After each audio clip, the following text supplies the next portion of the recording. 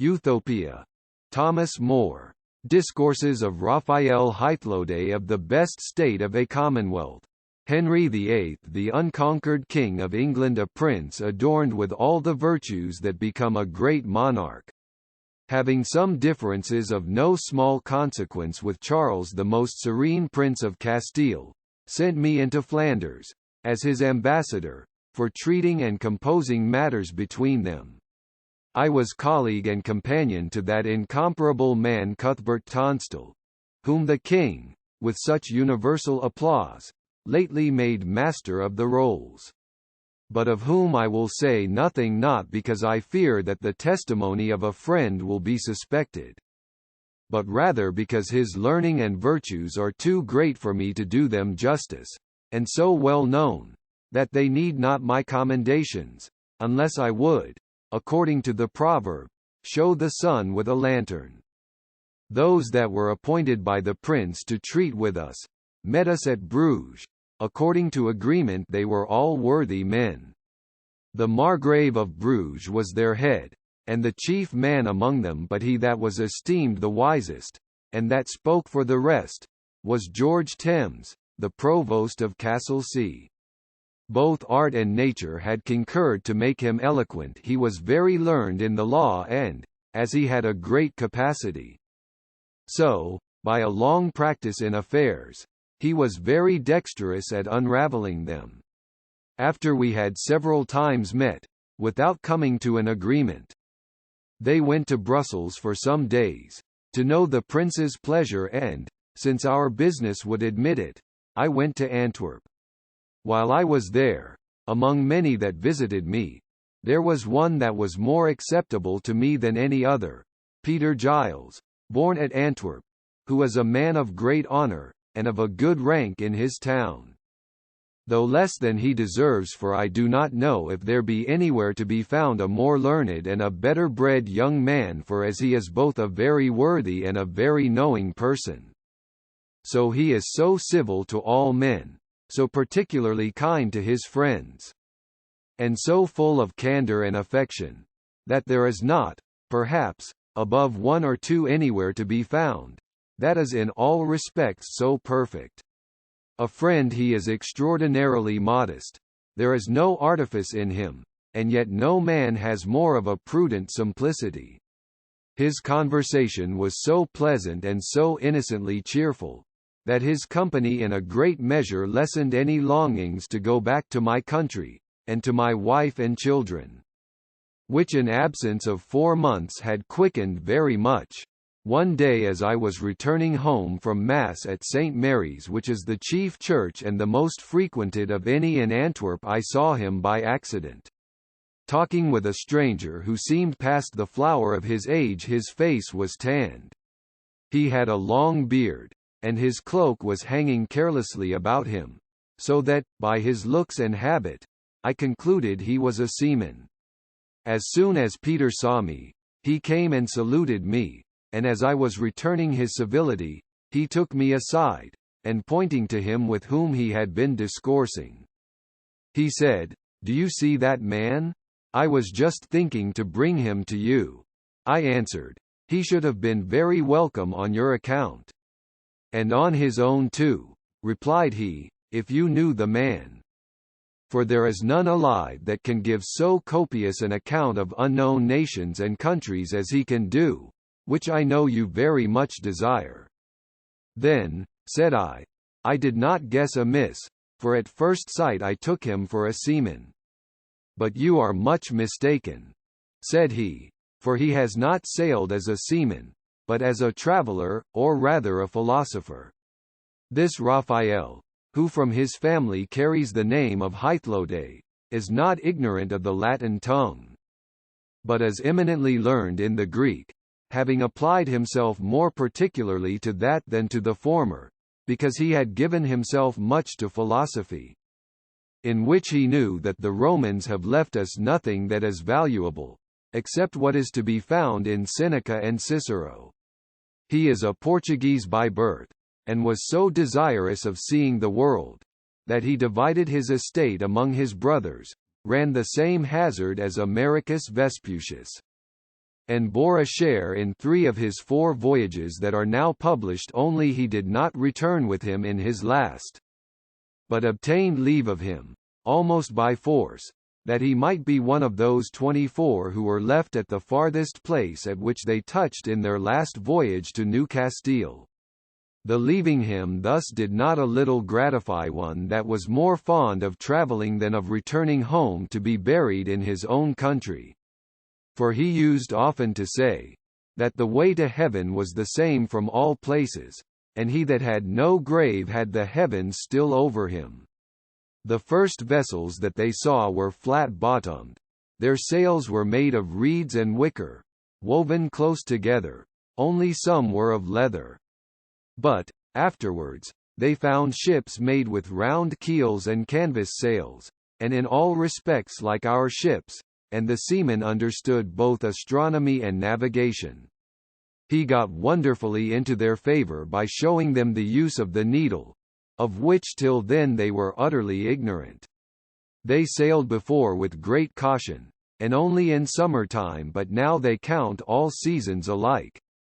trusting wholly to the lodestone, in which they are, perhaps, more secure than safe, so that there is reason to fear that this discovery,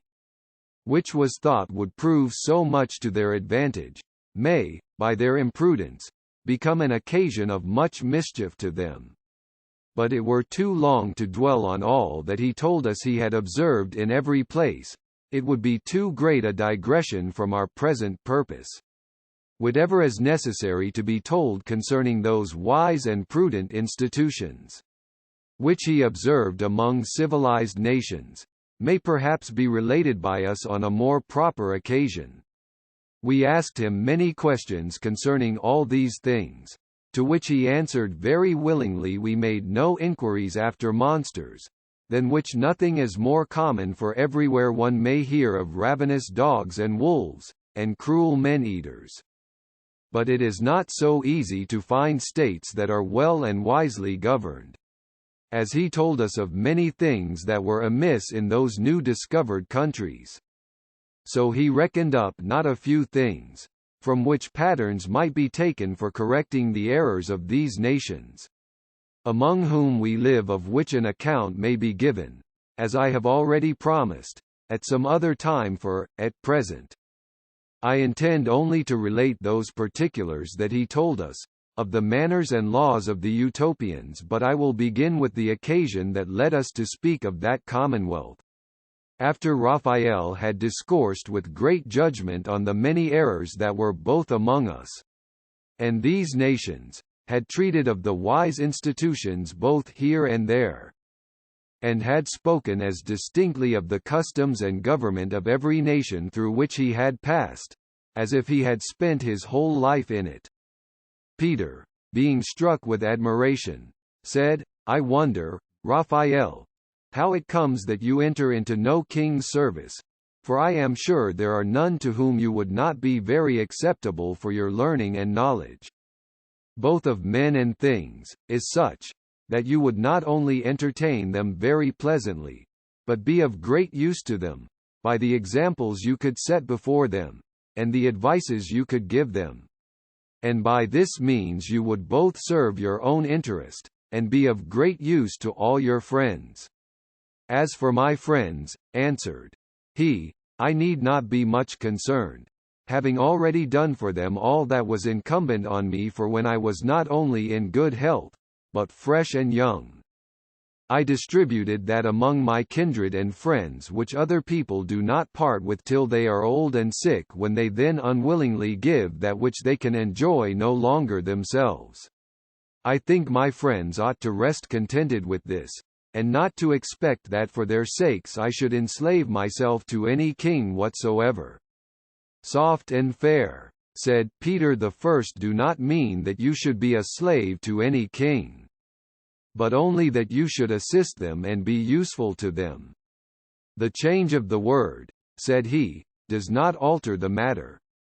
But term it as you will, replied Peter, I do not see any other way in which you can be so useful, both in private to your friends and to the public, and by which you can make your own condition happier. Happier, answered Raphael, is that to be compassed in a way so abhorrent to my genius? Now I live as I will, to which I believe few courtiers can pretend. And there are so many that court the favour of great men, that there will be no great loss if they are not troubled either with me or with others of my temper. Upon this, said I perceive, Raphael, that you neither desire wealth nor greatness and, indeed, I value and admire such a man much more than I do any of the great men in the world.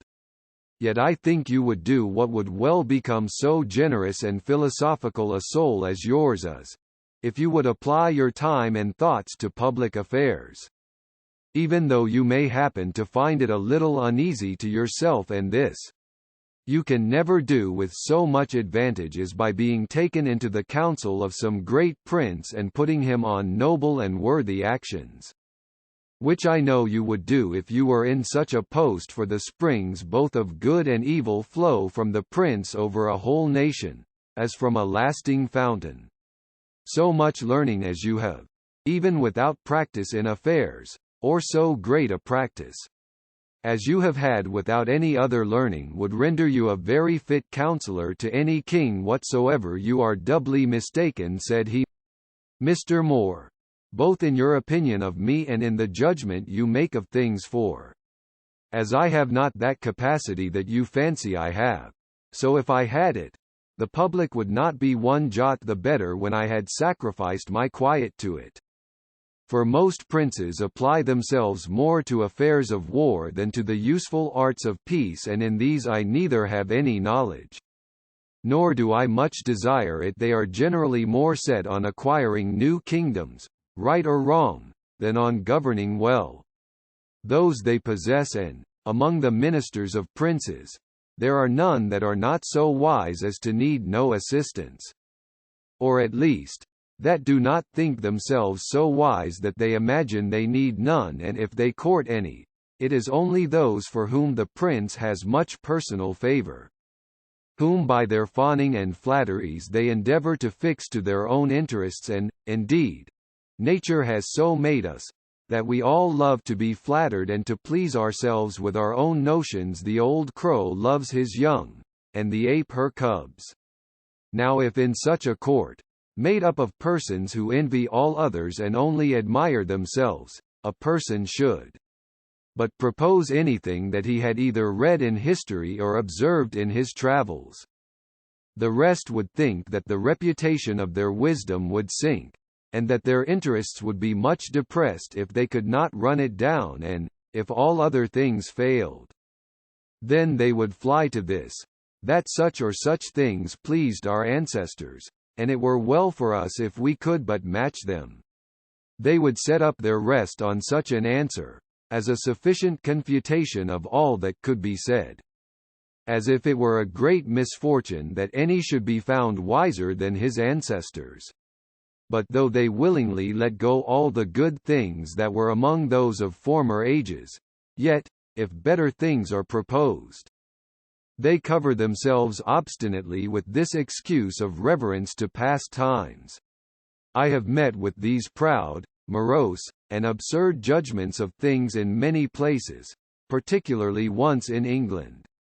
Were you ever there? Said I. Yes, I was, answered he, and stayed some months there. Not long after the rebellion in the West was suppressed, with a great slaughter of the poor people that were engaged in it. I was then much obliged to that reverend prelate, John Morton, Archbishop of Canterbury, Cardinal, and Chancellor of England.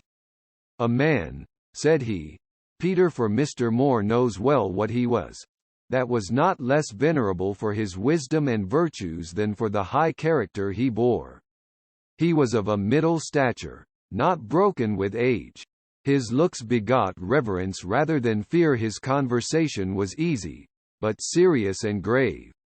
He sometimes took pleasure to try the force of those that came as suitors to him upon business by speaking sharply, though decently, to them, and by that he discovered their spirit and presence of mind. with which he was much delighted when it did not grow up to impudence, as bearing a great resemblance to his own temper, and he looked on such persons as the fittest men for affairs.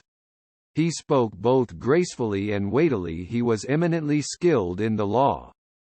had a vast understanding, and a prodigious memory, and those excellent talents with which nature had furnished him were improved by study and experience. When I was in England, the king depended much on his counsels, and the government seemed to be chiefly supported by him, for from his youth he had been all along practised in affairs, and, having passed through many traverses of fortune, he had, with great cost, acquired a vast stock of wisdom, which is not soon lost when it is purchased so dear. One day, when I was dining with him, there happened to be at table one of the English lawyers, who took occasion to run out in a high commendation of the severe execution of justice upon thieves, who, as he said, were then hanged so fast that there were sometimes 20 on one gibbet, and, upon that, he said, he could not wonder enough how it came to pass that, since so few escaped, there were yet so many thieves left, who were still robbing in all places. Upon this, I, who took the boldness to speak freely before the cardinal, said, there was no reason to wonder at the matter, since this way of punishing thieves was neither just in itself, nor good for the public, for, as the severity was too great, so the remedy was not effectual simple theft. Not being so great a crime that it ought to cost a man his life, no punishment, how severe soever, being able to restrain those from robbing who can find out no other way of livelihood. In this, said I, not only you in England, but a great part of the world, imitate some ill masters, that are readier to chastise their scholars than to teach them. There are dreadful punishments enacted against thieves, but it were much better to make such good provisions by which every man might be put in a method how to live, and so be preserved from the fatal necessity of stealing and of dying for it. There has been care enough taken for that, said he. There are many handicrafts, and there is husbandry, by which they may make a shift to live, unless they have a greater mind to follow ill courses. That will not serve your turn, said I, for many lose their limbs in civil or foreign wars, as lately in the Cornish rebellion, and some time ago in your wars with France, who, being thus mutilated in the service of their king and country, can no more follow their old trades, and are too old to learn new ones. But since wars are only accidental things, and have intervals, let us consider those things that fall out every day. There is a great number of noblemen among you that are themselves as idle as drones, that subsist on other men's labour, on the labour of their tenants, whom, to raise their revenues, they pare to the quick. This, indeed, is the only instance of their frugality, for in all other things they are prodigal, even to the beggaring of themselves. But, besides this, they carry about with them a great number of idle fellows, who never learned any art by which they may gain their living, and these, as soon as either their lord dies, or they themselves fall sick, are turned out of doors, for your lords are readier to feed idle people than to take care of the sick, and often the heir is not able to keep together so great a family as his predecessor did. Now, when the stomachs of those that are thus turned out of doors grow keen, they rob no less keenly, and what else can they do? For when, by wandering about, they have worn out both their health and their clothes, and are tattered, and look ghastly, men of quality will not entertain them, and poor men dare not do it. Knowing that one who has been bred up in idleness and pleasure, and who was used to walk about with his sword and buckler, despising all the neighbourhood with an insolent scorn as far below him, is not fit for the spade and mattock. Nor will he serve a poor man for so small a hire and in so low a diet as he can afford to give him. To this, he answered, This sort of men ought to be particularly cherished, for in them consists the force of the armies for which we have occasion, since their birth inspires them with a nobler sense of honour than is to be found among tradesmen or ploughmen. You may as well say, replied I, that you must cherish thieves on the account of wars, for you will never want the one as long as you have the other, and as robbers prove sometimes gallant soldiers, so soldiers often prove brave robbers. So near an alliance there is between those two sorts of life. But this bad custom, so common among you, of keeping many servants, is not peculiar to this nation. In France there is yet a more pestiferous sort of people, for the whole country is full of soldiers, still kept up in time of peace, if such a state of a nation can be called a peace. And these are kept in pay upon the same account that you plead for those idle retainers about noblemen. This being a maxim of those pretended statesmen, that it is necessary for the public safety to have a good body of veteran soldiers ever in readiness. They think raw men are not to be depended on, and they sometimes seek occasions for making war, that they may train up their soldiers in the art of cutting throats. Or, as Sallust observed, for keeping their hands in use, that they may not grow dull by too long an intermission. But France has learned to its cost how dangerous it is to feed such beasts. The fate of the Romans, Carthaginians, and Syrians, and many other nations and cities, which were both overturned and quite ruined by those standing armies, should make others wiser, and the folly of this maxim of the French appears plainly, even from this, that their trained soldiers often find your raw men prove too hard for them, of which I will not say much, lest you may think I flatter the English. Every day's experience shows that the mechanics in the towns or the clowns in the country are not afraid of fighting with those idle gentlemen, if they are not disabled by some misfortune in their body, or dispirited by extreme want, so that you need not fear that those well-shaped and strong men, for it is only such that noblemen love to keep about them till they spoil them, who now grow feeble with ease and are softened with their effeminate manner of life, would be less fit for action if they were well bred and well employed. And it seems very unreasonable that, for the prospect of a war, which you need never have but when you please, you should maintain so many idle men, as will always disturb you in time of peace, which is ever to be more considered than war. But I do not think that this necessity of stealing arises only from hence. There is another cause of it, more peculiar to England. What is that? Said the Cardinal. The increase of pasture, said I, by which your sheep, which are naturally mild, and easily kept in order, may be said now to devour men and unpeople, not only villages, but towns, for wherever it is found that the sheep of any soil yield a softer and richer wool than ordinary, there the nobility and gentry, and even those holy men, the abbots,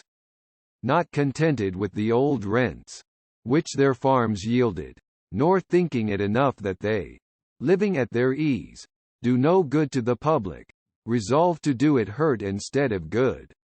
They stop the course of agriculture, destroying houses and towns, reserving only the churches, and enclose grounds that they may lodge their sheep in them, as if forests and parks had swallowed up too little of the land.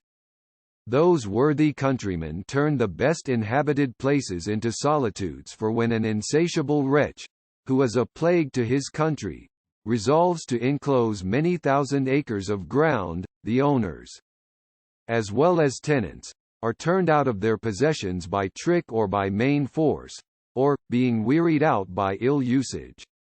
they are forced to sell them, by which means those miserable people, both men and women, married and unmarried, old and young, with their poor but numerous families, since country business requires many hands, are all forced to change their seats, not knowing whither to go, and they must sell, almost for nothing, their household stuff, which could not bring them much money, even though they might stay for a buyer. When that little money is at an end, for it will be soon spent, what is left for them to do? But either to steal, and so to be hanged God knows how justly, or to go about and beg, and if they do this they are put in prison as idle vagabonds, while they would willingly work, but can find none that will hire them, for there is no more occasion for country labour, to which they have been bred, when there is no arable ground left. One shepherd can look after a flock, which will stock an extent of ground that would require many hands if it were to be ploughed and reaped. This, likewise, in many places raises the price of corn. The price of wool is also so risen that the poor people, who were wont to make cloth, are no more able to buy it. And this, likewise, makes many of them idle, for since the increase of pasture God has punished the avarice of the owners by a rot among the sheep, which has destroyed vast numbers of them. To us it might have seemed more just had it fell on the owners themselves. But, suppose the sheep should increase ever so much, their price is not likely to fall, since, though they cannot be called a monopoly, because they are not engrossed by one person, yet they are in so few hands, and these are so rich, that, as they are not pressed to sell them sooner than they have a mind to it, so they never do it till they have raised the price as high as possible.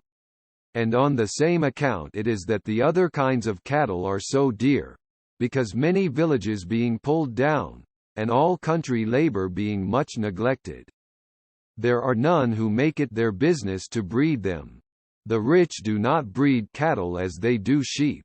but buy them lean and at low prices, and, after they have fattened them on their grounds, sell them again at high rates. And I do not think that all the inconveniences this will produce are yet observed, for, as they sell the cattle dear, so, if they are consumed faster than the breeding countries from which they are brought can afford them, then the stock must decrease. And this must needs end in great scarcity, and by these means, this your island, which seemed as to this particular the happiest in the world, will suffer much by the cursed avarice of a few persons. Besides this, the rising of corn makes all people lessen their families as much as they can, and what can those who are dismissed by them do, but either beg or rob? And to this last a man of a great mind is much sooner drawn than to the former. Luxury likewise breaks in apace upon you to set forward your poverty and misery. There is an excessive vanity in apparel, and great cost in diet, and that not only in noblemen's families, but even among tradesmen, among the farmers themselves, and among all ranks of persons. You have also many infamous houses, and, besides those that are known, the taverns and alehouses are no better add to these dice, cards, tables, football, tennis, and quoits, in which money runs fast away, and those that are initiated into them must, in the conclusion, betake themselves to robbing for a supply. Banish these plagues, and give orders that those who have dispeopled so much soil may either rebuild the villages they have pulled down, or let out their grounds to such as will do it. Restrain those engrossings of the rich, that are as bad almost as monopolies. Leave fewer occasions to idleness. Let agriculture be set up again, and the manufacture of the wool be regulated, that so there may be work found for those companies of idle people, whom want forces to be thieves, or who now, being idle vagabonds or useless servants, will certainly grow thieves at last. If you do not find a remedy to these evils, it is a vain thing to boast of your severity in punishing theft, which, though it may have the appearance of justice, yet in itself is neither just nor convenient. For if you suffer your people to be ill-educated, and their manners to be corrupted from their infancy, and then punish them for those crimes to which their first education disposed them, what else is to be concluded from this, but that you first make thieves and then punish them? While I was talking thus, the councillor, who was present, had prepared an answer, and had resolved to resume all I had said, according to the formality of a debate, in which things are generally repeated more faithfully than they are answered, as if the chief trial to be made were of men's memories. You have talked prettily, for a stranger, said he, having heard of many things among us which you have not been able to consider well. But I will make the whole matter plain to you, and will first repeat in order all that you have said. Then I will show how much your ignorance of our affairs has misled you and will, in the last place, answer all your arguments. And, that I may begin where I promised, there were 4 things. Hold your peace, said the cardinal. This will take up too much time, therefore we will, at present, ease you of the trouble of answering, and reserve it to our next meeting, which shall be tomorrow, if Raphael's affairs and yours can admit of it. But, Raphael, said he to me, I would gladly know upon what reason it is that you think theft ought not to be punished by death. Would you give way to it? Or do you propose any other punishment that will be more useful to the public? For, since death does not restrain theft, if men thought their lives would be safe, what fear or force could restrain ill men?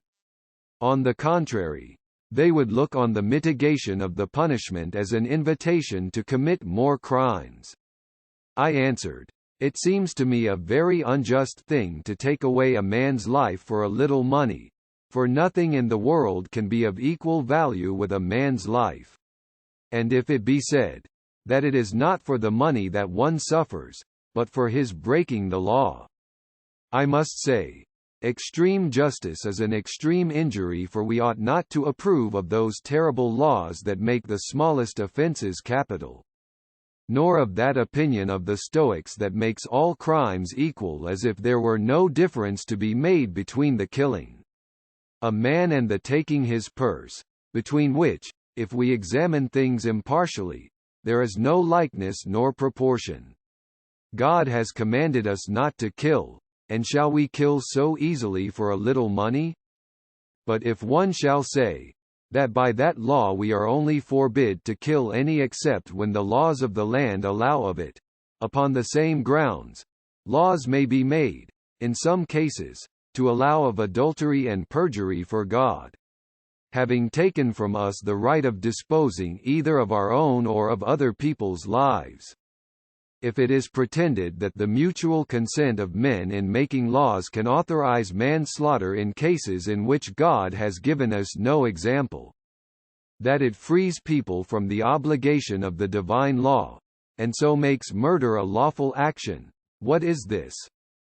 But to give a preference to human laws before the divine? And, if this is once admitted, by the same rule men may, in all other things, put what restrictions they please upon the laws of God.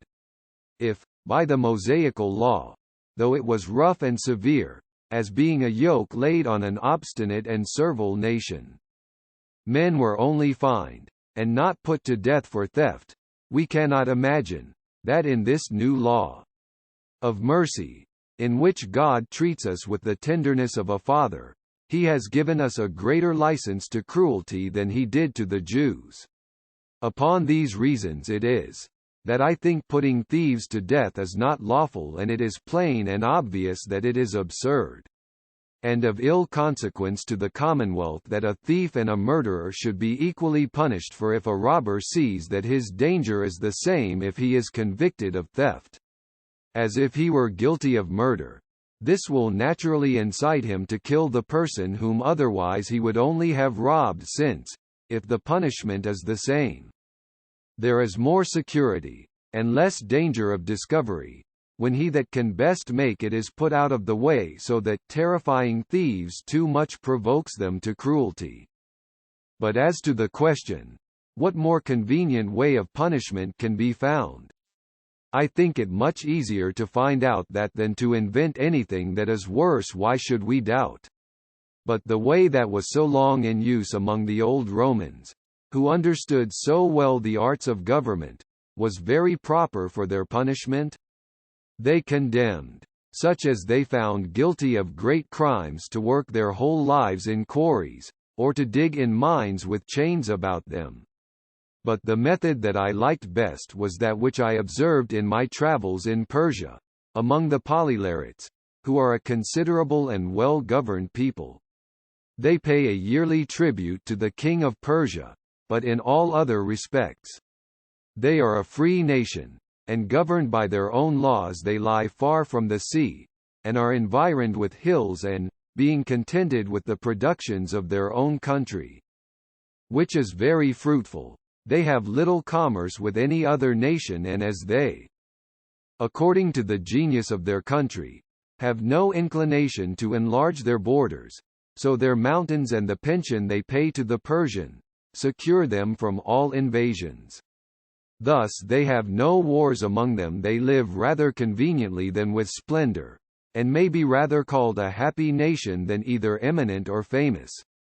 For I do not think that they are known, so much as by name, to any but their next neighbors. Those that are found guilty of theft among them are bound to make restitution to the owner, and not, as it is in other places, to the prince, for they reckon that the prince has no more right to the stolen goods than the thief. But if that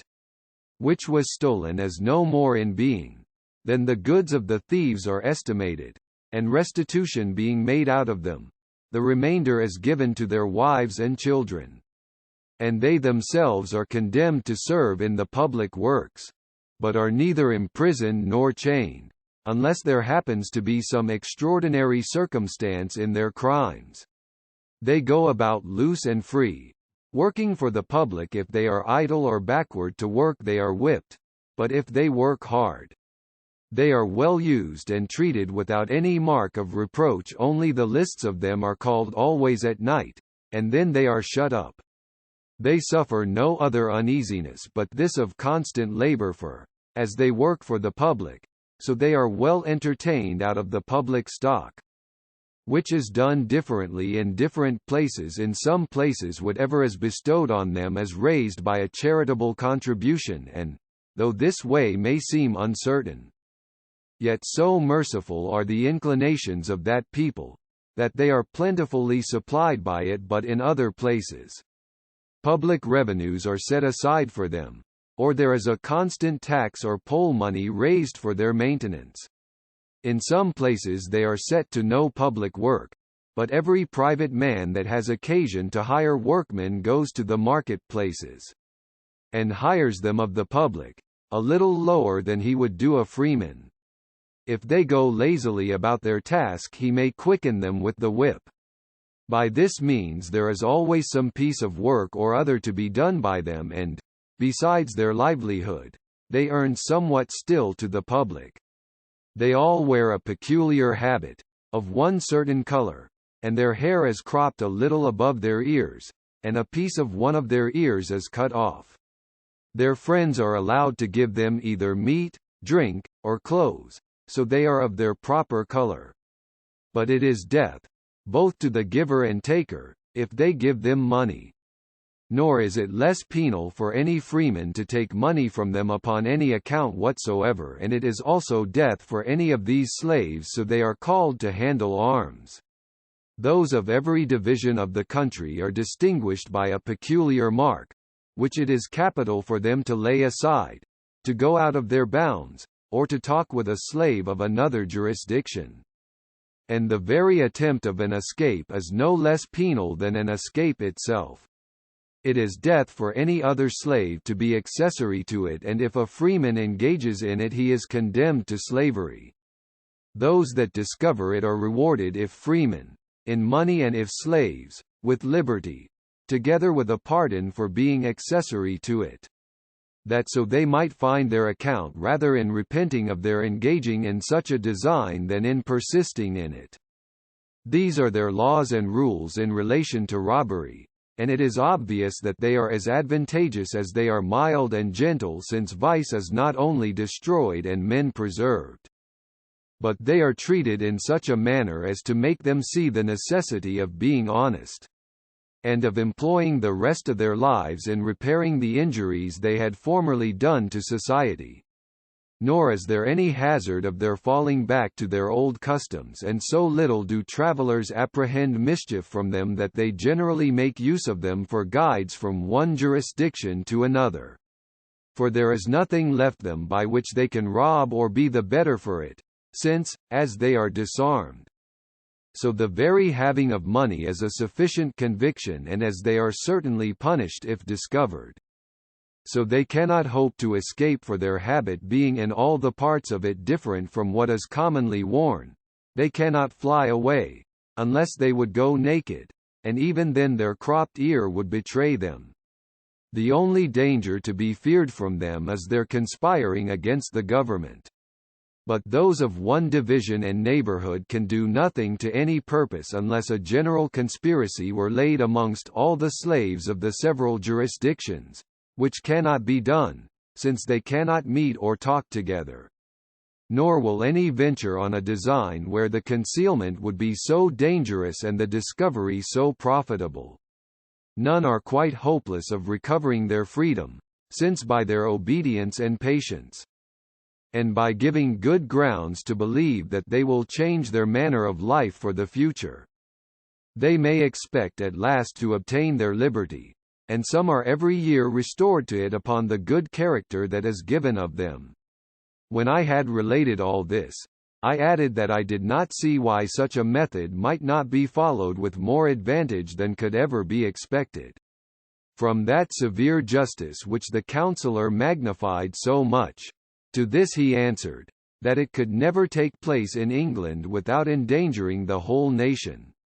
As he said this he shook his head, made some grimaces, and held his peace, while all the company seemed of his opinion, except the cardinal,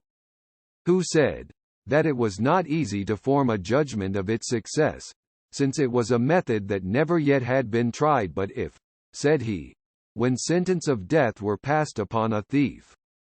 the prince would reprieve him for a while, and make the experiment upon him, denying him the privilege of a sanctuary, and then, if it had a good effect upon him, it might take place, and, if it did not succeed, the worst would be to execute the sentence on the condemned persons at last. And I do not see, added he, why it would be either unjust, inconvenient, or at all dangerous to admit of such a delay. In my opinion, the vagabonds ought to be treated in the same manner, against whom, though we have made many laws, yet we have not been able to gain our end. When the cardinal had done, they all commended the motion, though they had despised it when it came from me, but more particularly commended what related to the vagabonds, because it was his own observation. I do not know whether it be worth while to tell what followed, for it was very ridiculous. But I shall venture at it, for as it is not foreign to this matter, so some good use may be made of it. There was a jester standing by, that counterfeited the fool so naturally that he seemed to be really one. The jests which he offered were so cold and dull that we laughed more at him than at them, yet sometimes he said, as it were by chance, things that were not unpleasant, so as to justify the old proverb, that he who throws the dice often, will sometimes have a lucky hit.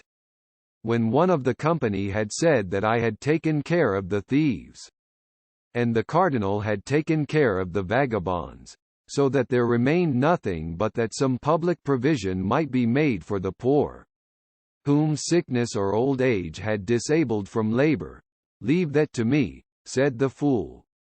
and I shall take care of them, for there is no sort of people whose sight I abhor more, having been so often vexed with them and with their sad complaints. But as dolefully soever as they have told their tale, they could never prevail so far as to draw 1 penny from me for either. I had no mind to give them anything, or, when I had a mind to do it, I had nothing to give them, and they now know me so well that they will not lose their labor. But let me pass without giving me any trouble, because they hope for nothing no more, in faith, than if I were a priest. But I would have a law made for sending all these beggars to monasteries. The men to the Benedictines, to be made lay brothers, and the women to be nuns. The cardinal smiled, and approved of it in jest, but the rest liked it in earnest. There was a divine present, who, though he was a grave morose man, yet he was so pleased with this reflection that was made on the priests and the monks that he began to play with the fool, and said to him, "This will not deliver you from all beggars. Except you take care of us friars." "That is done already," answered the fool, "for the cardinal has provided for you by what he proposed for restraining vagabonds and setting them to work, for I know no vagabonds like you." This was well entertained by the whole company, who, looking at the cardinal, perceived that he was not ill-pleased at it, only the friar himself was vexed, as may be easily imagined, and fell into such a passion that he could not forbear railing at the fool, and calling him knave, slanderer, backbiter, and son of perdition, and then cited some dreadful threatenings out of the Scriptures against him. Now the jester thought he was in his element, and laid about him freely. "Good friar," said he, "be not angry, for it is written, 'In patience possess your soul.'" The friar answered, "For I shall give you his own words. I am not angry, you hangman at least. I do not sin in it, for the psalmist says, 'Be ye angry and sin not.'" Upon this the cardinal admonished him gently, and wished him to govern his passions. "No, my lord," said he, "I speak not but from a good zeal, which I ought to have, for holy men have had a good zeal, as it is said, 'The zeal of thy house hath eaten me up,' and we sing in our church that those who mocked Elisha as he went up to the house of God felt the effects of his zeal, which that mocker, that rogue, that scoundrel, will perhaps feel. You do this, perhaps, with a good intention," said the cardinal, "but, in my opinion, it were wiser in you, and perhaps better for you, not to engage in so ridiculous a contest with a fool." "No, my lord," answered he, "that were not wisely done, for Solomon, the wisest of men, said, 'Answer a fool according to his folly,' which I now do, and show him the ditch into which he will fall, if he is not aware of it. For if the many mockers of Elisha, who was but one bald man, felt the effect of his zeal, what will become of the mocker of so many friars, among whom there are so many bald men? We have, likewise, a bull, by which all that jeer us are excommunicated." When the cardinal saw that there was no end of this matter, he made a sign to the fool to withdraw,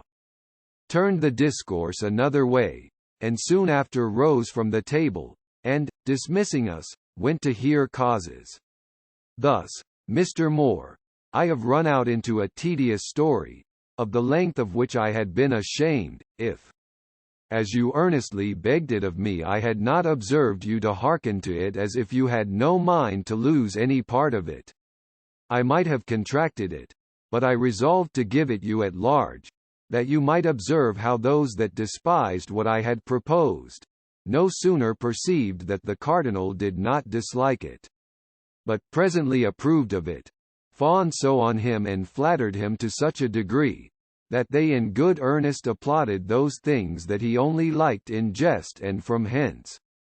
you may gather how little courtiers would value either me or my counsels.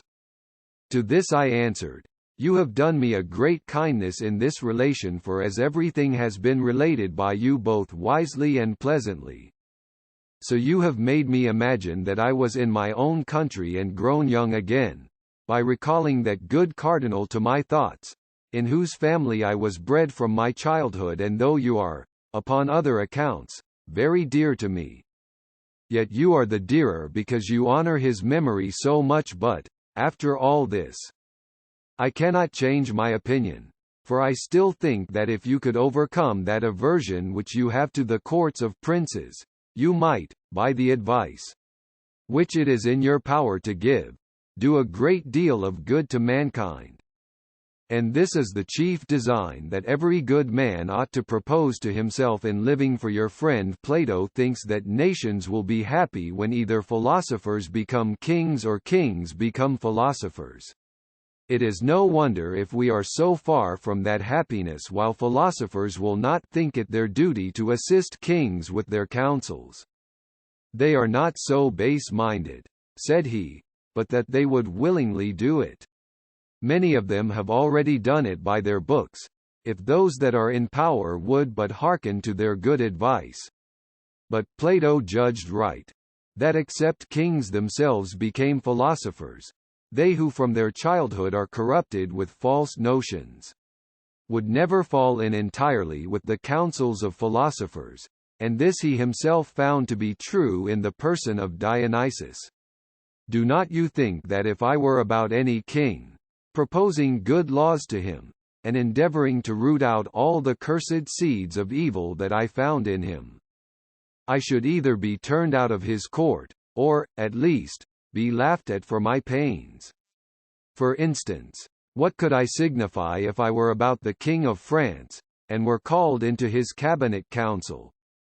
where several wise men, in his hearing, were proposing many expedients as, by what arts and practices Milan may be kept, and Naples, that has so often slipped out of their hands, recovered, how the Venetians, and after them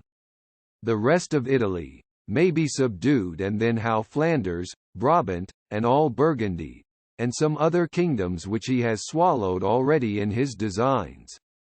may be added to his empire? One proposes a league with the Venetians, to be kept as long as he finds his account in it, and that he ought to communicate counsels with them, and give them some share of the spoil till his success makes him need or fear them less, and then it will be easily taken out of their hands. Another proposes the hiring the Germans and the securing the Switzers by pensions. Another proposes the gaining the emperor by money, which is omnipotent with him. Another proposes a peace with the King of Aragon, and, in order to cement it, the yielding up the King of Navarre's pretensions. Another thinks that the Prince of Castile is to be wrought on by the hope of an alliance, and that some of his courtiers are to be gained to the French faction by pensions. The hardest point of all is, what to do with England. A treaty of peace is to be set on foot, and, if their alliance is not to be depended on, yet it is to be made as firm as possible. And they are to be called friends, but suspected as enemies. Therefore the Scots are to be kept in readiness to be let loose upon England on every occasion. And some banished nobleman is to be supported underhand, for by the league it cannot be done avowedly, who has a pretension to the crown, by which means that suspected prince may be kept in awe.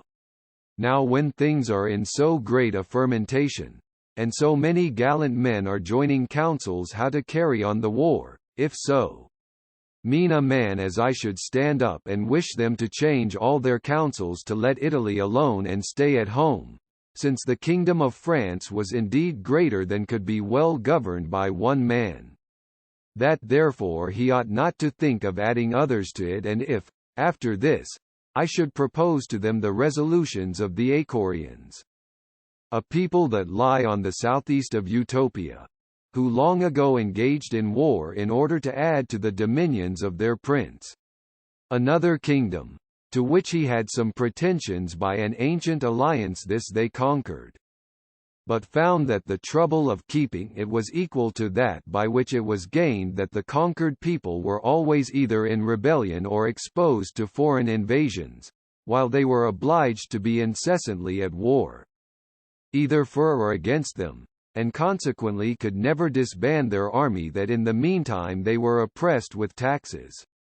Their money went out of the kingdom, their blood was spilt for the glory of their king without procuring the least advantage to the people, who received not the smallest benefit from it even in time of peace. And that, their manners being corrupted by a long war, robbery and murders everywhere abounded, and their laws fell into contempt, while their king, distracted with the care of two kingdoms, was the less able to apply his mind to the interest of either. When they saw this, and that there would be no end to these evils, they by joint councils made an humble address to their king, desiring him to choose which of the two kingdoms he had the greatest mind to keep, since he could not hold both, for they were too great a people to be governed by a divided king. Since no man would willingly have a groom that should be in common between him and another. Upon which the good prince was forced to quit his new kingdom to one of his friends who was not long after dethroned, and to be contented with his old one. To this I would add that after all those warlike attempts, the vast confusions, and the consumption both of treasure and of people that must follow them, perhaps upon some misfortune, they might be forced to throw up all at last. Therefore it seemed much more eligible that the king should improve his ancient kingdom all he could, and make it flourish as much as possible, that he should love his people, and be beloved of them, that he should live among them, govern them gently, and let other kingdoms alone, since that which had fallen to his share was big enough, if not too big, for him. Pray, how do you think would such a speech as this be heard? I confess, said I think not very well. But what, said he, if I should sort with another kind of ministers, whose chief contrivances and consultations were by what art the prince's treasures might be increased? Where one proposes raising the value of specie when the king's debts are large, and lowering it when his revenues were to come in, that so he might both pay much with a little, and in a little receive a great deal. Another proposes a pretense of a war, that money might be raised in order to carry it on, and that a peace be concluded as soon as that was done, and this with such appearances of religion as might work on the people, and make them impute it to the piety of their prince, and to his tenderness for the lives of his subjects. A third offers some old musty laws that have been antiquated by a long disuse, and which, as they had been forgotten by all the subjects, so they had also been broken by them, and proposes the levying the penalties of these laws, that, as it would bring in a vast treasure, so there might be a very good pretence for it, since it would look like the executing a law and the doing of justice.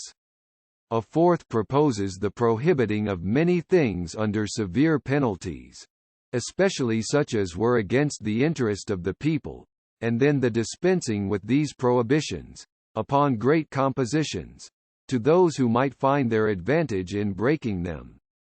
This would serve two ends, both of them acceptable to many, for as those whose avarice led them to transgress would be severely fined, so the selling licenses dear would look as if a prince were tender of his people, and would not easily, or at low rates, dispense with anything that might be against the public good.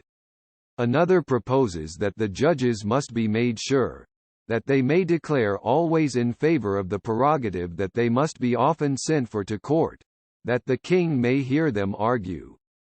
those points in which he is concerned, since, how unjust soever any of his pretensions may be, yet still some one or other of them, either out of contradiction to others, or the pride of singularity, or to make their court, would find out some pretence or other to give the king a fair colour to carry the point.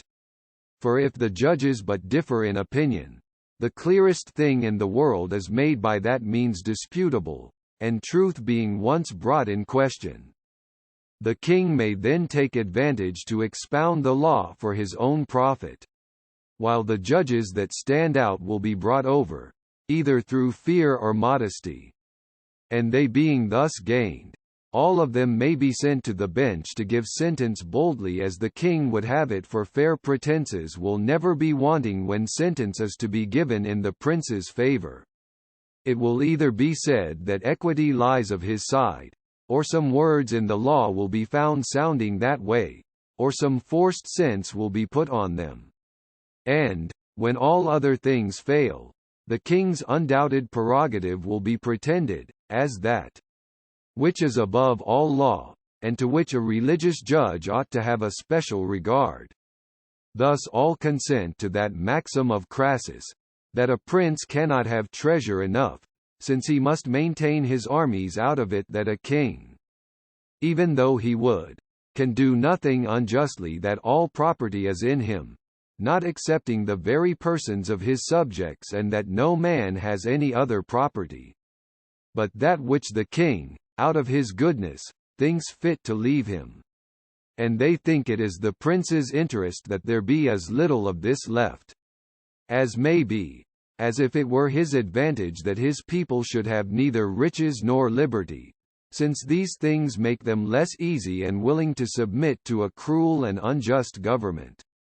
Whereas necessity and poverty blunts them, makes them patient, beats them down, and breaks that height of spirit that might otherwise dispose them to rebel. Now what if, after all these propositions were made, I should rise up and assert that such counsels were both unbecoming a king and mischievous to him, and that not only his honor,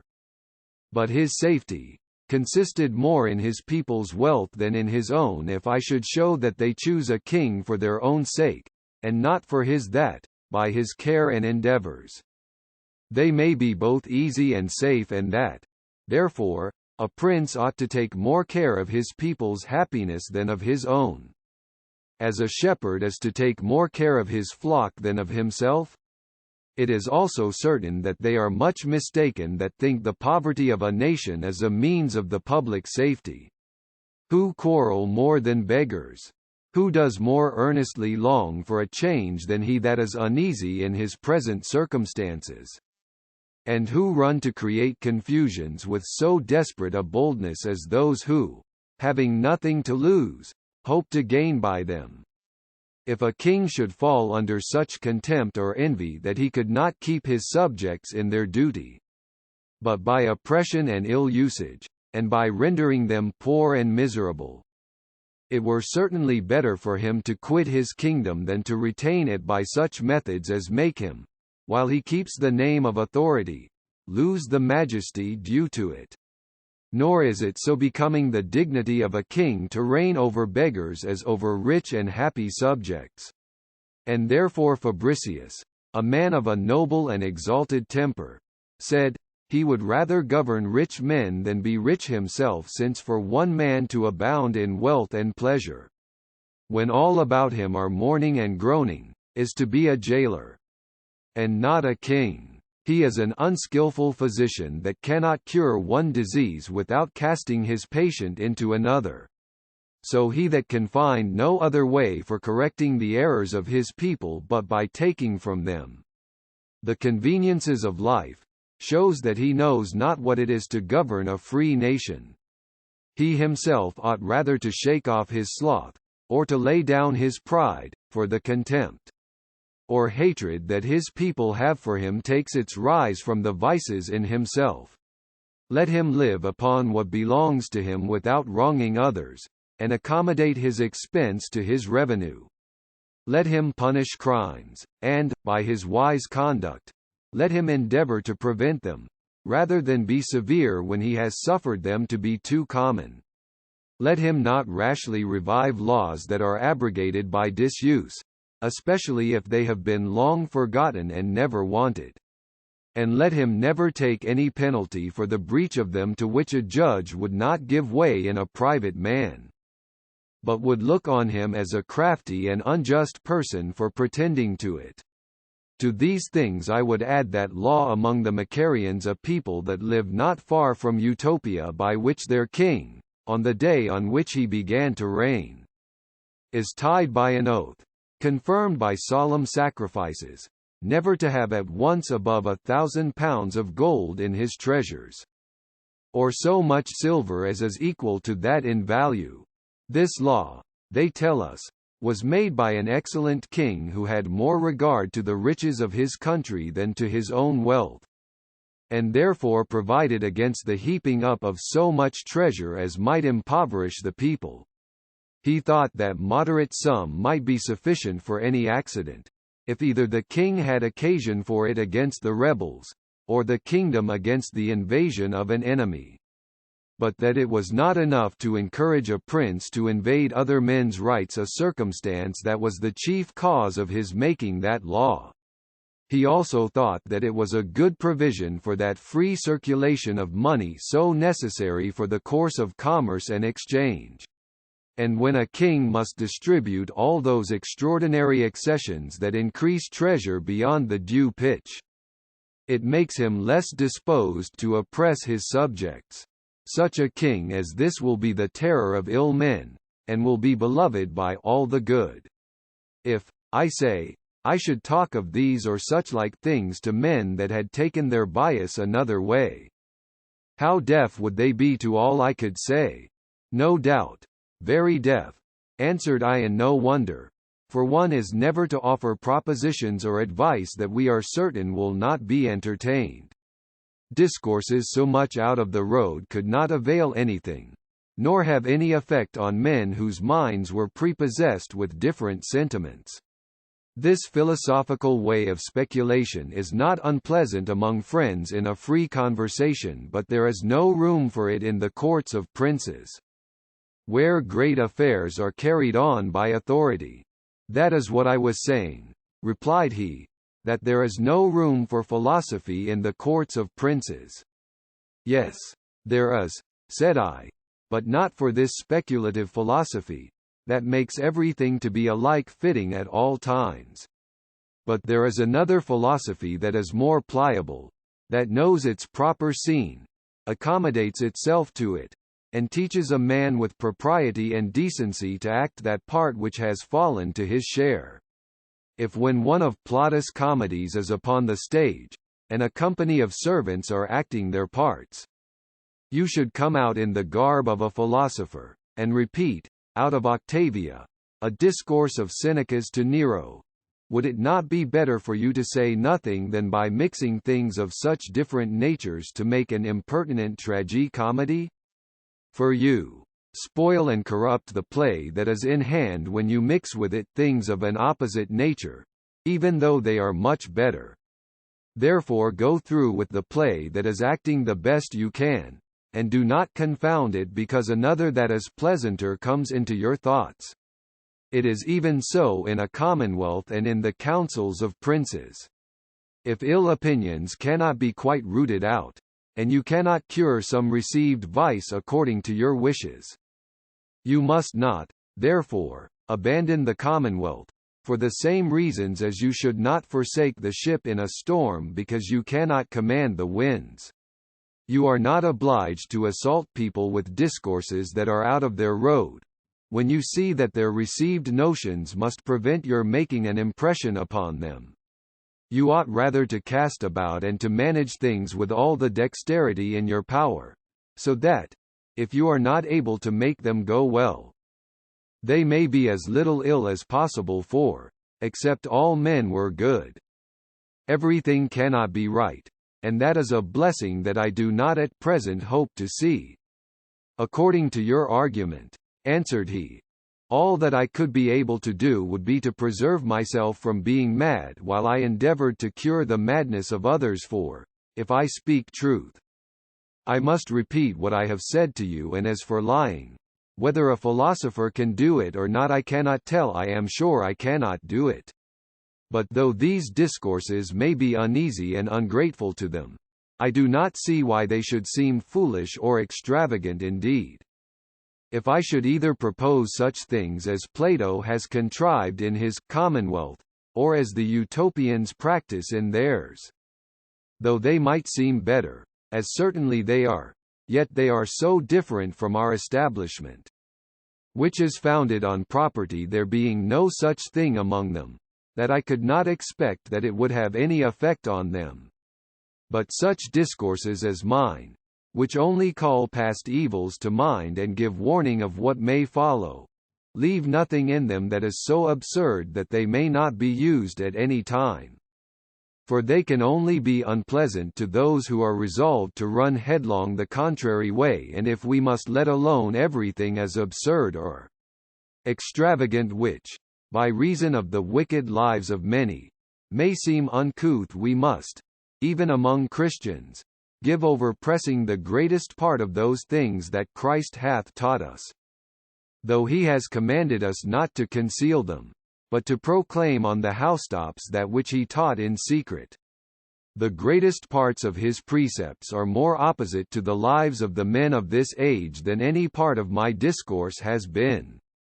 But the preachers seem to have learned that craft to which you advise me, for they, observing that the world would not willingly suit their lives to the rules that Christ has given, have fitted his doctrine, as if it had been a leaden rule, to their lives, that so, some way or other, they might agree with one another. But I see no other effect of this compliance except it be that men become more secure in their wickedness by it. And this is all the success that I can have in a court, for I must always differ from the rest, and then I shall signify nothing, or, if I agree with them, I shall then only help forward their madness. I do not comprehend what you mean by your casting about, or by the bending and handling things so dexterously that, if they go not well, they may go as little ill as may be, for in courts they will not bear with a man's holding his peace or conniving at what others do. A man must barefacedly approve of the worst counsels and consent to the blackest designs, so that he would pass for a spy, or, possibly, for a traitor, that did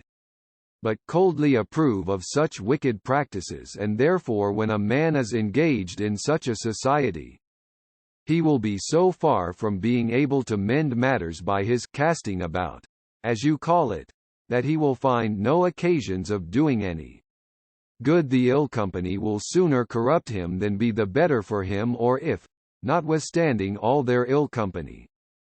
he still remains steady and innocent, yet their follies and knavery will be imputed to him, and, by mixing counsels with them, he must bear his share of all the blame that belongs wholly to others. It was no ill simile by which Plato set forth the unreasonableness of a philosopher's meddling with government. If a man, says he, were to see a great company run out every day into the rain and take delight in being wet, if he knew that it would be to no purpose for him to go and persuade them to return to their houses in order to avoid the storm,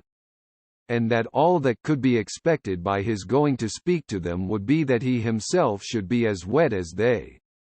it would be best for him to keep within doors, and, since he had not influence enough to correct other people's folly, to take care to preserve himself.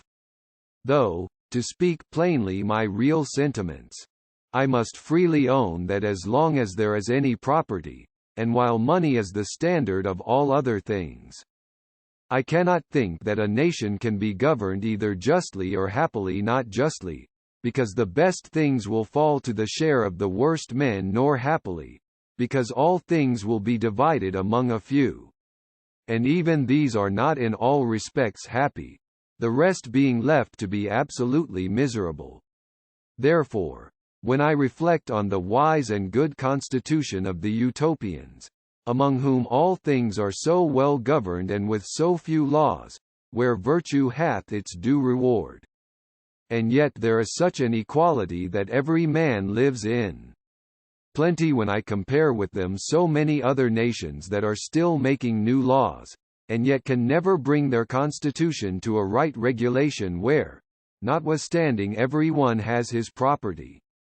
yet all the laws that they can invent have not the power either to obtain or preserve it, or even to enable men certainly to distinguish what is their own from what is another's, of which the many lawsuits that every day break out, and are eternally depending, give too plain a demonstration when, I say, I balance all these things in my thoughts. I grow more favorable to Plato, and do not wonder that he resolved not to make any laws for such as would not submit to a community of all things, for so wise a man could not but foresee that the setting all upon a level was the only way to make a nation happy, which cannot be obtained so long as there is property. For when every man draws to himself all that he can compass, by one title or another, it must needs follow that, how plentiful soever a nation may be, yet a few dividing the wealth of it among themselves, the rest must fall into indigence. So that there will be two sorts of people among them, who deserve that their fortunes should be interchanged, the former useless, but wicked and ravenous, and the latter, who by their constant industry serve the public more than themselves. Sincere and modest men, from whence I am persuaded that till property is taken away, there can be no equitable or just distribution of things. Nor can the world be happily governed for as long as that is maintained. The greatest and the far best part of mankind will be still oppressed with a load of cares and anxieties. I confess, without taking it quite away, those pressures that lie on a great part of mankind may be made lighter, but they can never be quite removed, for if laws were made to determine at how great an extent in soil,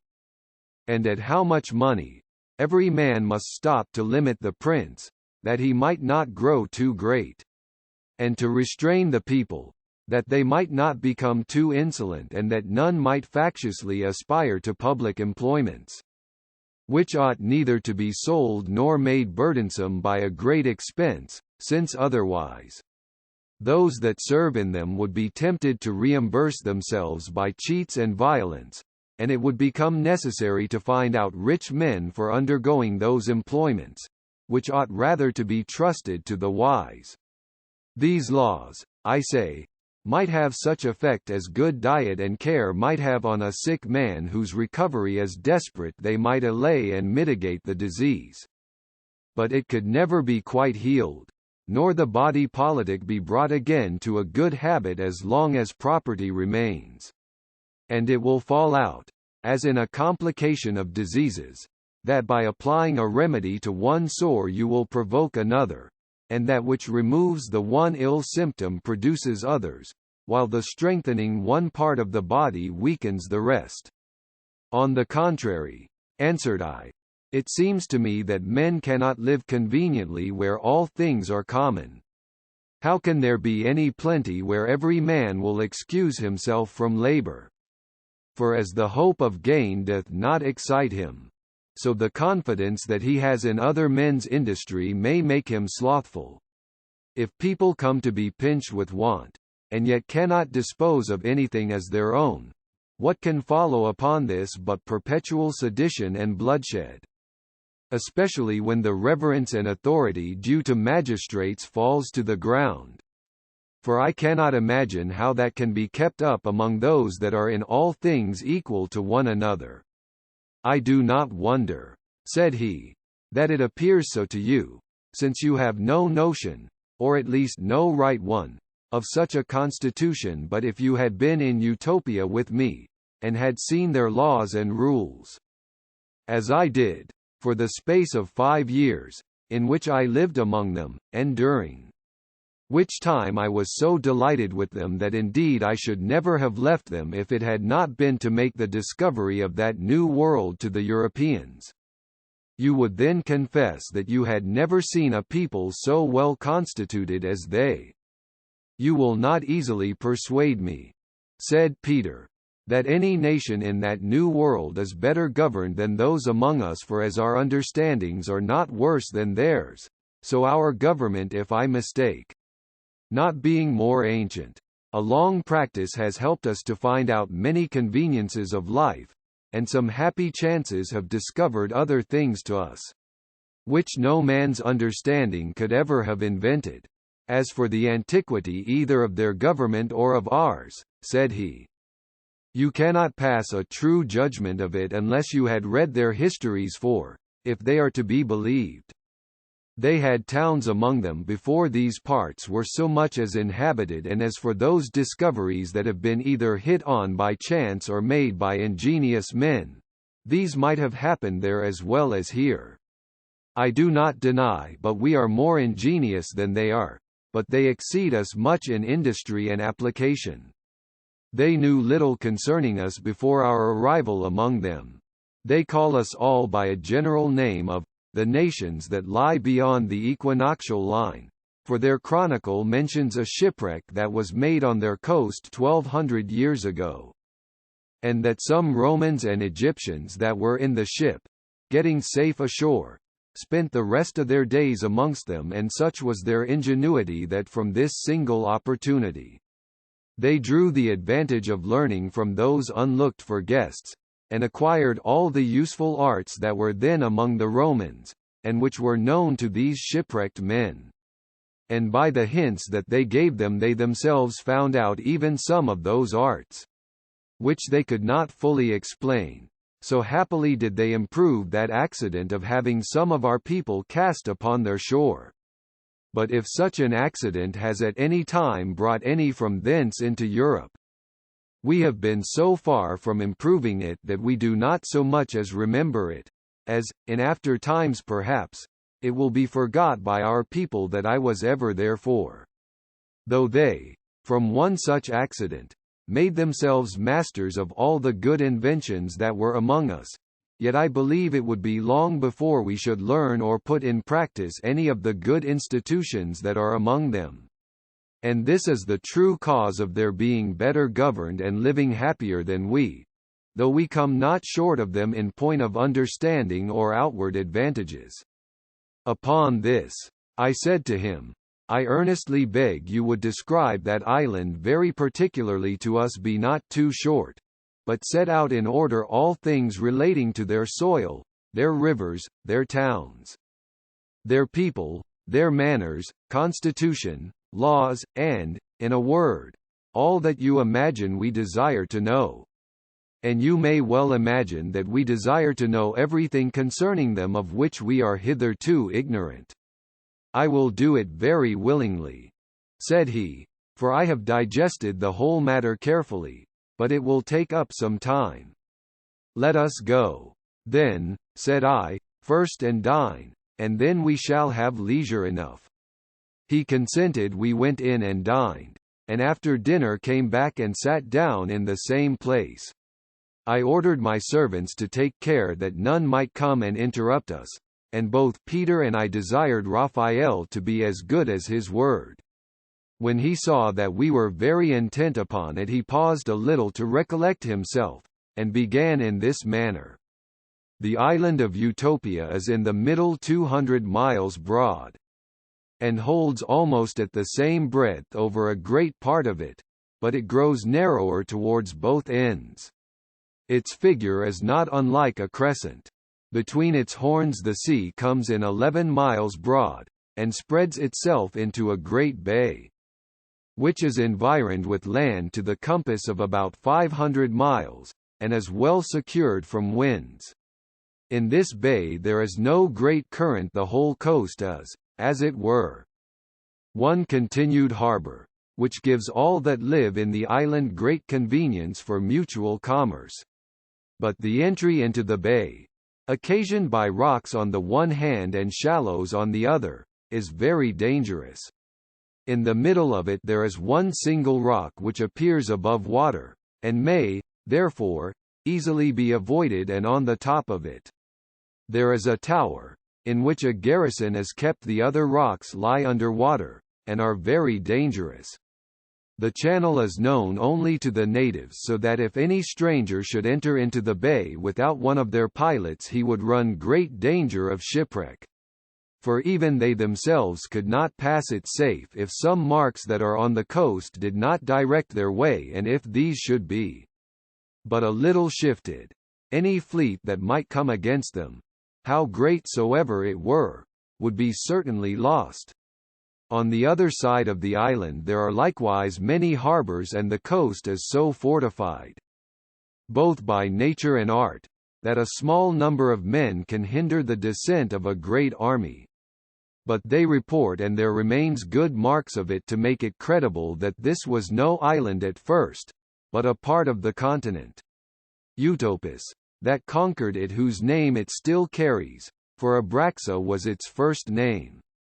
brought the rude and uncivilized inhabitants into such a good government, and to that measure of politeness, that they now far excel all the rest of mankind. Having soon subdued them, he designed to separate them from the continent, and to bring the sea quite round them. To accomplish this he ordered a deep channel to be dug, 15 miles long, and that the natives might not think he treated them like slaves. He not only forced the inhabitants, but also his own soldiers, to labor in carrying it on. As he set a vast number of men to work, he, beyond all men's expectations, brought it to a speedy conclusion. And his neighbors, who at first laughed at the folly of the undertaking, no sooner saw it brought to perfection than they were struck with admiration and terror. There are 54 cities in the island, all large and well built, the manners, customs, and laws of which are the same, and they are all contrived as near in the same manner as the ground on which they stand will allow. The nearest lie at least 24 miles distance from one another, and the most remote are not so far distant, but that a man can go on foot in one day from it to that which lies next it. Every city sends 3 of their wisest senators once a year to Amoro, to consult about their common concerns, for that is the chief town of the island, being situated near the center of it, so that it is the most convenient place for their assemblies. The jurisdiction of every city extends at least 20 miles, and, where the towns lie wider, they have much more ground. No town desires to enlarge its bounds, for the people consider themselves rather as tenants than landlords. They have built, over all the country, farmhouses for husbandmen, which are well contrived, and furnished with all things necessary for country labor. Inhabitants are sent, by turns, from the cities to dwell in them. No country family has fewer than 40 men and women in it, besides 2 slaves. There is a master and a mistress set over every family, and over 30 families there is a magistrate. Every year 20 of this family come back to the town after they have stayed 2 years in the country, and in their room there are other 20 sent from the town, that they may learn country work from those that have been already 1 year in the country, as they must teach those that come to them the next from the town. By this means such as dwell in those country farms are never ignorant of agriculture, and so commit no errors, which might otherwise be fatal and bring them under a scarcity of corn. But though there is every year such a shifting of the husbandman to prevent any man being forced against his will to follow that hard course of life too long, yet many among them take such pleasure in it that they desire leave to continue in it many years.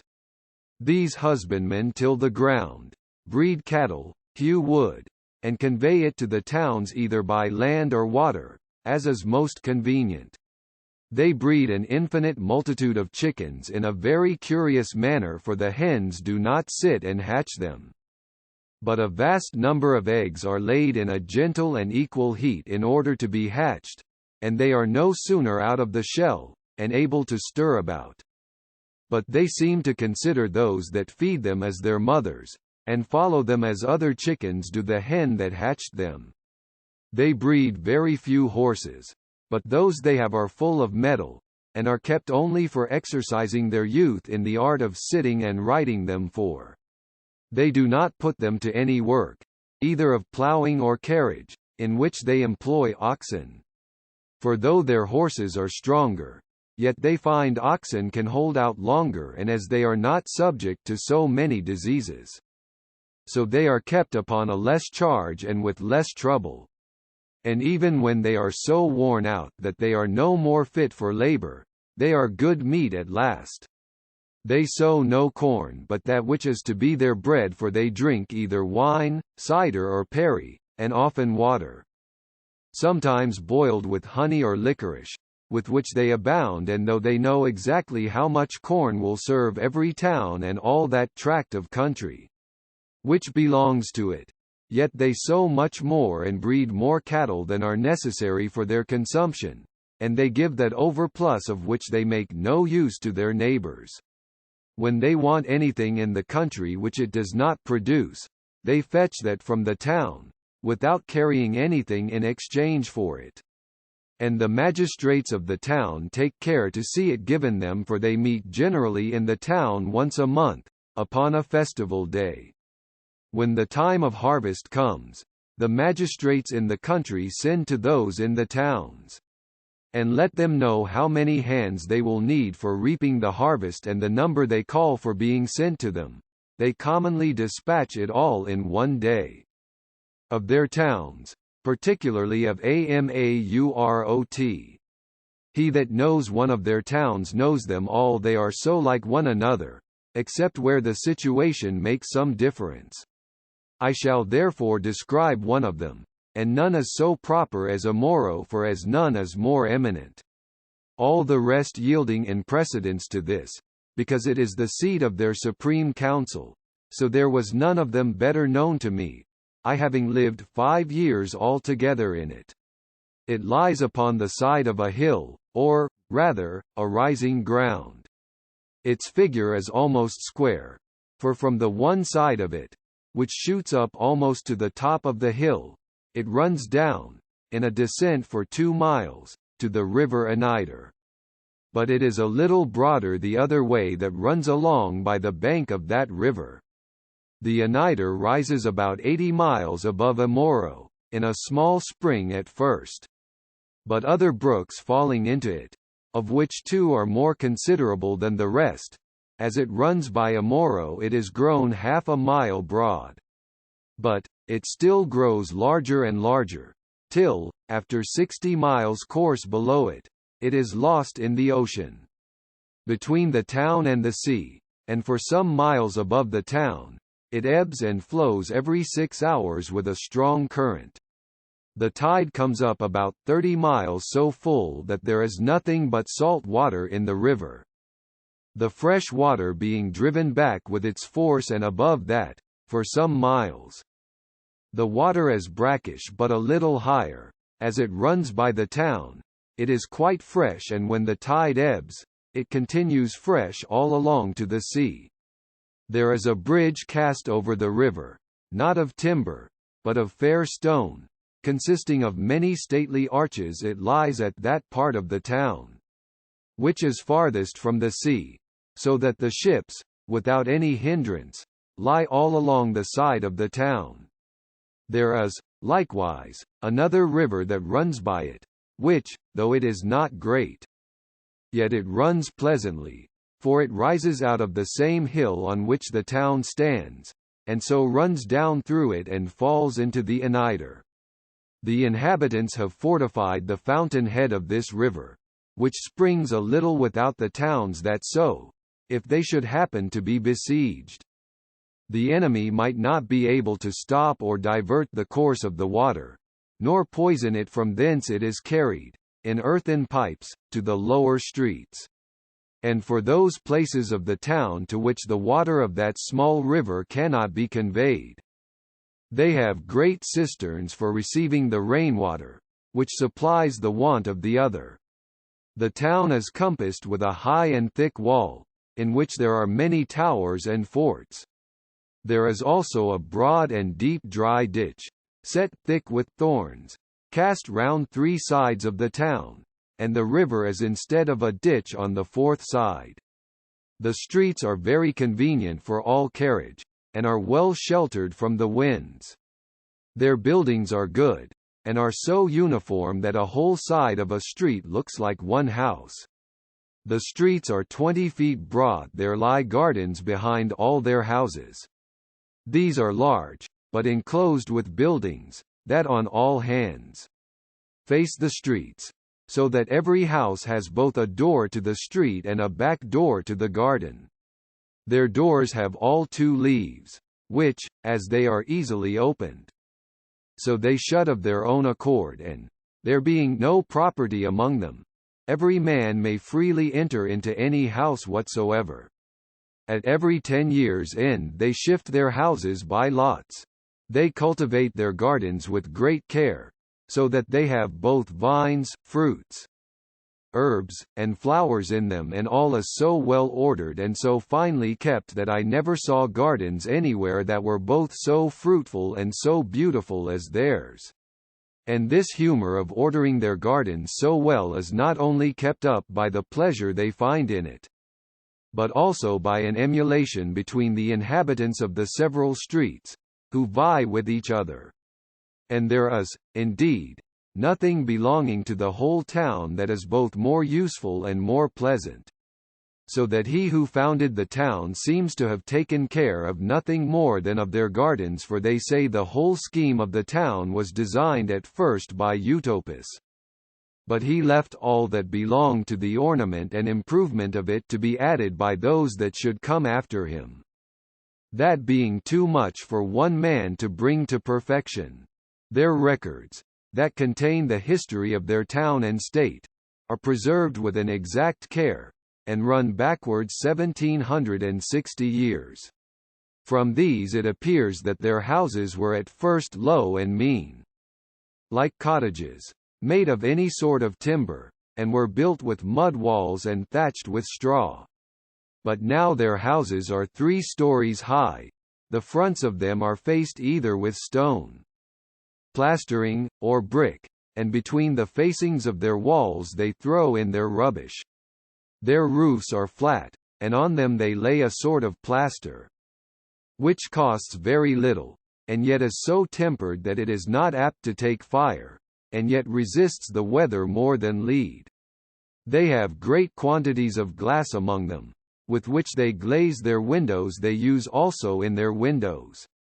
a thin linen cloth, that is so oiled or gummed that it both keeps out the wind and gives free admission to the light.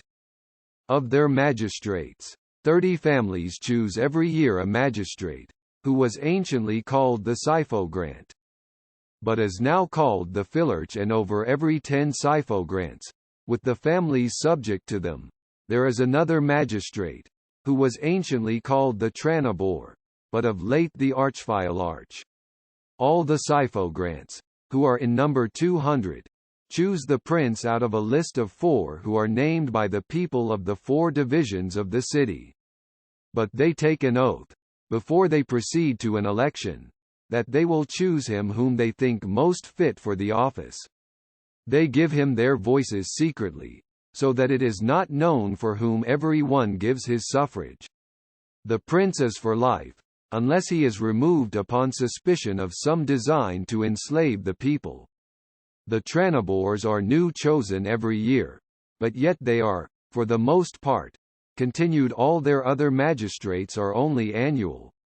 The tranibors meet every 3rd day, and oftener if necessary, and consult with the prince either concerning the affairs of the state in general, or such private differences as may arise. Sometimes among the people, though that falls out but seldom, there are always 2 syphogrants called into the council chamber, and these are changed every day. It is a fundamental rule of their government, that no conclusion can be made in anything that relates to the public till it has been first debated 3 several days in their council. It is death for any to meet and consult concerning the state, unless it be either in their ordinary council, or in the assembly of the whole body of the people. These things have been so provided among them that the prince and the tranibors may not conspire together to change the government and enslave the people. And therefore when anything of great importance is set on foot, it is sent to the syphogrants, who, after they have communicated it to the families that belong to their divisions, and have considered it among themselves, make report to the Senate and, upon great occasions, the matter is referred to the council of the whole island. One rule observed in their council is, never to debate a thing on the same day in which it is first proposed. For that is always referred to the next meeting, that so men may not rashly and in the heat of discourse engage themselves too soon, which might bias them so much that, instead of consulting the good of the public, they might rather study to support their first opinions, and by a perverse and preposterous sort of shame hazard their country rather than endanger their own reputation, or venture. The being suspected to have wanted foresight in the expedients that they at first proposed, and therefore, to prevent this, they take care that they may rather be deliberate than sudden in their motions. Of their trades, and manner of life. Agriculture is that which is so universally understood among them that no person, either man or woman, is ignorant of it. They are instructed in it from their childhood, partly by what they learn at school, and partly by practice. They being led out often into the fields about the town, where they not only see others at work but are likewise exercised in it themselves. Besides agriculture, which is so common to them all, every man has some peculiar trade to which he applies himself,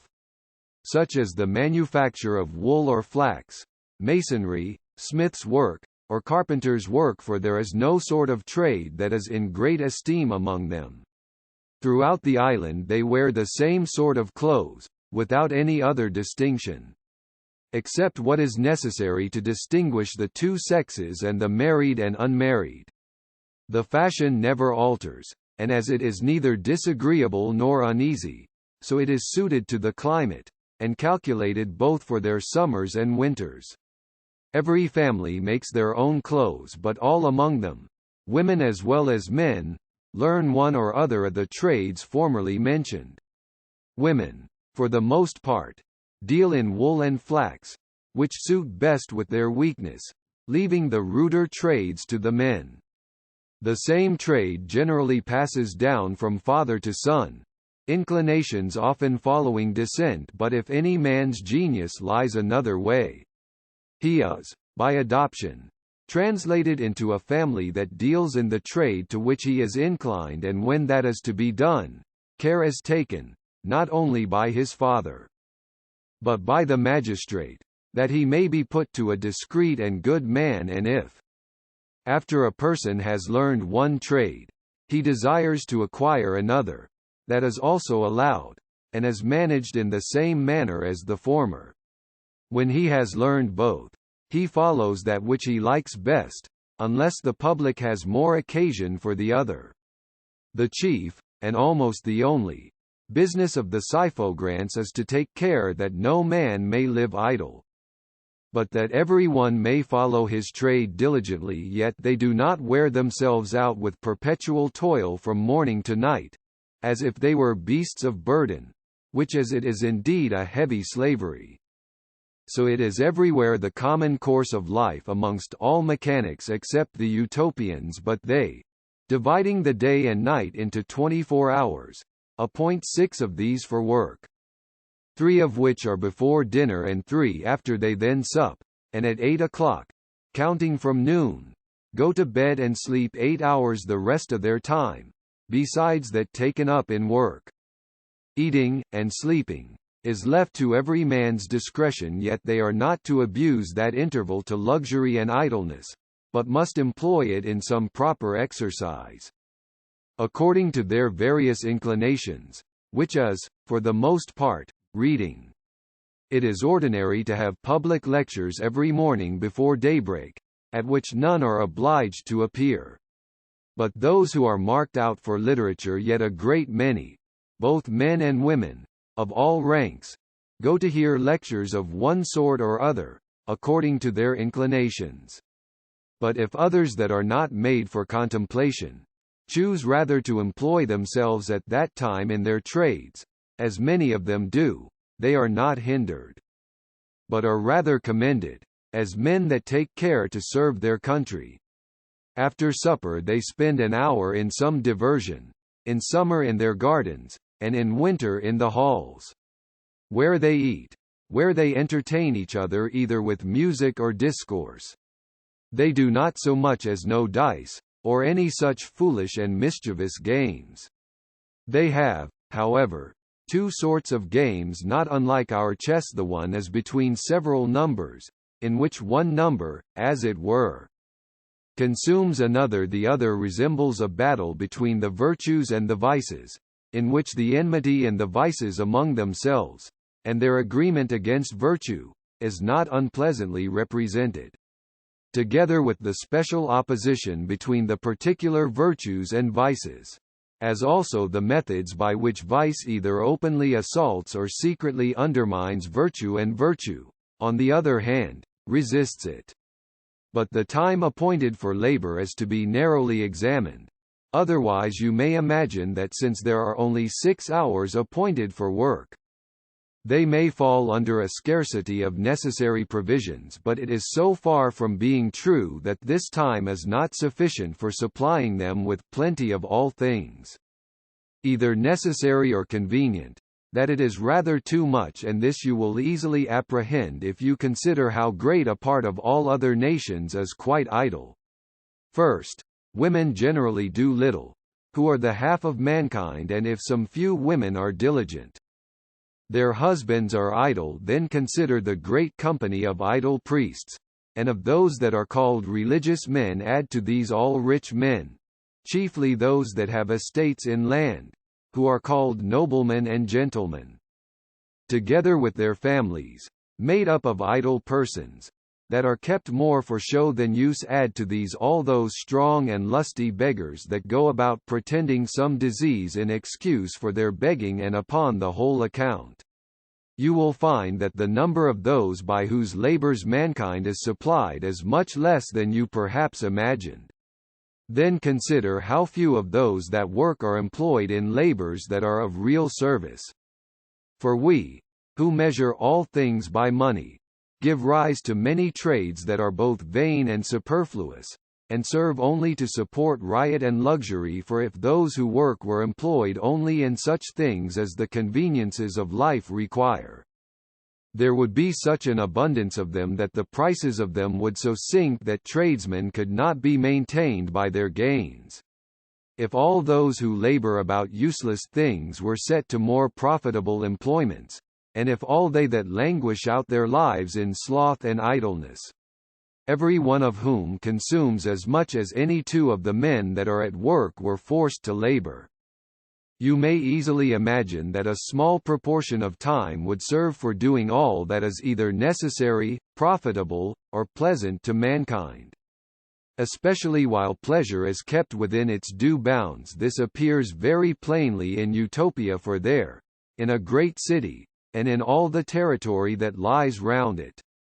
you can scarce find 500, either men or women, by their age and strength capable of labour, that are not engaged in it. Even the syphogrants, though excused by the law, yet do not excuse themselves, but work, that by their examples they may excite the industry of the rest of the people. The like exemption is allowed to those who, being recommended to the people by the priests, are, by the secret suffrages of the syphogrants, privileged from labour, that they may apply themselves wholly to study, and if any of these fall short of those hopes that they seemed at first to give, they are obliged to return to work. And sometimes a mechanic that so employs his leisure hours as to make a considerable advancement in learning is eased from being a tradesman and ranked among their learned men.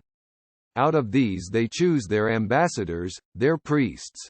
their tranibors, and the prince himself, anciently called their barzines, but is called of late their adamus. And thus from the great numbers among them that are neither suffered to be idle nor to be employed in any fruitless labour, you may easily make the estimate how much may be done in those few hours in which they are obliged to labour. But, besides all that has been already said, it is to be considered that the needful arts among them are managed with less labour than anywhere else. The building or the repairing of houses among us employ many hands, because often a thriftless heir suffers a house that his father built to fall into decay, so that his successor must, at a great cost, repair that which he might have kept up with a small charge. It frequently happens that the same house, which one person built at a vast expense, is neglected by another, who thinks he has a more delicate sense of the beauties of architecture, and he, suffering it to fall to ruin, builds another at no less charge. But among the Utopians all things are so regulated that men very seldom build upon a new piece of ground, and are not only very quick in repairing their houses, but show their foresight in preventing their decay, so that their buildings are preserved very long with but very little labour, and thus the builders, to whom that care belongs, are often without employment, except the hewing of timber and the squaring of stones, that the materials may be in readiness for raising a building very suddenly when there is any occasion for it. As to their clothes, observe how little work is spent in them while they are at labor. They are clothed with leather and skins, cut carelessly about them, which will last 7 years, and when they appear in public they put on an upper garment which hides the other, and these are all of one color. And that is the natural color of the wool, as they need less woolen cloth than is used anywhere else, so that which they make use of is much less costly. They use linen cloth more, but that is prepared with less labor, and they value cloth only by the whiteness of the linen or the cleanness of the wool, without much regard to the fineness of the thread. While in other places 4 or 5 upper garments of woolen cloth of different colors, and as many vests of silk, will scarce serve one man, and while those that are nicer think 10 too few, every man there is content with one, which very often serves him 2 years. Nor is there anything that can tempt a man to desire more, for if he had them he would neither be the warmer nor would he make one jot the better appearance for it. And thus, since they are all employed in some useful labor, and since they content themselves with fewer things, it falls out that there is a great abundance of all things among them, so that it frequently happens that, for want of other work, vast numbers are sent out to mend the highways. But when no public undertaking is to be performed, the hours of working are lessened. The magistrates never engage the people in unnecessary labor, since the chief end of the constitution is to regulate labor by the necessities of the public, and to allow the people as much time as is necessary for the improvement of their minds, in which they think the happiness of life consists, of their traffic. But it is now time to explain to you the mutual intercourse of this people, their commerce, and the rules by which all things are distributed among them. As their cities are composed of families, so their families are made up of those that are nearly related to one another. Their women, when they grow up, are married out, but all the males,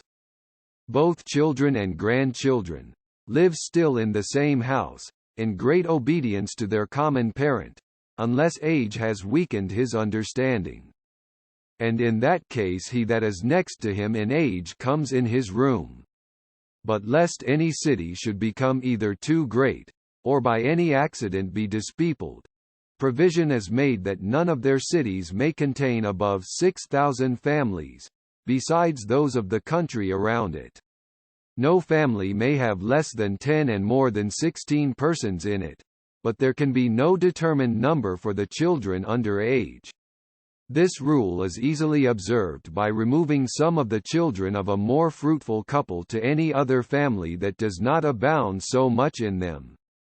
By the same rule they supply cities that do not increase so fast from others that breed faster, and if there is any increase over the whole island, then they draw out a number of their citizens out of the several towns and send them over to the neighboring continent, where, if they find that the inhabitants have more soil than they can well cultivate, they fix a colony, taking the inhabitants into their society if they are willing to live with them, and where they do that of their own accord, they quickly enter into their method of life and conform to their rules, and this proves a happiness to both nations, for, according to their constitution, such care is taken of the soil that it becomes fruitful enough for both, though it might be otherwise too narrow and barren for any one of them. But if the natives refuse to conform themselves to their laws, they drive them out of those bounds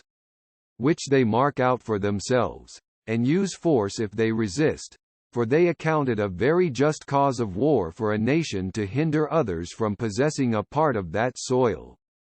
of which they make no use, but which is suffered to lie idle and uncultivated, since every man has, by the law of nature, a right to such a waste portion of the earth as is necessary for his subsistence. if an accident has so lessened the number of the inhabitants of any of their towns that it cannot be made up from the other towns of the island without diminishing them too much, which is said to have fallen out but twice since they were first a people, when great numbers were carried off by the plague, the loss is then supplied by recalling as many as are wanted from their colonies.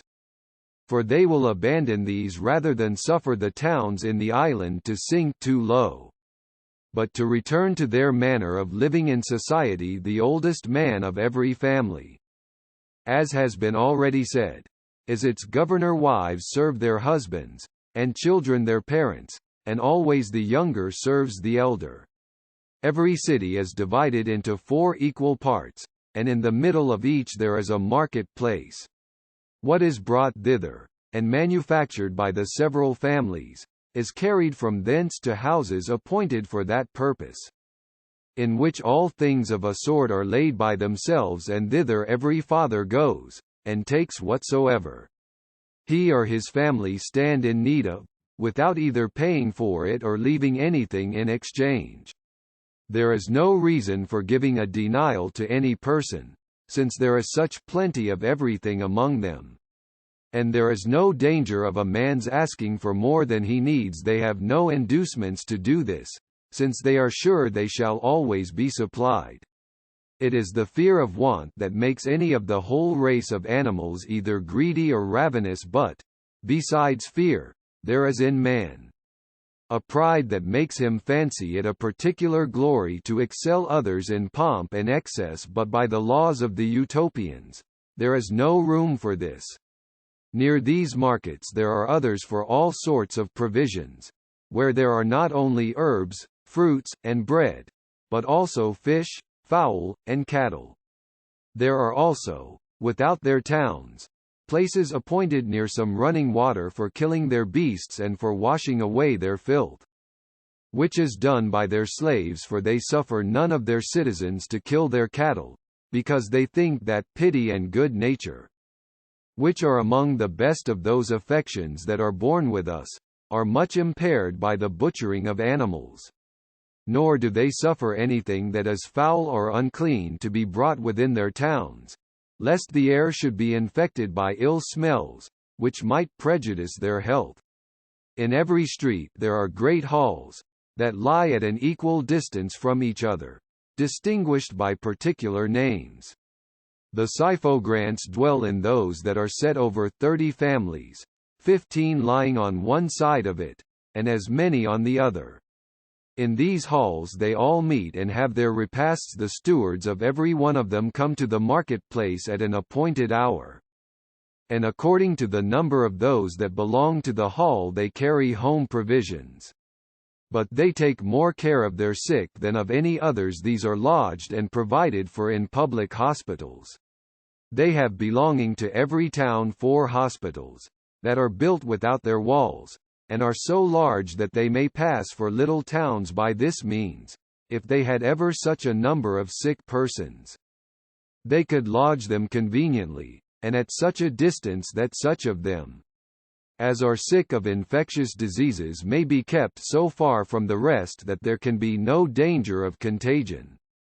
The hospitals are furnished and stored with all things that are convenient for the ease and recovery of the sick, and those that are put in them are looked after with such tender and watchful care, and are so constantly attended by their skillful physicians, that as none is sent to them against their will. So there is scarce one in a whole town that, if he should fall ill, would not choose rather to go thither than lie sick at home, after the steward of the hospitals has taken for the sick whatsoever the physician prescribes. Then the best things that are left in the market are distributed equally among the halls in proportion to their numbers only. In the first place, they serve the prince, the chief priest, the tranibors, the ambassadors, and strangers, if there are any, which, indeed, falls out but seldom, and for whom there are houses, well furnished, particularly appointed for their reception when they come among them. At the hours of dinner and supper the whole Syphograntee being called together by sound of trumpet, they meet and eat together. Except only such as are in the hospitals or lie sick at home. Yet, after the halls are served, no man is hindered to carry provisions home from the market-place, for they know that none does that. But for some good reason, for though any that will may eat at home, yet none does it willingly.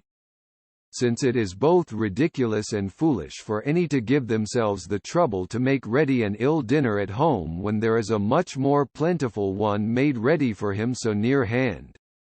All the uneasy and sordid services about these halls are performed by their slaves.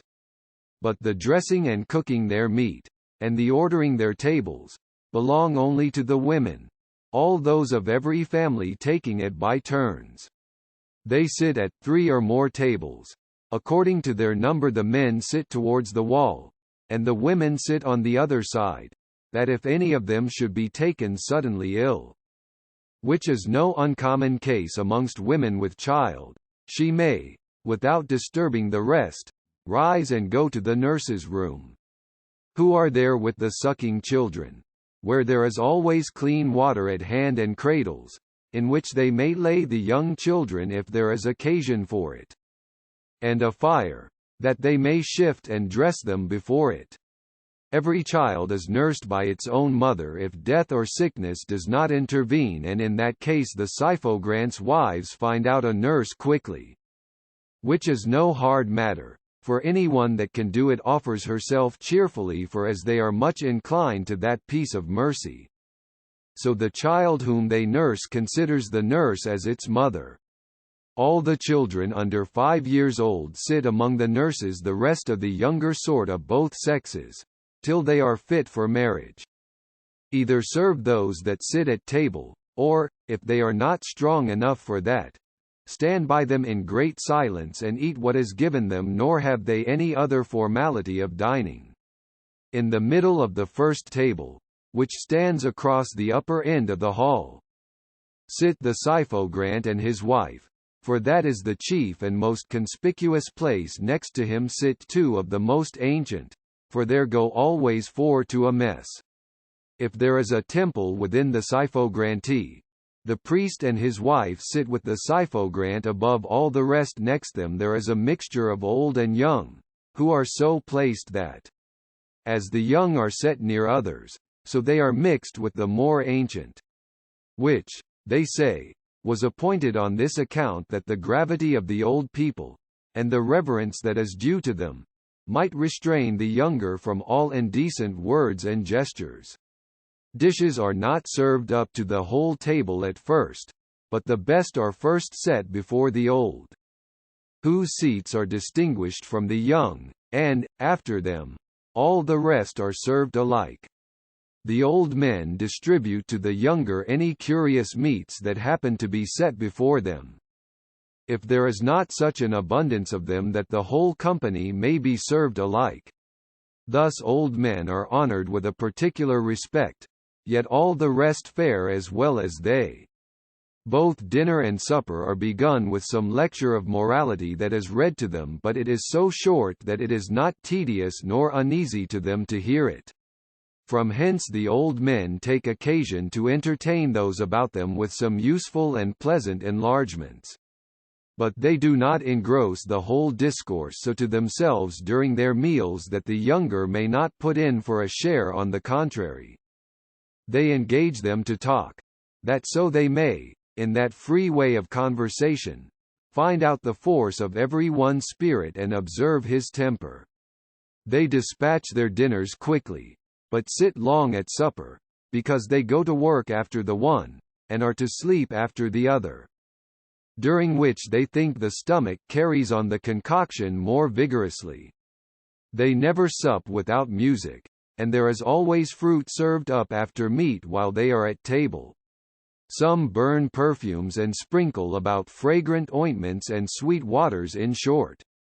they want nothing that may cheer up their spirits. They give themselves a large allowance that way, and indulge themselves in all such pleasures as are attended with no inconvenience.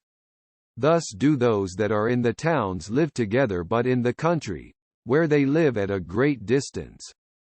Every one eats at home, and no family wants any necessary sort of provision, for it is from them that provisions are sent unto those that live in the towns. Of the travelling of the Utopians. If any man has a mind to visit his friends that live in some other town, or desires to travel and see the rest of the country,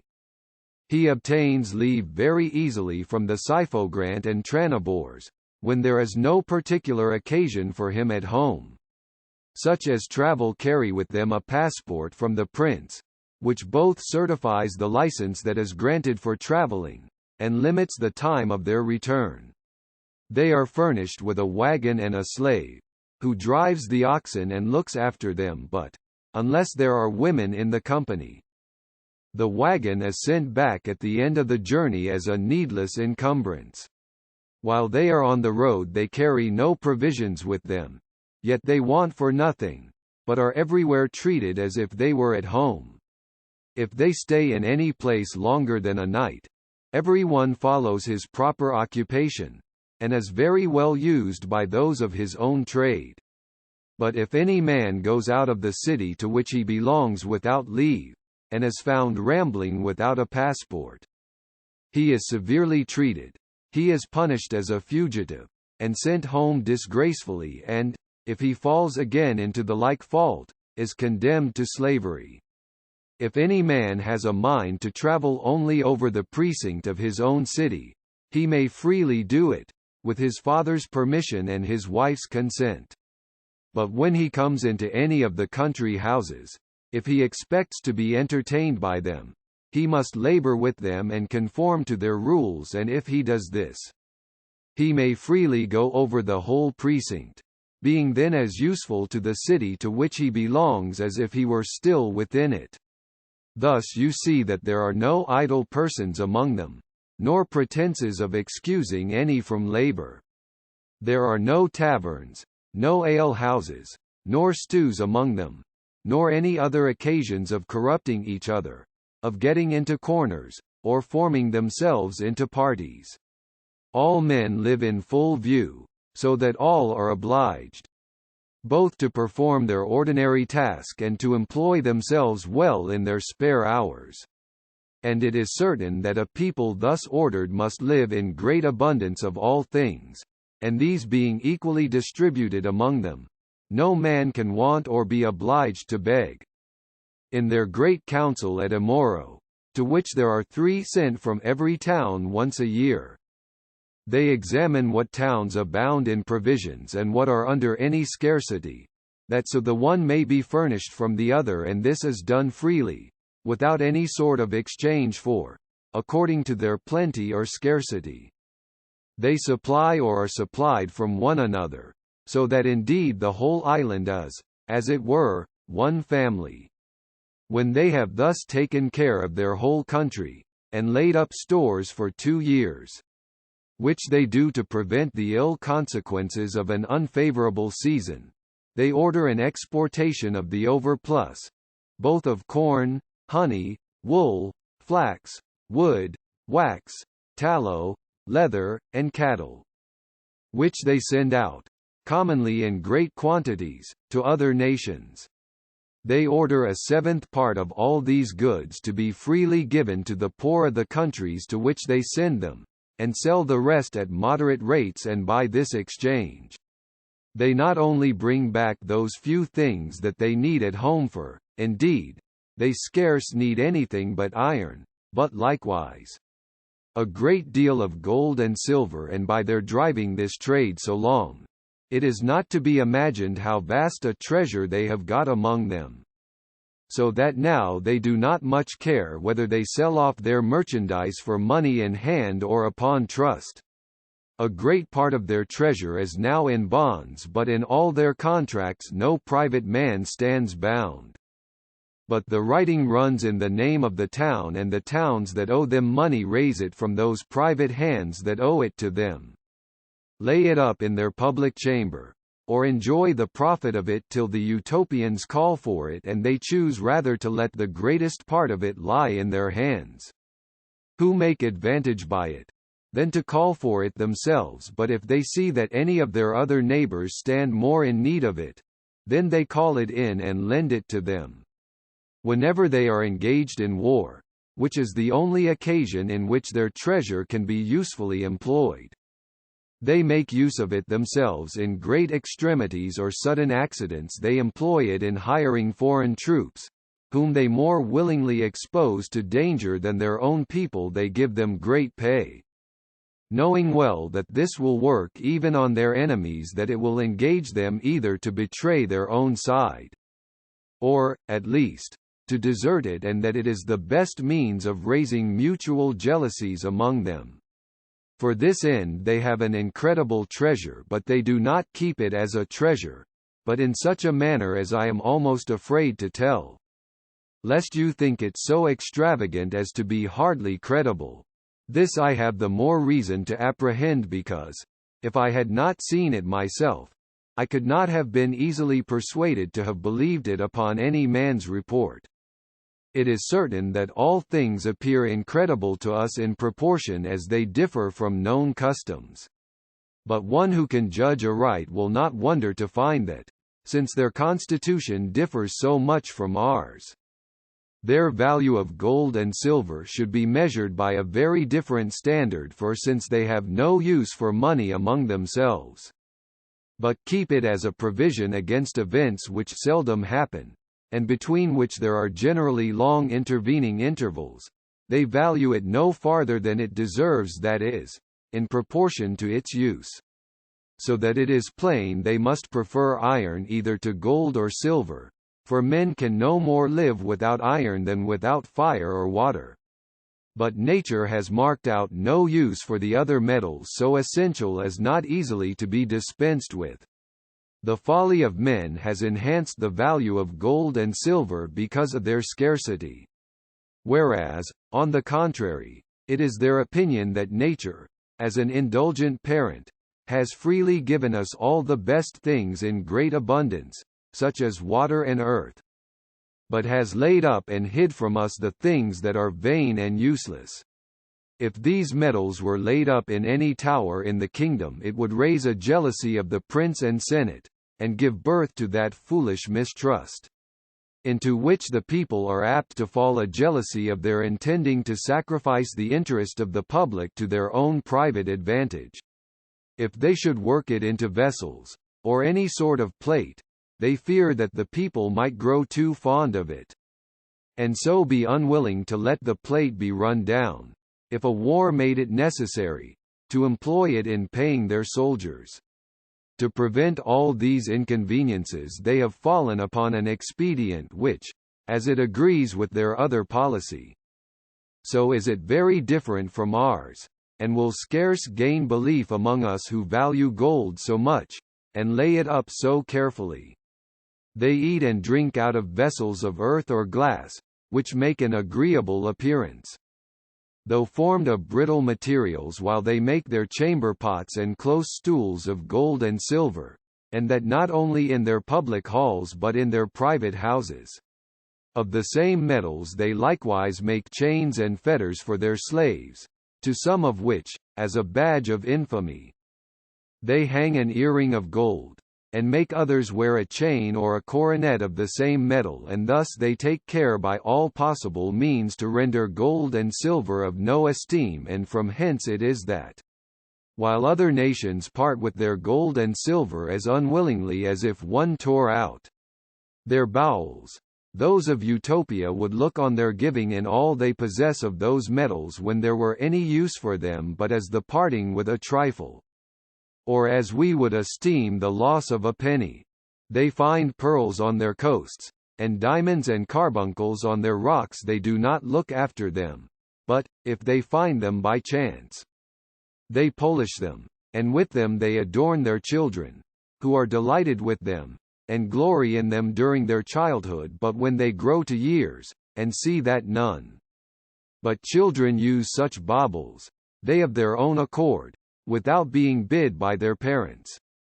lay them aside, and would be as much ashamed to use them afterwards as children among us, when they come to years, are of their puppets and other toys. I never saw a clearer instance of the opposite impressions that different customs make on people than I observed in the ambassadors of the Animolians, who came to Amoro when I was there. As they came to treat of affairs of great consequence, the deputies from several towns met together to wait for their coming. The ambassadors of the nations that lie near Utopia, knowing their customs, and that fine clothes are in no esteem among them, that silk is despised, and gold is a badge of infamy, used to come very modestly clothed. But the Animolians, lying more remote, and having had little commerce with them, understanding that they were coarsely clothed, and all in the same manner, took it for granted that they had none of those fine things among them, of which they made no use, and they, being a vainglorious rather than a wise people, resolved to set themselves out with so much pomp that they should look like gods, and strike the eyes of the poor Utopians with their splendor. Thus 3 ambassadors made their entry with 100 attendants, all clad in garments of different colors, and the greater part in silk, the ambassadors themselves, who were of the nobility of their country, were in cloth of gold, and adorned with massy chains, earrings and rings of gold. Their caps were covered with bracelets set full of pearls and other gems. In a word, they were set out with all those things that among the Utopians were either the badges of slavery, the marks of infamy, or the playthings of children. It was not unpleasant to see, on the one side, how they looked big, when they compared their rich habits with the plain clothes of the Utopians, who were come out in great numbers to see them make their entry, and, on the other, to observe how much they were mistaken in the impression which they hoped this pomp would have made on them. It appeared so ridiculous a show to all that had never stirred out of their country, and had not seen the customs of other nations, that, though they paid some reverence to those that were the most meanly clad, as if they had been the ambassadors, yet when they saw the ambassadors themselves so full of gold and chains, they looked upon them as slaves, and forbore to treat them with reverence. You might have seen the children who were grown big enough to despise their playthings, and who had thrown away their jewels, call to their mothers, push them gently, and cry out, "See that great fool, that wears pearls and gems as if he were yet a child," while their mothers very innocently replied, "Hold your peace. This, I believe, is one of the ambassador's fools." Others censured the fashion of their chains, and observed that they were of no use, for they were too slight to bind their slaves, who could easily break them, and, besides, hung so loose about them that they thought it easy to throw their away, and so get from them. But after the ambassadors had stayed a day among them, and saw so vast a quantity of gold in their houses, which was as much despised by them as it was esteemed in other nations, and beheld more gold and silver in the chains and fetters of one slave than all their ornaments amounted to, their plumes fell, and they were ashamed of all that glory for which they had formed valued themselves, and accordingly laid it aside, a resolution that they immediately took when, on their engaging in some free discourse with the Utopians, they discovered their sense of such things and their other customs. The Utopians wonder how any man should be so much taken with the glaring doubtful luster of a jewel or a stone, that can look up to a star or to the sun himself, or how any should value himself because his cloth is made of a finer thread, for, how fine soever that thread may be, it was once no better than the fleece of a sheep, and that sheep was a sheep still, for all its wearing it. They wonder much to hear that gold, which in itself is so useless a thing, should be everywhere so much esteemed that even man, for whom it was made, and by whom it has its value, should yet be thought of less value than this metal, that a man of lead, who has no more sense than a log of wood, and is as bad as he is foolish, should have many wise and good men to serve him, only because he has a great heap of that metal, and that if it should happen that by some accident or trick of law, which sometimes produces as great changes as chance itself, all this wealth should pass from the master to the meanest varlet of his whole family, he himself would very soon become one of his servants, as if he were a thing that belonged to his wealth, and so were bound to follow its fortune.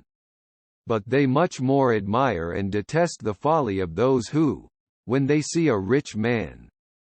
though they neither owe him anything, nor are in any sort dependent on his bounty, yet, merely because he is rich, give him little less than divine honors, even though they know him to be so covetous and base-minded that, notwithstanding all his wealth, he will not part with 1 farthing of it to them as long as he lives. These and such like notions have that people imbibed, partly from their education, being bred in a country whose customs and laws are opposite to all such foolish maxims, and partly from their learning and studies, for though there are but few in any town that are so wholly excused from labour as to give themselves entirely up to their studies, these being only such persons as discover from their childhood an extraordinary capacity and disposition for letters, yet their children and a great part of the nation, both men and women, are taught to spend those hours in which they are not obliged to work in reading, and this they do through the whole progress of life. They have all their learning in their own tongue, which is both a copious and pleasant language,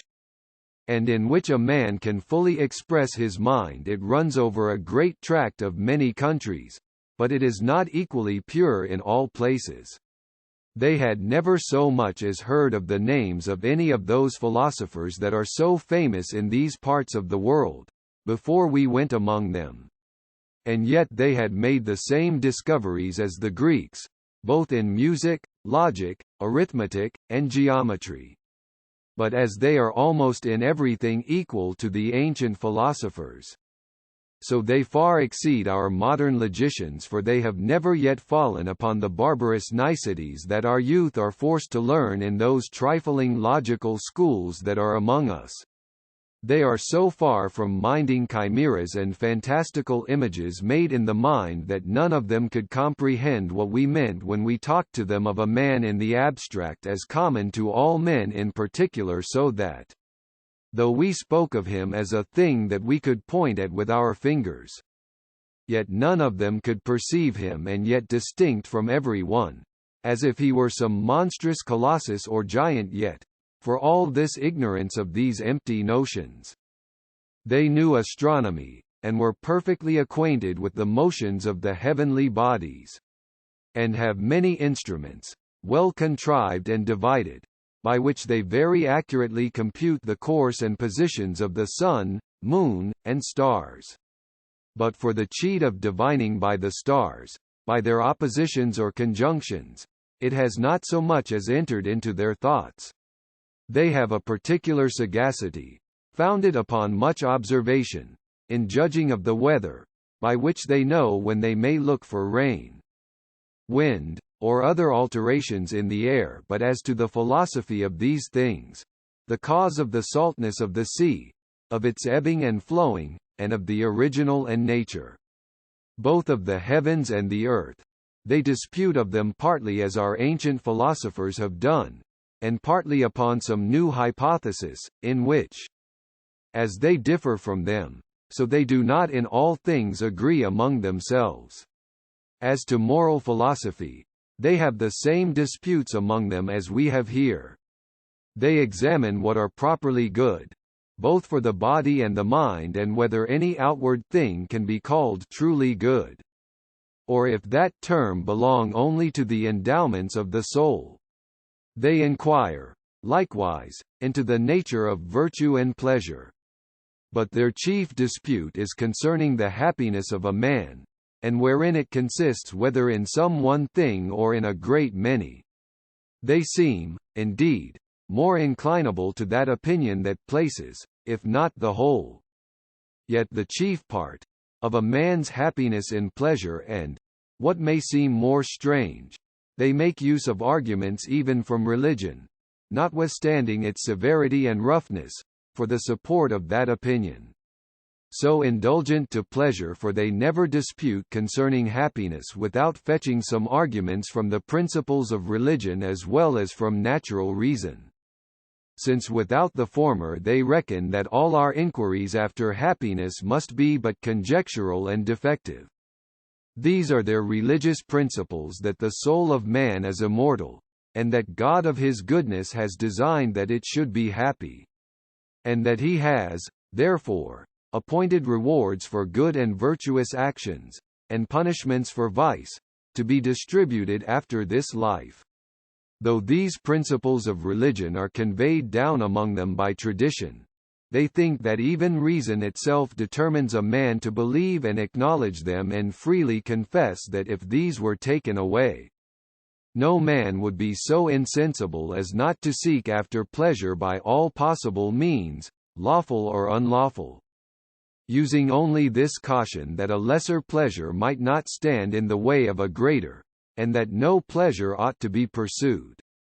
that should draw a great deal of pain after it, for they think it the maddest thing in the world to pursue virtue, that is a sour and difficult thing, and not only to renounce the pleasures of life, but willingly to undergo much pain and trouble, if a man has no prospect of a reward. And what reward can there be for one that has passed his whole life, not only without pleasure, but in pain, if there is nothing to be expected after death? Yet they do not place happiness in all sorts of pleasures, but only in those that in themselves are good and honest. There is a party among them who place happiness in bare virtue. Others think that our natures are conducted by virtue to happiness, as that which is the chief good of man. They define virtue thus, that it is a living according to nature, and think that we are made by God for that end. They believe that a man then follows the dictates of nature when he pursues or avoids things according to the direction of reason. They say that the first dictate of reason is the kindling in us a love and reverence for the divine majesty, to whom we owe both all that we have and all that we can ever hope for. In the next place, reason directs us to keep our minds as free from passion and as cheerful as we can, and that we should consider ourselves as bound by the ties of good nature and humanity to use our utmost endeavors to help forward the happiness of all other persons, for there never was any man such a morose and severe pursuer of virtue, such an enemy to pleasure, that, though he set hard rules for men to undergo much pain, many watchings, and other rigors, yet did not at the same time advise them to do all they could in order to relieve and ease the miserable, and who did not represent gentleness and good nature as amiable dispositions. And from thence they infer that if a man ought to advance the welfare and comfort of the rest of mankind, there being no virtue more proper and peculiar to our nature than to ease the miseries of others, to free from trouble and anxiety, in furnishing them with the comforts of life, in which pleasure consists, nature much more vigorously leads them to do all this for himself. A life of pleasure is either a real evil, and in that case we ought not to assist others in their pursuit of it, but, on the contrary, to keep them from it all we can, as from that which is most hurtful and deadly, or if it is a good thing, so that we not only may but ought to help others to it. Why, then, ought not a man to begin with himself? Since no man can be more bound to look after the good of another than after his own, for nature cannot direct us to be good and kind to others, and yet at the same time to be unmerciful and cruel to ourselves. Thus, as they define virtue to be living according to nature, so they imagine that nature prompts all people on to seek after pleasure as the end of all they do. They also observe that in order to our supporting the pleasures of life, nature inclines us to enter into society, for there is no man so much raised above the rest of mankind as to be the only favorite of nature, who, on the contrary,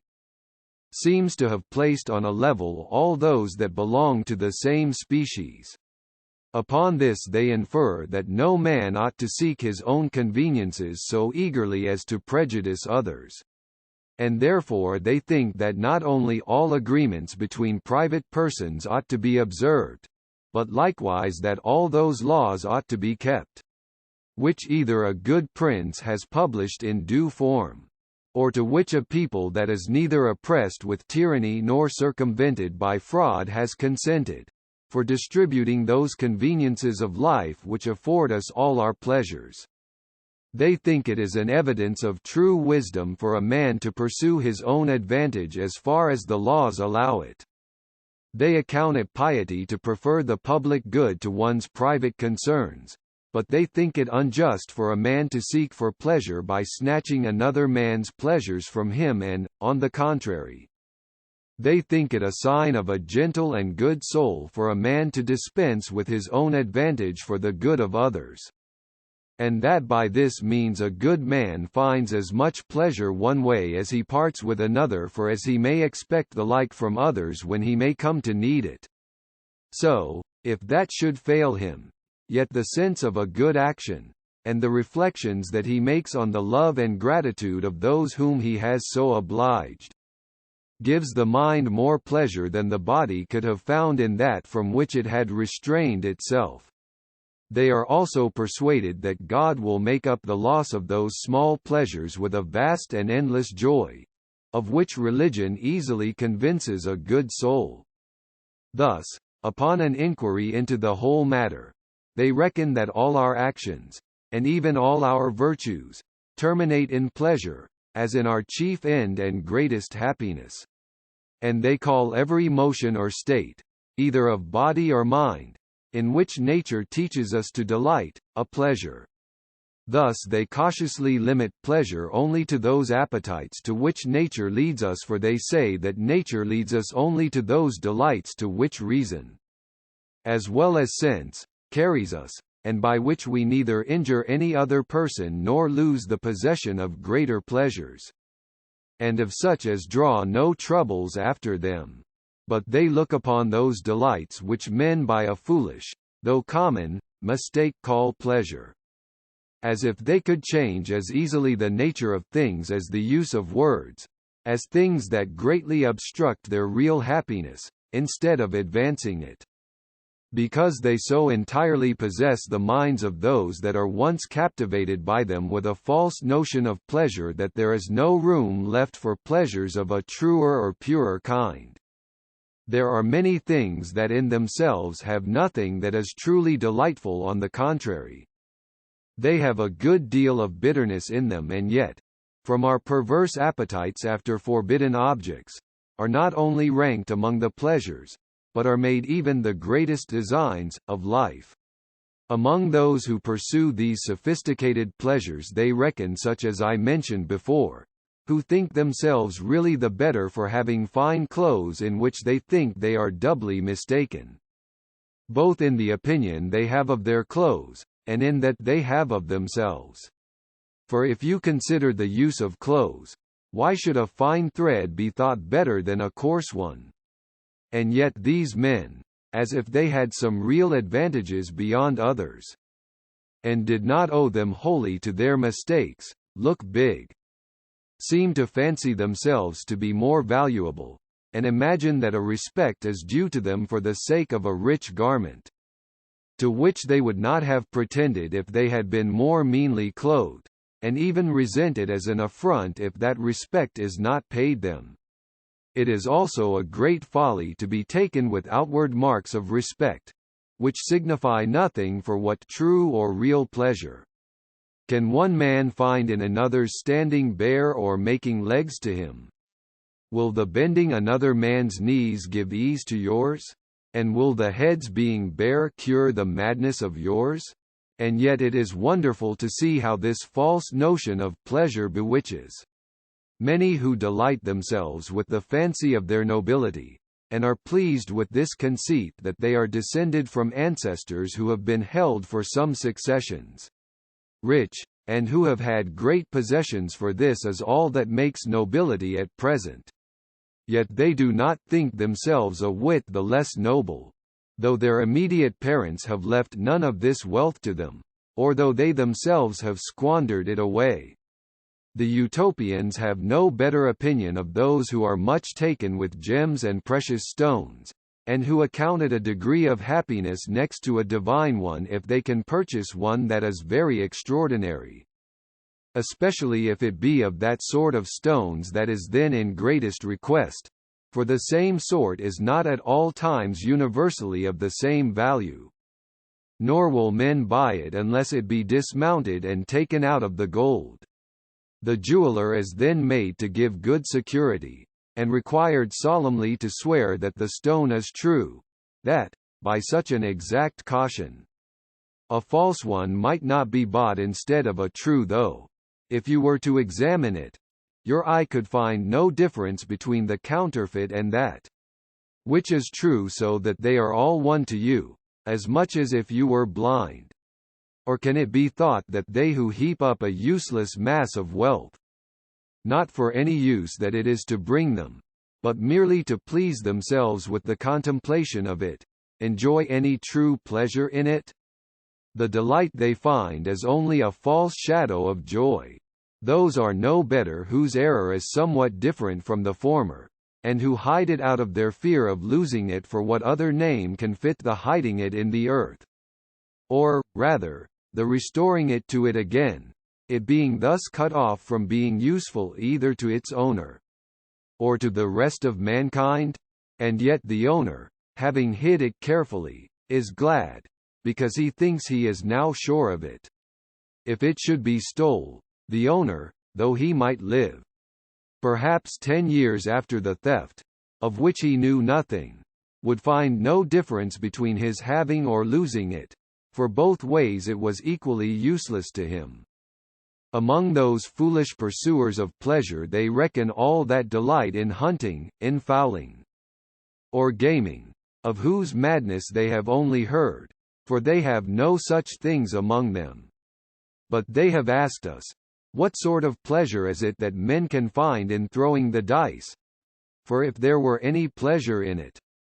they think the doing it so often should give one a surfeit of it. And what pleasure can one find in hearing the barking and howling of dogs, which seem rather odious than pleasant sounds? Nor can they comprehend the pleasure of seeing dogs run after a hare, more than of seeing one dog run after another, for if the seeing them run is that which gives the pleasure, you have the same entertainment to the eye on both these occasions, since that is the same in both cases. But if the pleasure lies in seeing the hare killed and torn by the dogs, this ought rather to stir pity, that a weak, harmless, and fearful hare should be devoured by strong, fierce, and cruel dogs. Therefore all this business of hunting is, among the Utopians, turned over to their butchers, and those, as has been already said, are all slaves. And they look on hunting as one of the basest parts of a butcher's work. For they account it both more profitable and more decent to kill those beasts that are more necessary and useful to mankind. Whereas the killing and tearing of so small and miserable an animal can only attract the huntsman with a false show of pleasure, from which he can reap but small advantage. They look on the desire of the bloodshed, even of beasts, as a mark of a mind that is already corrupted with cruelty, or that, at least, by too frequent returns of so brutal a pleasure, must degenerate into it. Thus though the rabble of mankind look upon these, and on innumerable other things of the same nature, as pleasures, the Utopians, on the contrary, observing that there is nothing in them truly pleasant, conclude that they are not to be reckoned among pleasures, for though these things may create some tickling in the senses, which seems to be a true notion of pleasure, yet they imagine that this does not arise from the thing itself, but from a depraved custom, which may so vitiate a man's taste that bitter things may pass for sweet, as women with child think pitch or tallow tastes sweeter than honey, but as a man's sense, when corrupted, either by a disease or some ill habit, does not change the nature of other things, so neither can it change the nature of pleasure. They reckon up several sorts of pleasures, which they call true ones. Some belong to the body, and others to the mind. The pleasures of the mind lie in knowledge, and in that delight, which the contemplation of truth carries with it, to which they add the joyful reflections on a well-spent life, and the assured hopes of a future happiness. They divide the pleasures of the body into two sorts. The one is that which gives our senses some real delight, and is performed either by recruiting nature and supplying those parts which feed the internal heat of life by eating and drinking, or when nature is eased of any surcharge that oppresses it, when we are relieved from sudden pain, or that which arises from satisfying the appetite, which nature has wisely given to lead us to the propagation of the species. There is another kind of pleasure that arises neither from our receiving what the body requires, nor its being relieved when overcharged, and yet, by a secret unseen virtue, affects the senses, raises the passions, and strikes the mind with generous impressions. This is the pleasure that arises from music. Another kind of bodily pleasure is that which results from an undisturbed and vigorous constitution of body, when life and active spirits seem to actuate every part. This lively health, when entirely free from all mixture of pain, of itself gives an inward pleasure, independent of all external objects of delight. And though this pleasure does not so powerfully affect us, nor act so strongly on the senses as some of the others, yet it may be esteemed as the greatest of all pleasures, and almost all the Utopians reckon it the foundation and basis of all the other joys of life, since this alone makes the state of life easy and desirable, and when this is wanting, a man is really capable of no other pleasure. They look upon freedom from pain, if it does not rise from perfect health, to be a state of stupidity rather than of pleasure. This subject has been very narrowly canvassed among them, and it has been debated whether a firm and entire health could be called a pleasure or not. Some have thought that there was no pleasure but what was excited by some sensible motion in the body. But this opinion has been long ago excluded from among them, so that now they almost universally agree that health is the greatest of all bodily pleasures, and that, as there is a pain in sickness which is as opposite in its nature to pleasure as sickness itself is to health, so they hold that health is accompanied with pleasure. And if any should say that sickness is not really pain, but that it only carries pain along with it, they look upon that as a fetch of subtlety that does not much alter the matter. It is all one, in their opinion, whether it be said that health is in itself a pleasure, or that it begets a pleasure, as fire gives heat. So it be granted that all those whose health is entire have a true pleasure in the enjoyment of it. And they reason thus: what is the pleasure of eating, but that a man's health, which had been weakened, does, with the assistance of food, drive away hunger, and so recruiting itself, recovers its former vigor? And being thus refreshed, it finds a pleasure in that conflict, and if the conflict is pleasure, the victory must yet breed a greater pleasure, except we fancy that it becomes stupid as soon as it has obtained that which it pursued, and so neither knows nor rejoices in its own welfare. If it is said that health cannot be felt, they absolutely deny it, for what man is in health, that does not perceive it when he is awake? Is there any man that is so dull and stupid as not to acknowledge that he feels a delight in health? And what is delight but another name for pleasure? But, of all pleasures, they esteem those to be most valuable that lie in the mind, the chief of which arise out of true virtue and the witness of a good conscience. They account health the chief pleasure that belongs to the body, for they think that the pleasure of eating and drinking, and all the other delights of sense, are only so far desirable as they give or maintain health. But they are not pleasant in themselves otherwise than as they resist those impressions that our natural infirmities are still making upon us. For as a wise man desires rather to avoid diseases than to take physic, and to be freed from pain rather than to find ease by remedies, so it is more desirable not to need this sort of pleasure than to be obliged to indulge it. If any man imagines that there is a real happiness in these enjoyments, he must then confess that he would be the happiest of all men if he were to lead his life in perpetual hunger, thirst, and itching, and, by consequence, in perpetual eating,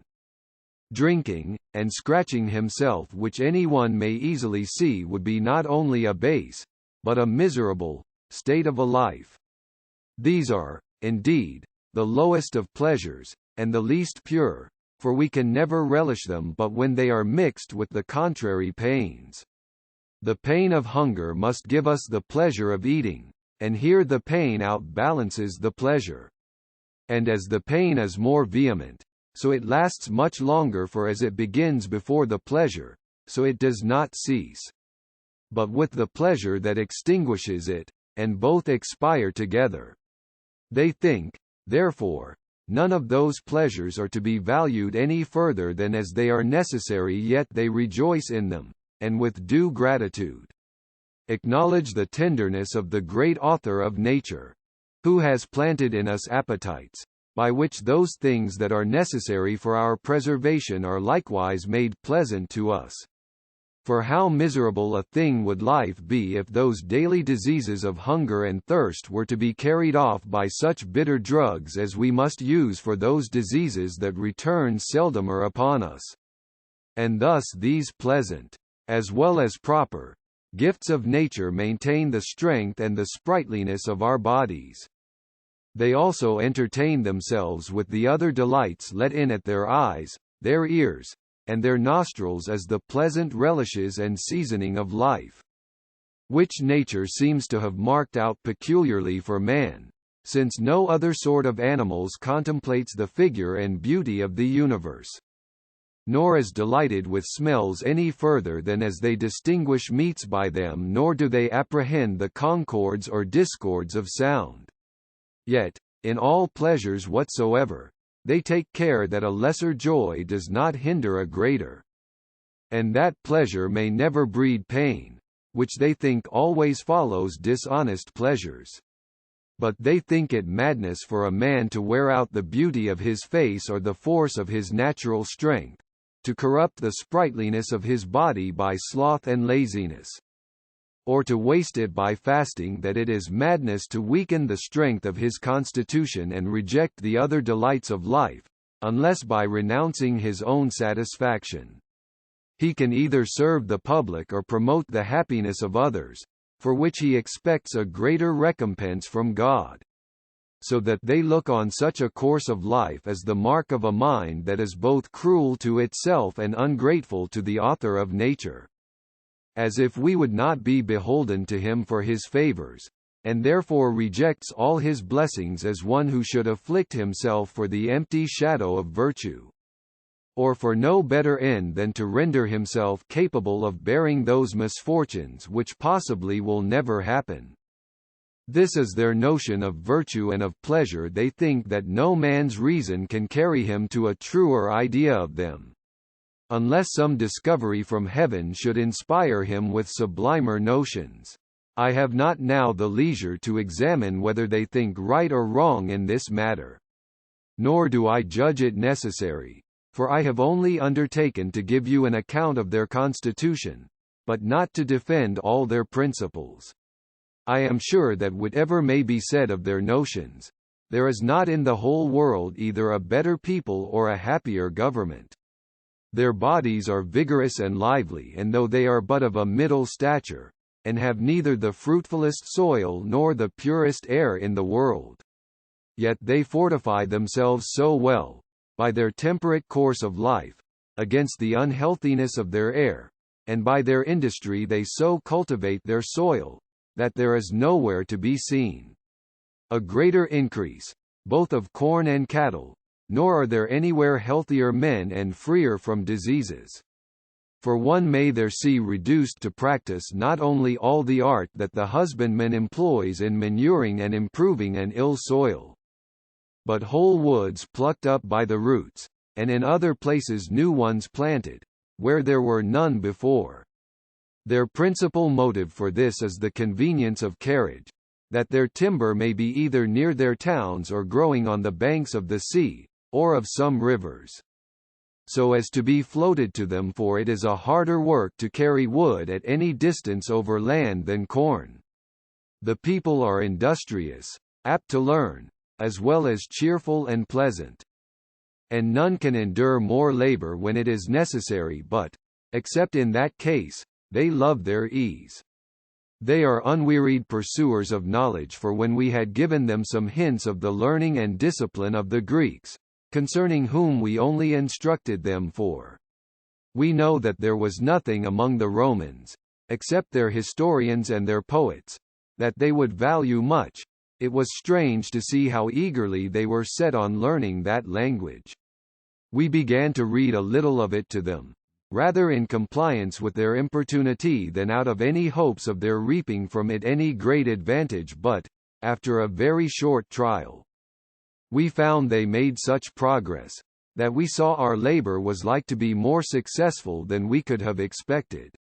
They learned to write their characters and to pronounce their language so exactly, had so quick an apprehension. They remembered it so faithfully, and became so ready and correct in the use of it, that it would have looked like a miracle if the greater part of those whom we taught had not been men, both of extraordinary capacity and of a fit age for instruction. They were, for the greatest part, chosen from among their learned men by their chief council, though some studied it of their own accord. In 3 years' time they became masters of the whole language, so that they read the best of the Greek authors very exactly. I am, indeed, apt to think that they learned that language the more easily from its having some relation to their own. I believe that they were a colony of the Greeks, for though their language comes nearer the Persian, yet they retain many names, both for their towns and magistrates, that are of Greek derivation. I happened to carry a great many books with me, instead of merchandise, when I sailed my 4th voyage, for I was so far from thinking of soon coming back, that I rather thought never to have returned at all, and I gave them all my books, among which were many of Plato's and some of Aristotle's works. I had also Theophrastus on plants, which, to my great regret, was imperfect, for having laid it carelessly by, while we were at sea, a monkey had seized upon it, and in many places torn out the leaves. They have no books of grammar but Lascaires, for I did not carry Theodorus with me, nor have they any dictionaries but Hesychus and Dioscorides. They esteem Plutarch highly, and were much taken with Lucian's wit and with his pleasant way of writing.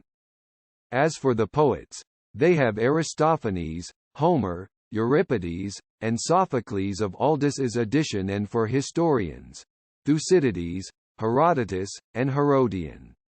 One of my companions, Thricius Aponatus, happened to carry with him some of Hippocrates's works and Galen's Microtechny,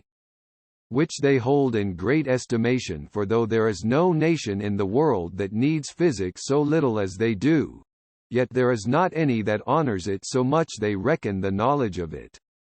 one of the pleasantest and most profitable parts of philosophy, by which, as they search into the secrets of nature, so they not only find this study highly agreeable, but think that such inquiries are very acceptable to the author of nature, and imagine, that as he, like the inventors of curious engines amongst mankind, has exposed this great machine of the universe to the view of the only creatures capable of contemplating it, so an exact and curious observer, who admires his workmanship, is much more acceptable to him than one of the herd, who, like a beast incapable of reason, looks on this glorious scene with the eyes of a dull and unconcerned spectator. The minds of the Utopians, when fenced with a love for learning, are very ingenious in discovering all such arts as are necessary to carry it to perfection. Two things they owe to us: the manufacture of paper and the art of printing, yet they are not so entirely indebted to us for these discoveries. But that a great part of the invention was their own. We showed them some books printed by Aldus. We explained to them the way of making paper and the mystery of printing. But, as we had never practiced these arts, we described them in a crude and superficial manner. They seized the hints we gave them, and though at first they could not arrive at perfection, yet by making many essays, they at last found out and corrected all their errors and conquered every difficulty. Before this they only wrote on parchment, on reeds, or on the barks of trees, but now they have established the manufactures of paper and set up printing presses, so that, if they had but a good number of Greek authors, they would be quickly supplied with many copies of them at present.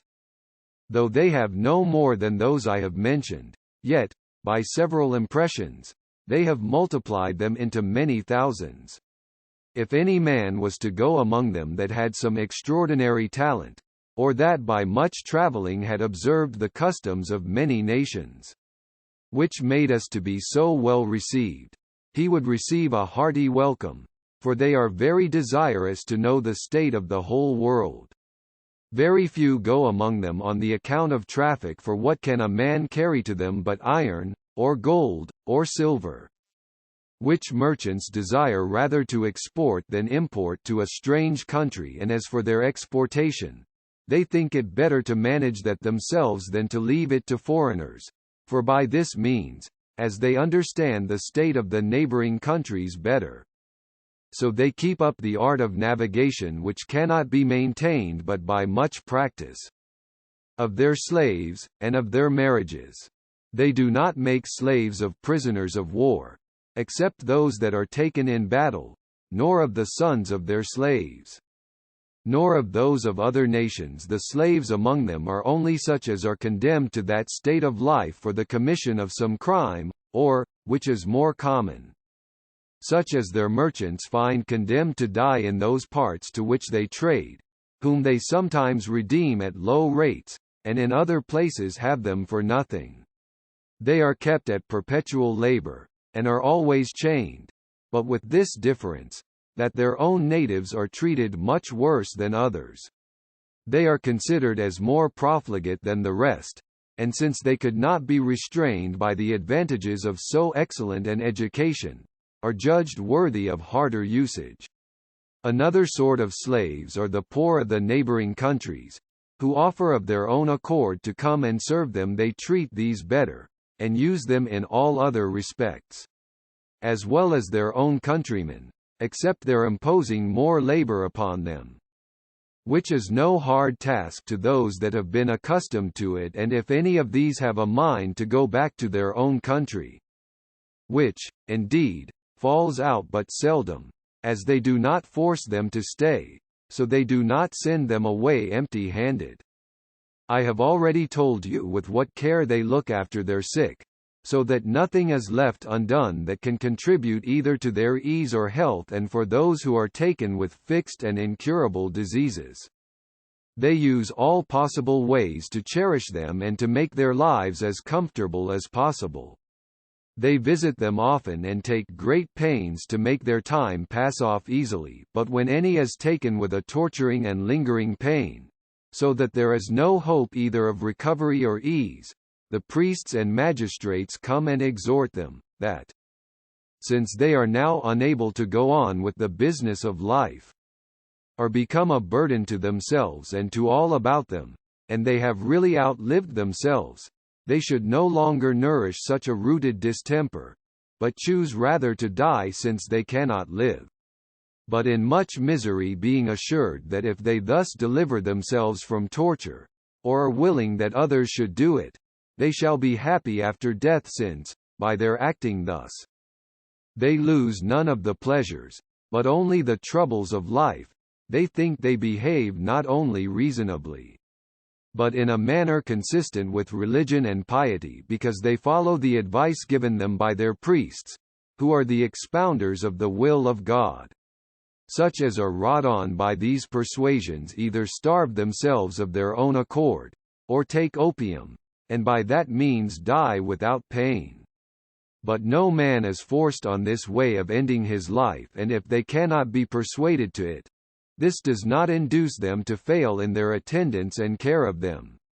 But as they believe that a voluntary death, when it is chosen upon such an authority, is very honorable, so if any man takes away his own life without the approbation of the priests and the Senate, they give him none of the honors of a decent funeral, but throw his body into a ditch. Their women are not married before 18 nor their men before 22, and if any of them run into forbidden embraces before marriage, they are severely punished, and the privilege of marriage is denied them unless they can obtain a special warrant from the prince. Such disorders cast a great reproach upon the master and mistress of the family in which they happen, for it is supposed that they have failed in their duty. The reason of punishing this so severely is, because they think that if they were not strictly restrained from all vagrant appetites, very few would engage in a state in which they venture the quiet of their whole lives, by being confined to one person, and are obliged to endure all the inconveniences with which it is accompanied. In choosing their wives they use a method that would appear to us very absurd and ridiculous. But it is constantly observed among them, and is accounted perfectly consistent with wisdom. Before marriage some grave matron presents the bride, naked, whether she is a virgin or a widow, to the bridegroom. And after that some grave man presents the bridegroom, naked, to the bride. We, indeed, both laughed at this, and condemned it as very indecent. But they, on the other hand, wondered at the folly of the men of all other nations, who, if they are but to buy a horse of a small value, are so cautious that they will see every part of him, and take off both his saddle and all his other tackle, that there may be no secret ulcer hid under any of them. And that yet in the choice of a wife, on which depends the happiness or unhappiness of the rest of his life, a man should venture upon trust, and only see about a hand's breadth of the face, all the rest of the body being covered, under which may lie hid what may be contagious as well as loathsome. All men are not so wise as to choose a woman only for her good qualities, and even wise men consider the body as that which adds not a little to the mind, and it is certain there may be some such deformity covered with clothes as may totally alienate a man from his wife, when it is too late to part with her if such a thing is discovered after marriage. A man has no remedy but patience. They, therefore, think it is reasonable that there should be good provision made against such mischievous frauds. There was so much the more reason for them to make a regulation in this matter, because they are the only people of those parts that neither allow of polygamy, nor of divorces, except in the case of adultery or insufferable perverseness, for in these cases, the Senate dissolves the marriage and grants the injured person leave to marry again, but the guilty are made infamous and are never allowed the privilege of a second marriage. None are suffered to put away their wives against their wills, from any great calamity that may have fallen on their persons. For they look on it as the height of cruelty and treachery to abandon either of the married persons when they need most the tender care of their consort, and that chiefly in the case of old age, which, as it carries many diseases along with it, so it is a disease of itself. But it frequently falls out that when a married couple do not well agree, they, by mutual consent, separate, and find out other persons with whom they hope they may live more happily, yet this is not done without obtaining leave of the Senate,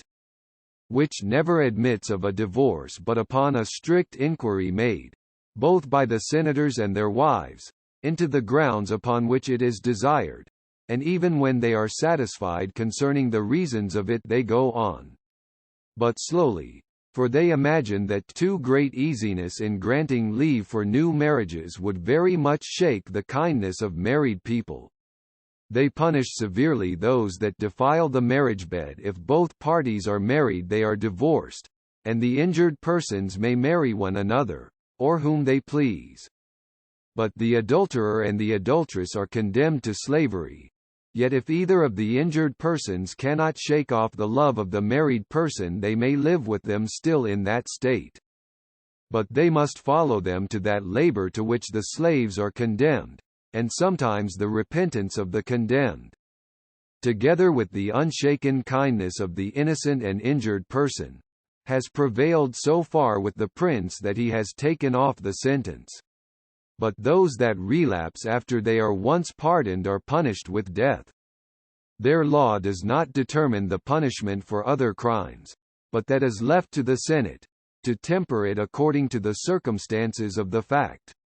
Husbands have power to correct their wives and parents to chastise their children, unless the fault is so great that a public punishment is thought necessary for striking terror into others. For the most part slavery is the punishment even of the greatest crimes, for as that is no less terrible to the criminals themselves than death. So they think the preserving them in a state of servitude is more for the interest of the commonwealth than killing them, since, as their labor is a greater benefit to the public than their death could be. So the sight of their misery is a more lasting terror to other men than that which would be given by their death. If their slaves rebel, and will not bear their yoke and submit to the labor that is enjoined them, they are treated as wild beasts that cannot be kept in order, neither by a prison nor by their chains, and are at last put to death. But those who bear their punishment patiently, and are so much wrought on by that pressure that lies so hard on them, that it appears they are really more troubled for the crimes they have committed than for the miseries they suffer, are not out of hope. But that, at last, either the prince will, by his prerogative, or the people, by their intercession, restore them again to their liberty, or, at least, very much mitigate their slavery. He that tempts a married woman to adultery is no less severely punished than he that commits it, for they believe that a deliberate design to commit a crime is equal to the fact itself, since its not taking effect does not make the person that miscarried in his attempt at all the less guilty. They take great pleasure in fools, and as it is thought a base and unbecoming thing to use them ill, so they do not think it amiss for people to divert themselves with their folly. And, in their opinion, this is a great advantage to the fools themselves, for if men were so sullen and severe as not at all to please themselves with their ridiculous behavior and foolish sayings, which is all that they can do to recommend themselves to others, it could not be expected that they would be so well provided for nor so tenderly used as they must otherwise be.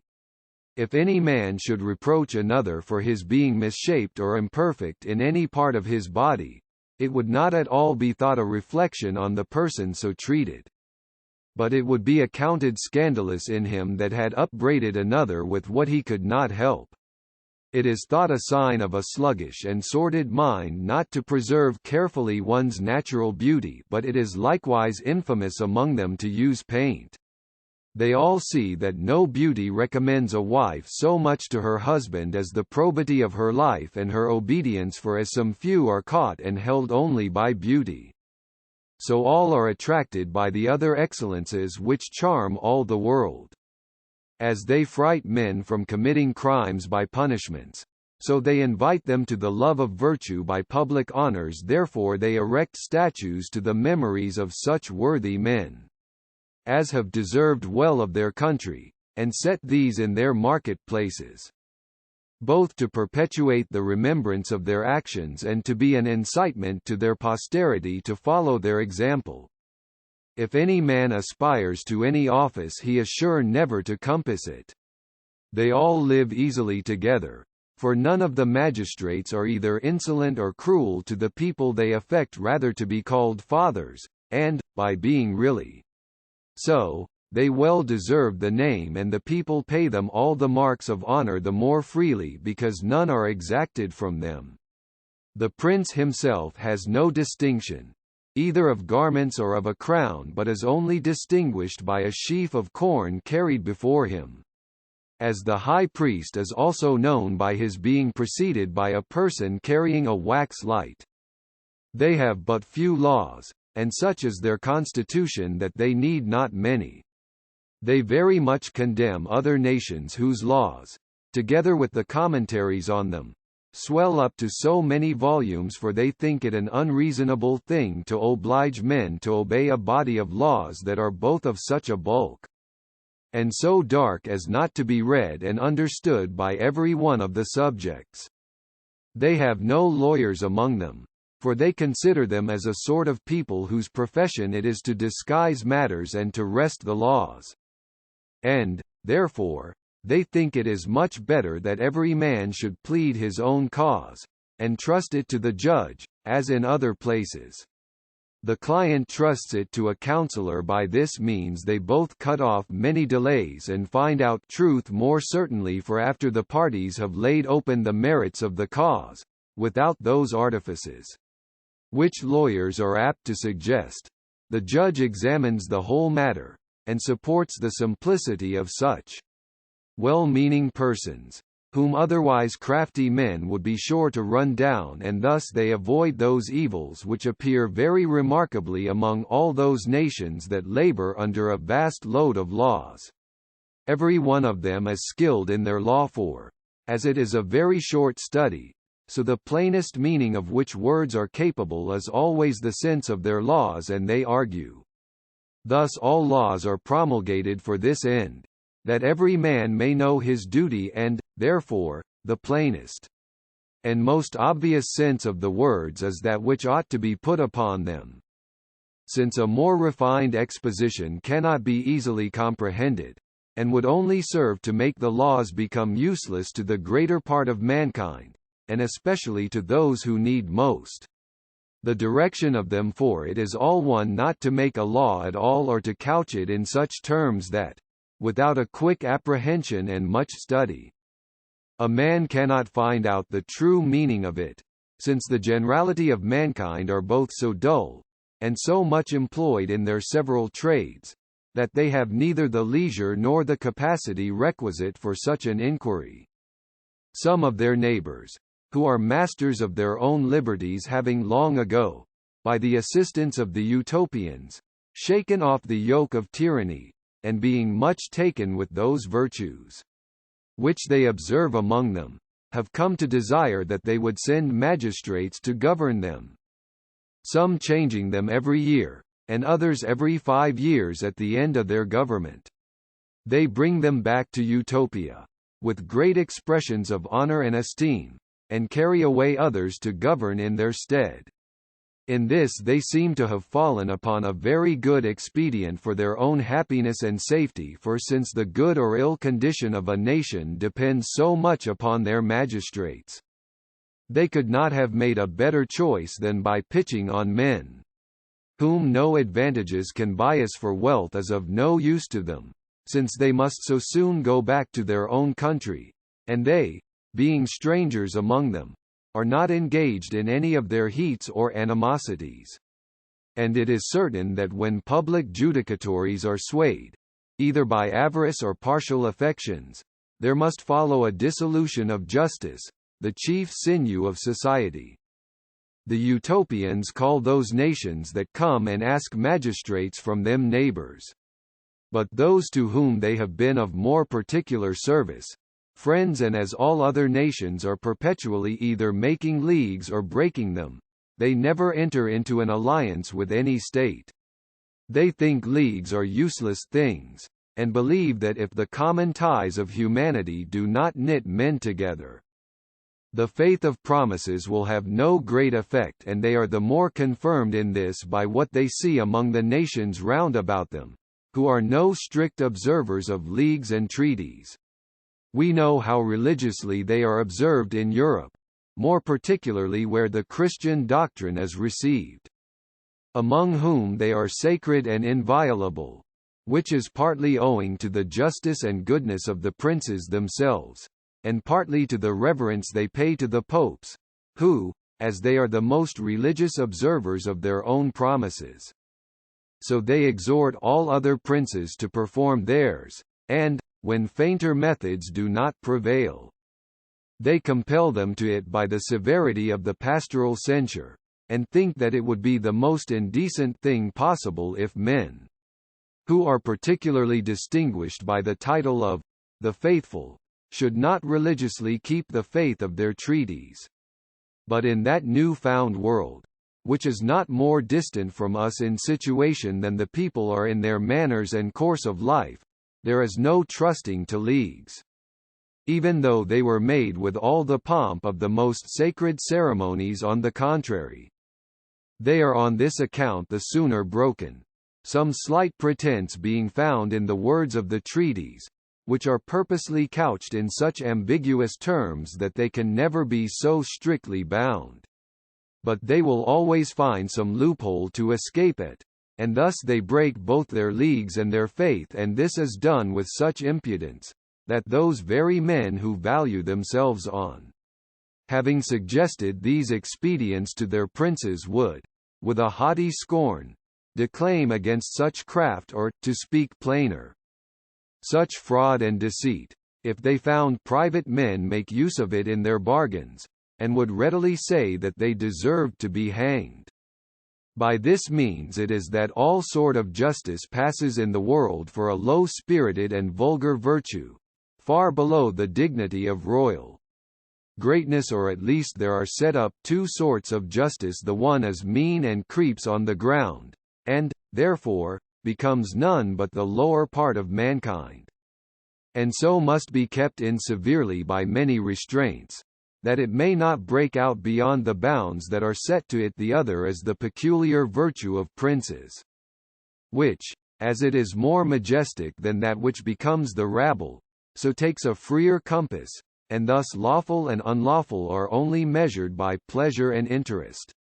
These practices of the princes that lie about Utopia, who make so little account of their faith, seem to be the reasons that determine them to engage in no confederacy. Perhaps they would change their mind if they lived among us, but yet, though treaties were more religiously observed, they would still dislike the custom of making them, since the world has taken up a false maxim upon it, as if there were no tie of nature uniting one nation to another, only separated, perhaps by a mountain or a river, and that all were born in a state of hostility, and so might lawfully do all that mischief to their neighbors against which there is no provision made by treaties, and that when treaties are made, they do not cut off the enmity or restrain the license of preying upon each other, if, by the unskilfulness of wording them, there are not effectual provisos made against them. They, on the other hand, judge that no man is to be esteemed our enemy that has never injured us, and that the partnership of human nature is instead of a league, and that kindness and good nature unite men more effectually and with greater strength than any agreements whatsoever, since thereby the engagements of men's hearts become stronger than the bond and obligation of words. Of their military discipline, they detest war as a very brutal thing, and which, to the reproach of human nature, is more practiced by men than by any sort of beasts. They, in opposition to the sentiments of almost all other nations, think that there is nothing more inglorious than that glory that is gained by war, and therefore, though they accustom themselves daily to military exercises and the discipline of war, in which not only their men, but their women likewise, are trained up, that, in cases of necessity, they may not be quite useless, yet they do not rashly engage in war, unless it be either to defend themselves or their friends from any unjust aggressors, or, out of good nature or in compassion, assist an oppressed nation in shaking off the yoke of tyranny. They, indeed, help their friends not only in defensive but also in offensive wars, but they never do that unless they had been consulted before the breach was made, and, being satisfied with the grounds on which they went, they had found that all demands of reparation were rejected, so that a war was unavoidable. This they think to be not only just when one neighbor makes an inroad on another by public order, and carries away the spoils, but when the merchants of one country are oppressed in another, either under pretense of some unjust laws, or by the perverse wresting of good ones. This they count a juster cause of war than the other, because those injuries are done under some colour of laws. This was the only ground of that war in which they engaged with the Nephologites against the Aleopolitanes. A little before our time, for the merchants of the former having, as they thought, met with great injustice among the latter, which whether it was in itself right or wrong drew on a terrible war, in which many of their neighbours were engaged and their keenness in carrying it on being supported by their strength in maintaining it. It not only shook some very flourishing states and very much afflicted others, but, after a series of much mischief, ended in the entire conquest and slavery of the Aleopolitanes, who, though before the war they were in all respects much superior to the Nephologites, were yet subdued, but, though the Utopians had assisted them in the war, yet they pretended to no share of the spoil. But, though they so vigorously assist their friends in obtaining reparation for the injuries they have received in affairs of this nature, yet, if any such frauds were committed against themselves, provided no violence was done to their persons, they would only, on their being refused satisfaction, forbear trading with such a people. This is not because they consider their neighbours more than their own citizens, but, since their neighbours trade every one upon his own stock, fraud is a more sensible injury to them than it is to the Utopians, among whom the public, in such a case, only suffers, as they expect no thing in return for the merchandise they export, but that in which they so much abound, and is of little use to them, the loss does not much affect them. They think, therefore, it would be too severe to revenge a loss attended with so little inconvenience, either to their lives or their subsistence, with the death of many persons. But if any of their people are either killed or wounded wrongfully, whether it be done by public authority, or only by private men, as soon as they hear of it, they send ambassadors, and demand that the guilty persons may be delivered up to them, and if that is denied, they declare war. But if it be complied with, the offenders are condemned either to death or slavery. They would be both troubled and ashamed of a bloody victory over their enemies, and think it would be as foolish a purchase as to buy the most valuable goods at too high a rate. And in no victory do they glory so much as in that which is gained by dexterity and good conduct without bloodshed.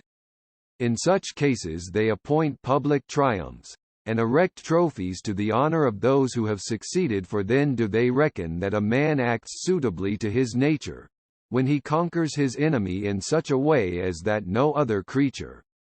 but a man could be capable of, and that is by the strength of his understanding. Bears, lions, boars, wolves, and dogs, and all other animals, employ their bodily force one against another, in which, as many of them are superior to men, both in strength and fierceness, so they are all subdued by his reason and understanding. The only design of the Utopians in war is to obtain that by force which, if it had been granted them in time, would have prevented the war, or, if that cannot be done, to take so severe a revenge on those that have injured them that they may be terrified from doing the like for the time to come. By these ends they measure all their designs, and manage them so, that it is visible that the appetite of fame or vainglory does not work so much on their as a just care of their own security. As soon as they declare war, They take care to have a great many schedules, that are sealed with their common seal, affixed in the most conspicuous places of their enemies' country. This is carried secretly, and done in many places all at once. In these they promise great rewards to such as shall kill the prince, and lesser in proportion to such as shall kill any other persons who are those on whom, next to the prince himself, they cast the chief balance of the war. And they double the sum to him that, instead of killing the person so marked out, shall take him alive, and put him in their hands. They offer not only indemnity, but rewards, to such of the persons themselves that are so marked, if they will act against their countrymen. By this means those that are named in their schedules become not only distrustful of their fellow citizens, but are jealous of one another, and are much distracted by fear and danger. For it has often fallen out that many of them, and even the prince himself, have been betrayed by those in whom they have trusted most, for the rewards that the Utopians offer are so immeasurably great, that there is no sort of crime to which men cannot be drawn by them. They consider the risk that those run who undertake such services, and offer a recompense proportioned to the danger, not only a vast deal of gold, but great revenues in lands, that lie among other nations that are their friends, where they may go and enjoy them very securely, and they observe the promises they make of their kind most religiously. They very much approve of this way of corrupting their enemies, though it appears to others to be base and cruel. But they look on it as a wise course, to make an end of what would be otherwise a long war, without so much as hazarding one battle to decide it. They think it likewise an act of mercy and love to mankind to prevent the great slaughter of those that must otherwise be killed in the progress of the war, both on their own side and on that of their enemies, by the death of a few that are most guilty, and that, in so doing, they are kind even to their enemies, and pity them no less than their own people, as knowing that the greater part of them do not engage in the war of their own accord, but are driven into it by the passions of their prince. If this method does not succeed with them, then they sow seeds of contention among their enemies, and animate the prince's brother, or some of the nobility, to aspire to the crown. If they cannot disunite them by domestic broils, then they engage their neighbors against them, and make them set on foot some old pretensions, which are never wanting to princes when they have occasion for them. These they plentifully supply with money, though but very sparingly with any auxiliary troops. For they are so tender of their own people that they would not willingly exchange one of them, even with the prince of their enemy's country. But as they keep their gold and silver only for such an occasion, so, when that offers itself, they easily part with it, since it would be no convenience to them, though they should reserve nothing of it to themselves. For besides the wealth that they have among them at home, they have a vast treasure abroad, many nations round about them being deep in their debt, so that they hire soldiers from all places for carrying on their wars. But chiefly from the Zapiles, who live 500 miles east of Utopia. They are a rude, wild, and fierce nation, who delight in the woods and rocks, among which they were born and bred up. They are hardened both against heat, cold, and labor, and know nothing of the delicacies of life. They do not apply themselves to agriculture, nor do they care either for their houses or their clothes. Cattle is all that they look after, and for the greatest part they live either by hunting or upon rapine, and are made, as it were, only for war. They watch all opportunities of engaging in it, and very readily embrace such as are offered them. Great numbers of them will frequently go out, and offer themselves for a very low pay, to serve any that will employ them. They know none of the arts of life. But those that lead to the taking it away, they serve those that hire them, both with much courage and great fidelity. but will not engage to serve for any determined time, and agree upon such terms, that the next day they may go over to the enemies of those whom they serve if they offer them a greater encouragement, and will, perhaps, return to them the day after that upon a higher advance of their pay.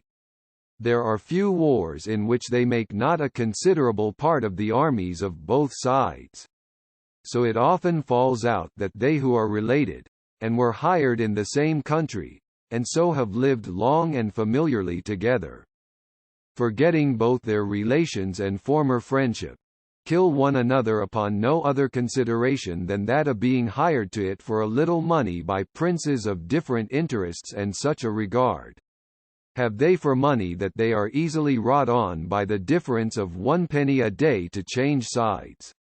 So entirely does their avarice influence them, and yet this money, which they value so highly, is of little use to them for what they purchase thus with their blood.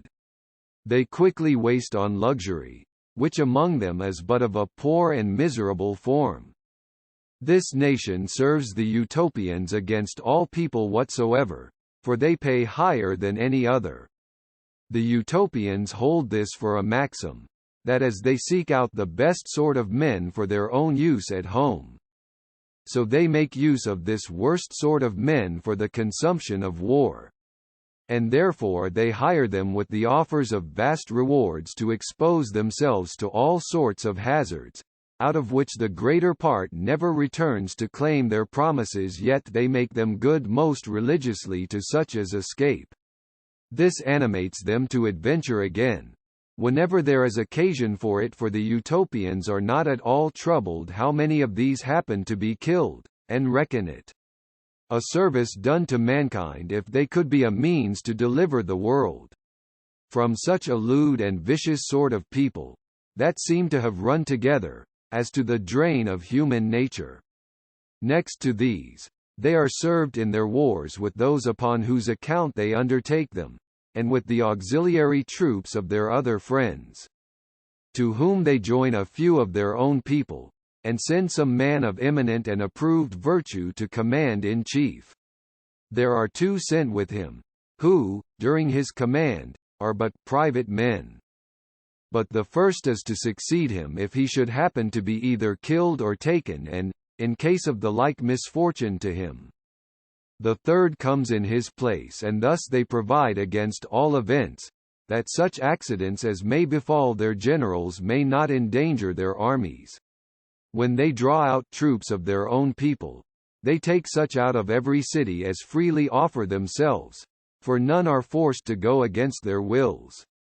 Since they think that if any man is pressed that wants courage, he will not only act faintly, but by his cowardice dishearten others. But if an invasion is made on their country, they make use of such men, if they have good bodies, though they are not brave, and either put them aboard their ships, or place them on the walls of their towns, that being so posted, they may find no opportunity of flying away, and thus either shame, the heat of action, or the impossibility of flying, bears down their cowardice. They often make a virtue of necessity, and behave themselves well, because nothing else is left them. But as they force no man to go into any foreign war against his will, so they do not hinder those women who are willing to go along with their husbands. On the contrary, they encourage and praise them, and they stand often next their husbands in the front of the army. They also place together those who are related, parents, and children, kindred, and those that are mutually allied, near one another, that those whom nature has inspired with the greatest zeal for assisting one another may be the nearest and readiest to do it. And it is matter of great reproach if husband or wife survive one another, or if a child survives his parent, and therefore, when they come to be engaged in action, they continue to fight to the last man, if their enemies stand before them, and as they use all prudent methods to avoid the endangering their own men, and if it is possible, let all the action and danger fall upon the troops that they hire, so if it becomes necessary for themselves to engage, They then charge with as much courage as they avoided it before with prudence, nor is it a fierce charge at first, but it increases by degrees and as they continue in action. They grow more obstinate, and press harder upon the enemy, insomuch that they will much sooner die than give ground for the certainty that their children will be well looked after when they are dead. Frees them from all that anxiety concerning them which often masters men of great courage, and thus they are animated by a noble and invincible resolution. Their skill in military affairs increases their courage, and the wise sentiments which, according to the laws of their country, are instilled into them in their education, give additional vigor to their minds, for as they do not undervalue life so as prodigally to throw it away, they are not so indecently fond of it as to preserve it by base and unbecoming methods. In the greatest heat of action the bravest of their youth, who have devoted themselves to that service, single out the general of their enemies, set on him either openly or by ambuscade, pursue him everywhere, and when spent and wearied out, are relieved by others, who never give over the pursuit, either attacking him with close weapons when they can get near him, or with those which wound at a distance, when others get in between them. So that, unless he secures himself by flight, they seldom fail at last to kill or to take him prisoner. When they have obtained a victory, they kill as few as possible, and are much more bent on taking many prisoners than on killing those that fly before them. Nor do they ever let their men so loose in the pursuit of their enemies as not to retain an entire body still, in order so that if they have been forced to engage the last of their battalions before they could gain the day, they will rather let their enemies all escape than pursue them when their own army is in disorder, remembering well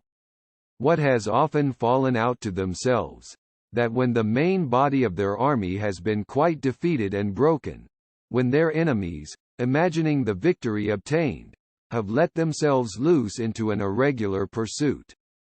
a few of them that lay for a reserve, waiting a fit opportunity, have fallen on them in their chase, and when straggling in disorder, and apprehensive of no danger, but counting the day their own, have turned the whole action, and, wresting out of their hands a victory that seemed certain and undoubted, while the vanquished have suddenly become victorious. It is hard to tell whether they are more dexterous in laying or avoiding ambushes. They sometimes seem to fly when it is far from their thoughts, and when they intend to give ground, they do it so that it is very hard to find out their design. If they see they are ill-posted, or are like to be overpowered by numbers, they then either march off in the night with great silence, or by some stratagem delude their enemies. If they retire in the daytime, they do it in such order that it is no less dangerous to fall upon them in a retreat than in a march. They fortify their camps with a deep and large trench and throw up the earth that is dug out of it for a wall, nor do they employ only their slaves in this, but the whole army works at it, except those that are then upon the guard, so that when so many hands are at work, a great line and a strong fortification is finished in so short a time that it is scarce credible. Their armor is very strong for defense, and yet is not so heavy as to make them uneasy in their marches. They can even swim with it. All that are trained up to war practice swimming. Both horse and foot make great use of arrows, and are very expert. They have no swords, but fight with a poleaxe that is both sharp and heavy, by which they thrust or strike down an enemy.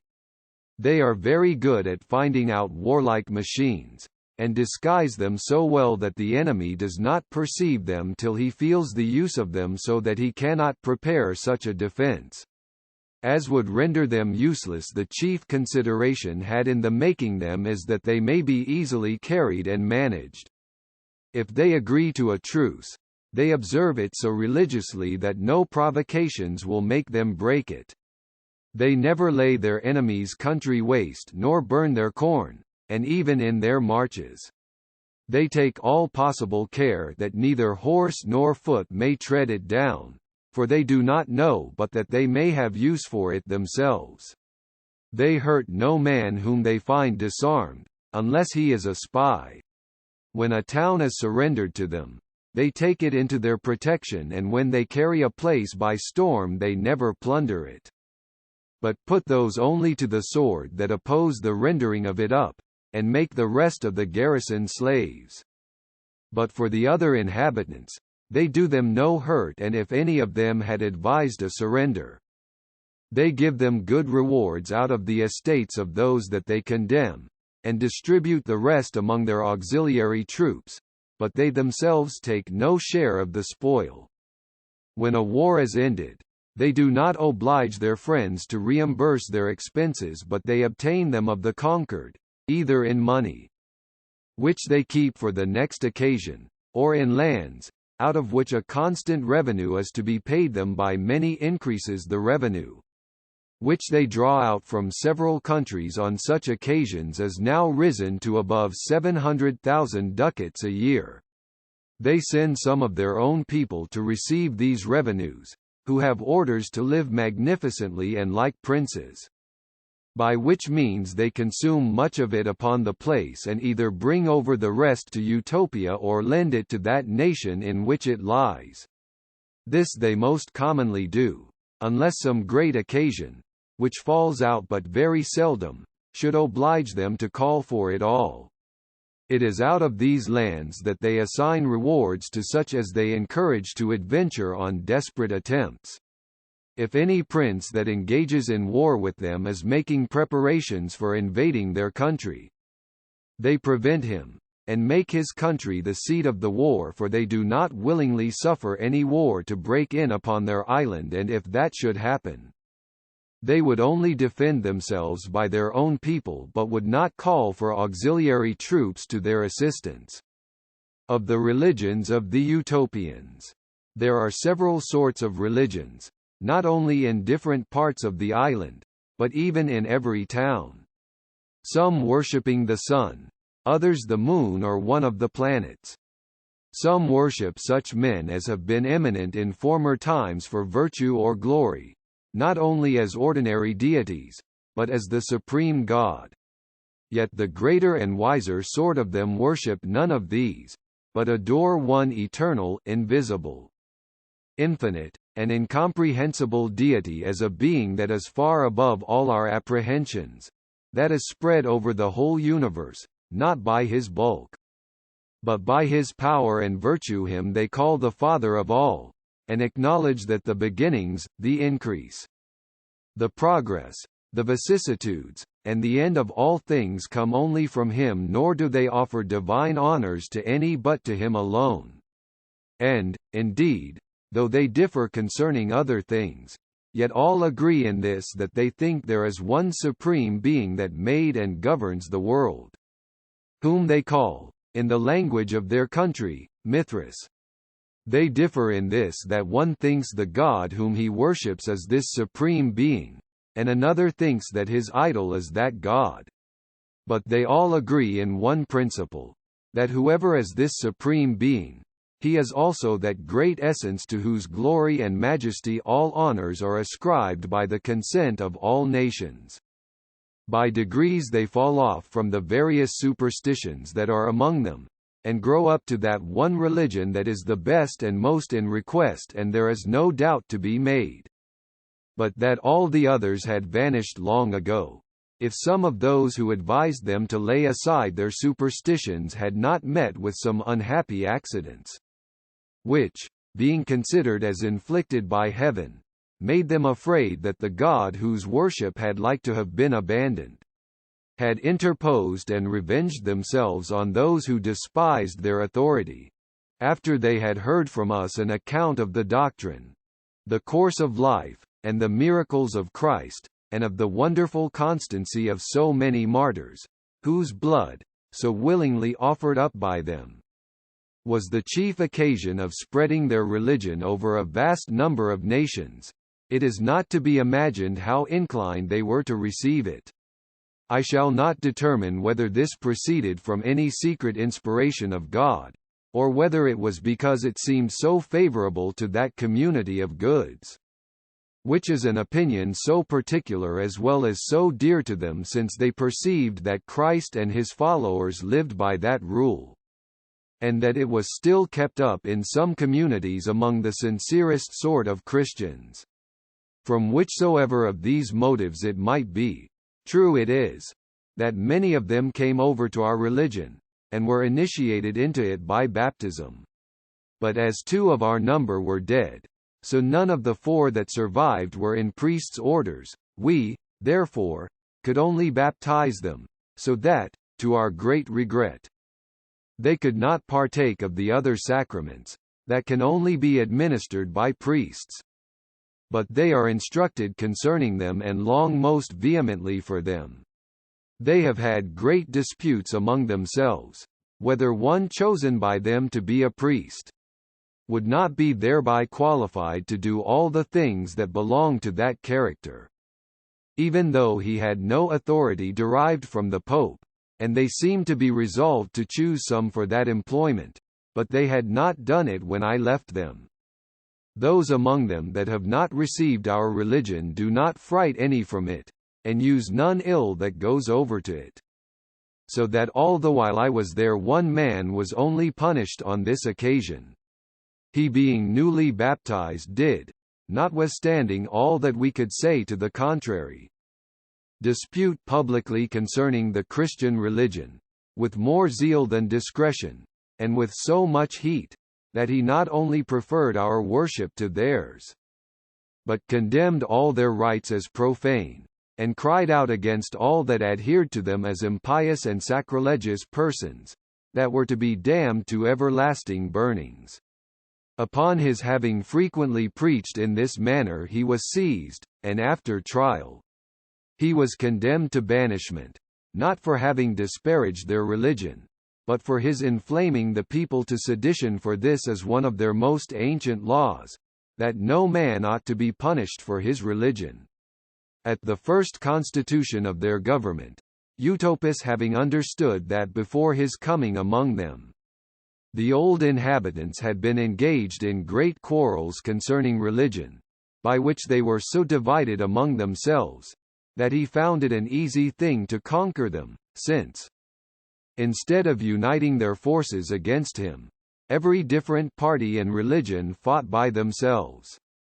After he had subdued them, he made a law that every man might be of what religion he pleased, and might endeavor to draw others to it by the force of argument,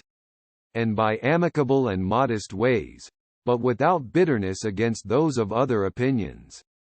But that he ought to use no other force but that of persuasion, and was neither to mix with it reproaches nor violence, and such as did otherwise were to be condemned to banishment or slavery. This law was made by Utopia, not only for preserving the public peace, which he saw suffered much by daily contentions and irreconcilable heats, but because he thought the interest of religion itself required it. He judged it not fit to determine anything rashly, and seemed to doubt whether those different forms of religion might not all come from God,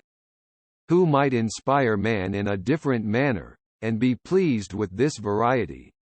He therefore thought it indecent and foolish for any man to threaten and terrify another to make him believe what did not appear to him to be true.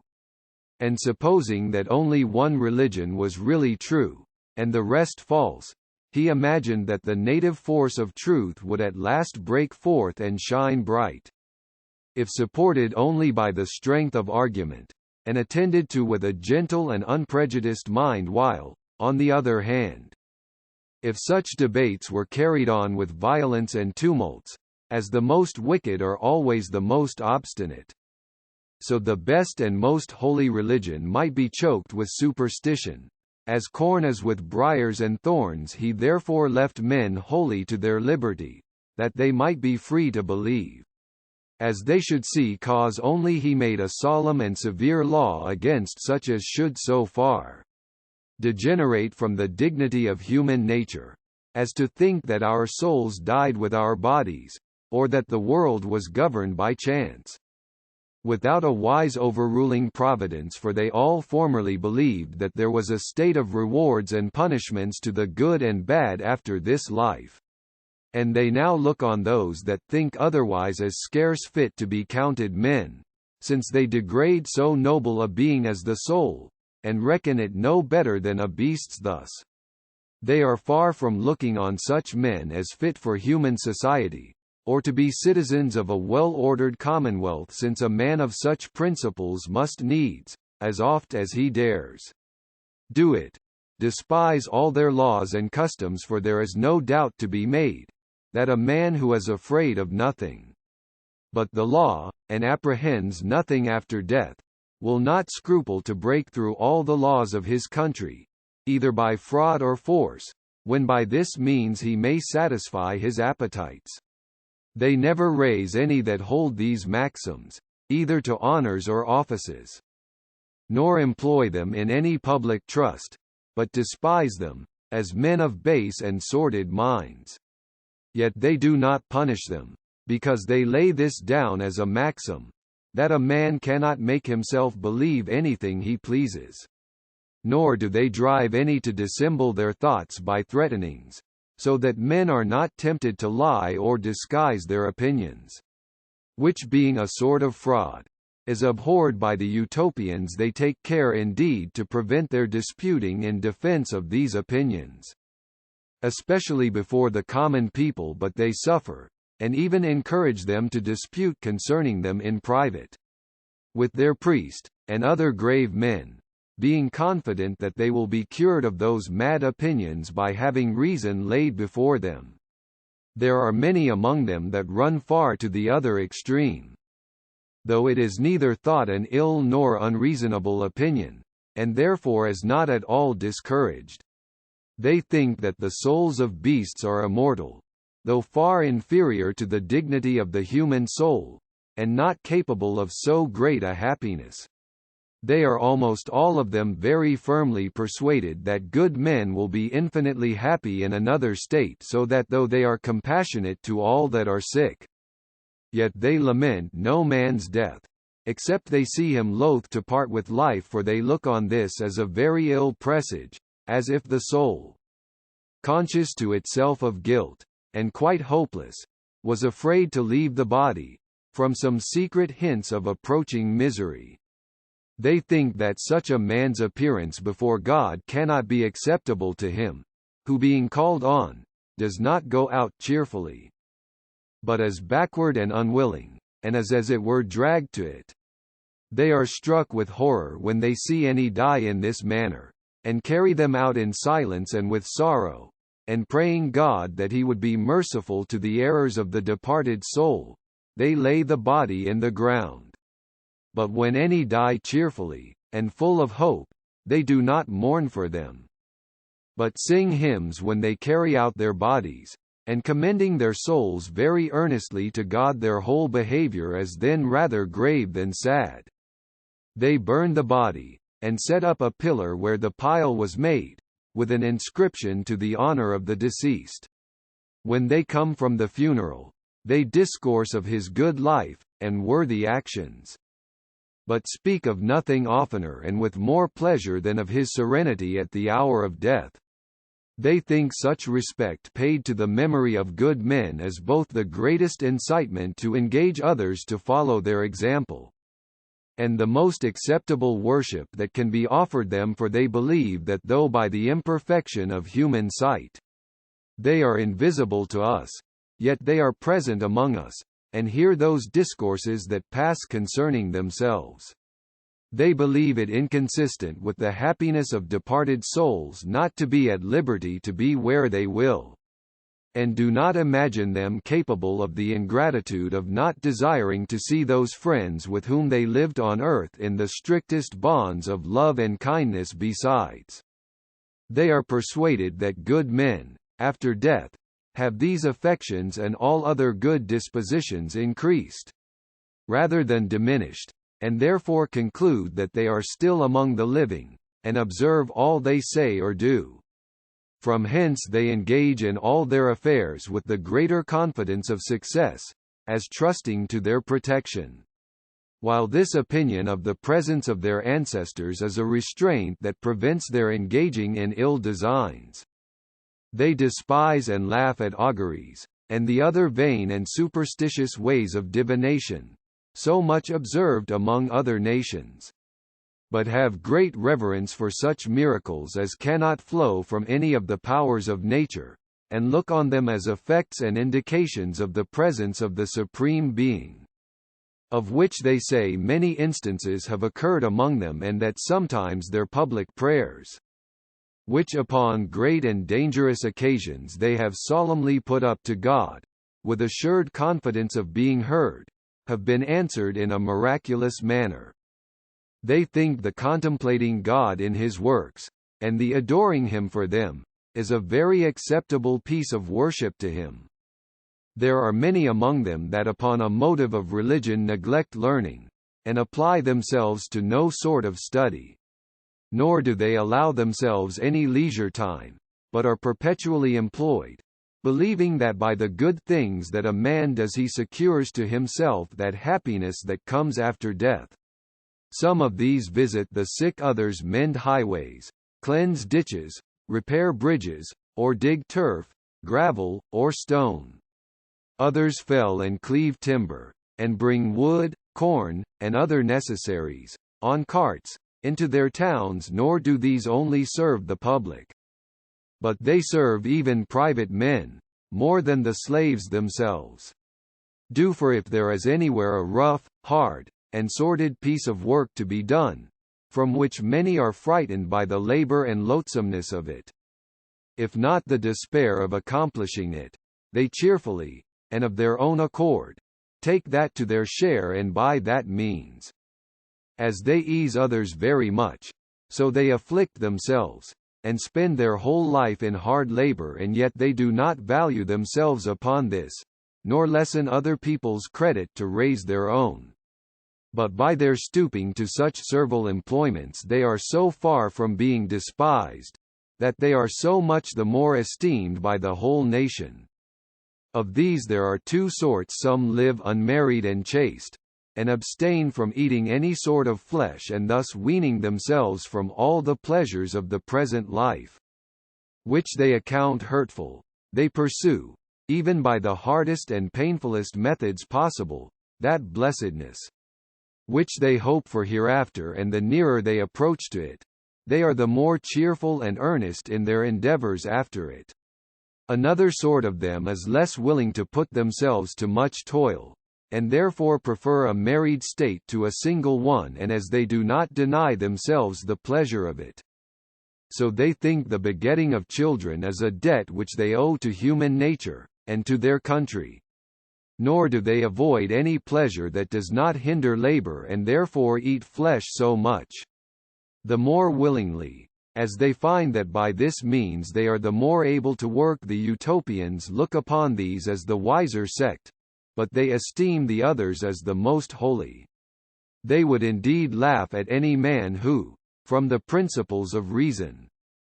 would prefer an unmarried state to a married, or a life of labor to an easy life, but they reverence and admire such as do it from the motives of religion. There is nothing in which they are more cautious than in giving their opinion positively concerning any sort of religion. The men that lead those severe lives are called in the language of their country brutesques, which answers to those we call religious orders. Their priests are men of eminent piety, and therefore they are but few, for there are only 13 in every town, one for every temple. But when they go to war, 7 of these go out with their forces, and 7 others are chosen to supply their room in their absence. But these enter again upon their employments when they return, and those who served in their absence attend upon the high priest, till vacancies fall by death, for there is one set over the rest. They are chosen by the people as the other magistrates are, by suffrages given in secret, for preventing of factions, and when they are chosen, they are consecrated by the college of priests. The care of all sacred things, the worship of God, and an inspection into the manners of the people, are committed to them. It is a reproach to a man to be sent for by any of them, or for them to speak to him in secret, for that always gives some suspicion. All that is incumbent on them is only to exhort and admonish the people, for the power of correcting and punishing ill men belongs wholly to the prince, and to the other magistrates. The severest thing that the priest does is the excluding those that are desperately wicked from joining in their worship. There is not any sort of punishment more dreaded by them than this, for as it loads them with infamy, so it fills them with secret horrors. Such is their reverence to their religion, nor will their bodies be long exempted from their share of trouble, for if they do not very quickly satisfy the priests of the truth of their repentance, they are seized on by the Senate, and punished for their impiety. The education of youth belongs to the priests, yet they do not take so much care of instructing them in letters, as in forming their minds and manners aright. They use all possible methods to infuse, very early, into the tender and flexible minds of children, such opinions as are both good in themselves and will be useful to their country, for when deep impressions of these things are made at that age, they follow men through the whole course of their lives, and conduce much to preserve the peace of the government, which suffers by nothing more than by vices that rise out of ill opinions. The wives of their priests are the most extraordinary women of the whole country. Sometimes the women themselves are made priests, though that falls out but seldom, nor are any but ancient widows chosen into that order. None of the magistrates have greater honor paid them than is paid the priests, and if they should happen to commit any crime, they would not be questioned for it. Their punishment is left to God, and to their own consciences. For they do not think it lawful to lay hands on any man, how wicked soever he is, that has been in a peculiar manner dedicated to God. Nor do they find any great inconvenience in this, both because they have so few priests, and because these are chosen with much caution, so that it must be a very unusual thing to find one who, merely out of regard to his virtue, and for his being esteemed a singularly good man, was raised up to so great a dignity, degenerate into corruption and vice. And if such a thing should fall out, for man is a changeable creature, yet, there being few priests, and these having no authority, but what rises out of the respect that is paid them, nothing of great consequence to the public can proceed from the indemnity that the priests enjoy. They have, indeed, very few of them, lest greater numbers sharing in the same honor might make the dignity of that order,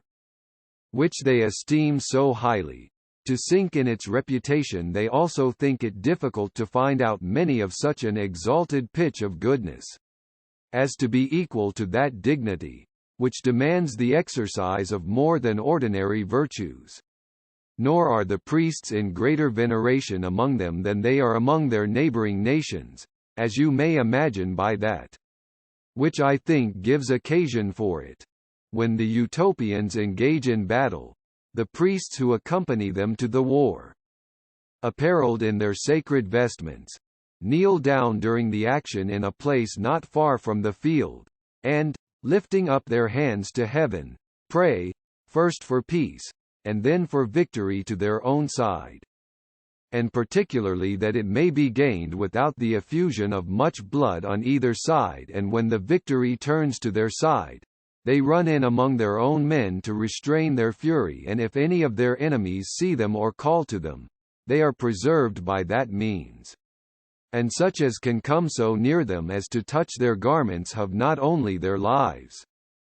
but their fortunes secured to them. It is upon this account that all the nations round about consider them so much, and treat them with such reverence, that they have been often no less able to preserve their own people from the fury of their enemies than to save their enemies from their rage.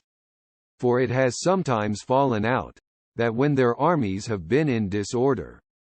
and forced to fly, so that their enemies were running upon the slaughter and spoil. The priests by interposing have separated them from one another, and stopped the effusion of more blood so that, by their mediation, a peace has been concluded on very reasonable terms, nor is there any nation about them so fierce, cruel, or barbarous, as not to look upon their persons as sacred and inviolable. The first and the last day of the month, and of the year, is a festival. They measure their months by the course of the moon, and their years by the course of the sun. The first days are called in their language the Cinemerns, and the last the Tripemerns, which answers in our language, to the festival that begins or ends the season. They have magnificent temples, that are not only nobly built, but extremely spacious. Which is the more necessary as they have so few of them. They are a little dark within, which proceeds not from any error in the architecture, but is done with design, for their priests think that too much light dissipates the thoughts, and that a more moderate degree of it both recollects the mind and raises devotion. Though there are many different forms of religion among them, yet all these, how various soever, agree in the main point, which is the worshipping the divine essence. And, therefore, there is nothing to be seen or heard in their temples, in which the several persuasions among them may not agree, for every sect performs those rites that are peculiar to it in their private houses. Nor is there anything in the public worship that contradicts the particular ways of those different sects. There are no images for God in their temples, so that every one may represent him to his thoughts according to the way of his religion, nor do they call this one God by any other name but that of Mithras, which is the common name by which they all express the divine essence, whatsoever otherwise they think it to be. Nor are there any prayers among them, but such as every one of them may use without prejudice to his own opinion. They meet in their temples on the evening of the festival that concludes a season, and not having yet broke their fast, they thank God for their good success during that year or month, which is then at an end, and the next day, being that which begins the new season, they meet early in their temples, to pray for the happy progress of all their affairs during that period upon which they then enter. In the festival which concludes the period, before they go to the temple, both wives and children fall on their knees before their husbands or parents and confess everything in which they have either erred or failed in their duty, and beg pardon for it. Thus all little discontents in families are removed, that they may offer up their devotions with a pure and serene mind, for they hold it a great impiety to enter upon them with disturbed thoughts, or with a consciousness of their bearing hatred or anger in their hearts to any person whatsoever, and think that they should become liable to severe punishments if they presume to offer sacrifices without cleansing their hearts, and reconciling all their differences. In the temples the two sexes are separated. The men go to the right hand, and the women to the left, and the males and females all place themselves before the head and master, or mistress of the family to which they belong, so that those who have the government of them at home may see their deportment in public. And they intermingle them so, that the younger and the older may be set by one another, for if the younger sort were all set together, they would, perhaps, trifle away that time too much in which they ought to beget in themselves that religious dread of the Supreme Being, which is the greatest and almost the only incitement to virtue. They offer up no living creature in sacrifice, nor do they think it suitable to the divine Being, from whose bounty it is that these creatures have derived their lives, to take pleasure in their deaths, or the offering up their blood. They burn incense and other sweet odors, and have a great number of wax lights during their worship, not out of any imagination that such oblations can add anything to the divine nature, which even prayers cannot do, but as it is a harmless and pure way of worshipping God. So they think those sweet savours and lights, together with some other ceremonies, by a secret and unaccountable virtue, elevate men's souls, and inflame them with greater energy and cheerfulness during the divine worship. All the people appear in the temples in white garments, but the priests' vestments are party-colored, and both the work and colors are wonderful. They are made of no rich materials, for they are neither embroidered nor set with precious stones, but are composed of the plumes of several birds, laid together with so much art, and so neatly, that the true value of them is far beyond the costliest materials. They say, that in the ordering and placing those plumes some dark mysteries are represented, which pass down among their priests in a secret tradition concerning them, and that they are as hieroglyphics, putting them in mind of the blessing that they have received from God, and of their duties, both to him and to their neighbors. As soon as the priest appears in those ornaments, they all fall prostrate on the ground, with so much reverence and so deep a silence, that such as look on cannot but be struck with it, as if it were the effect of the appearance of a deity. After they have been for some time in this posture, they all stand up, upon a sign given by the priest, and sing hymns to the honor of God, some musical instruments playing all the while. These are quite of another form than those used among us, but, as many of them are much sweeter than ours, so others are made use of by us.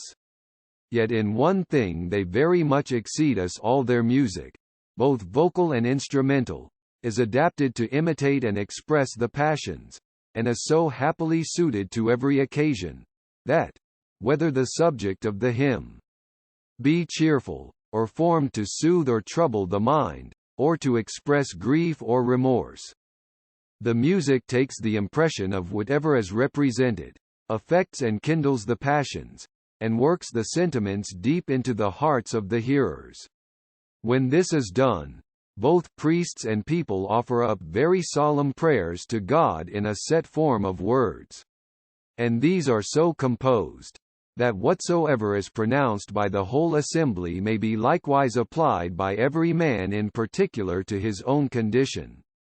In these they acknowledge God to be the author and governor of the world, and the fountain of all the good they receive, and therefore offer up to him their thanksgiving and, in particular, bless him for his goodness in ordering it so, that they are born under the happiest government in the world, and are of a religion which they hope is the truest of all others. But, if they are mistaken, and if there is either a better government, or a religion more acceptable to God, they implore his goodness to let them know it, vowing that they resolve to follow him whithersoever he leads them. But if their government is the best, and their religion the truest, then they pray that he may fortify them in it, and bring all the world both to the same rules of life, and to the same opinions concerning himself, unless, according to the unsearchableness of his mind, he is pleased with a variety of religions. Then they pray that God may give them an easy passage at last to himself, not presuming to set limits to him, how early or late it should be. But, if it may be wished for without derogating from his supreme authority, they desire to be quickly delivered, and to be taken to himself, though by the most terrible kind of death, rather than to be detained long from seeing him by the most prosperous course of life. When this prayer is ended, they all fall down again upon the ground and, after a little while, they rise up, go home to dinner, and spend the rest of the day in diversion or military exercises. Thus have I described to you, as particularly as I could, the constitution of that commonwealth, which I do not only think the best in the world, but indeed the only commonwealth that truly deserves that name. In all other places it is visible that, while people talk of a commonwealth, every man only seeks his own wealth. But there, where no man has any property, all men zealously pursue the good of the public, and, indeed, it is no wonder to see men act so differently, for in other commonwealths, every man knows that, unless he provides for himself, how flourishing soever the commonwealth may be.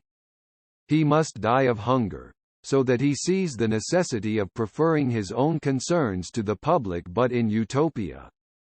where every man has a right to everything, they all know that if care is taken to keep the public stores full, no private man can want anything, for among them there is no unequal distribution, so that no man is poor,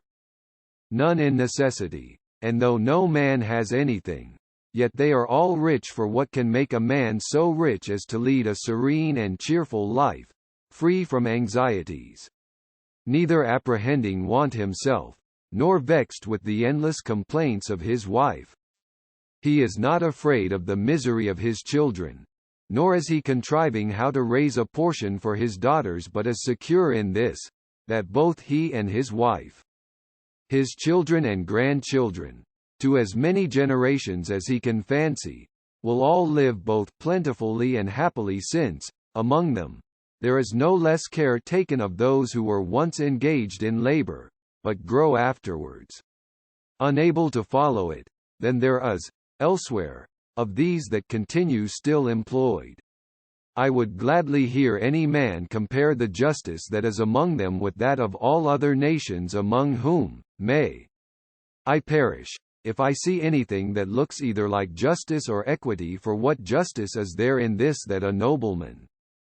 a goldsmith, a banker, or any other man, that either does nothing at all, or, at best, is employed in things that are of no use to the public, should live in great luxury and splendor upon what is so ill acquired, and a mean man, a carter, a smith, or a ploughman, that works harder even than the beasts themselves, and is employed in labors so necessary, that no commonwealth could hold out a year without them, can only earn so poor a livelihood, and must lead so miserable a life, that the condition of the beasts is much better than theirs?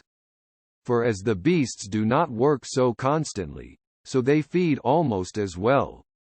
and with more pleasure, and have no anxiety about what is to come, whilst these men are depressed by a barren and fruitless employment, and tormented with the apprehensions of want in their old age, since that which they get by their daily labor does but maintain them at present, and is consumed as fast as it comes in. There is no overplus left to lay up for old age.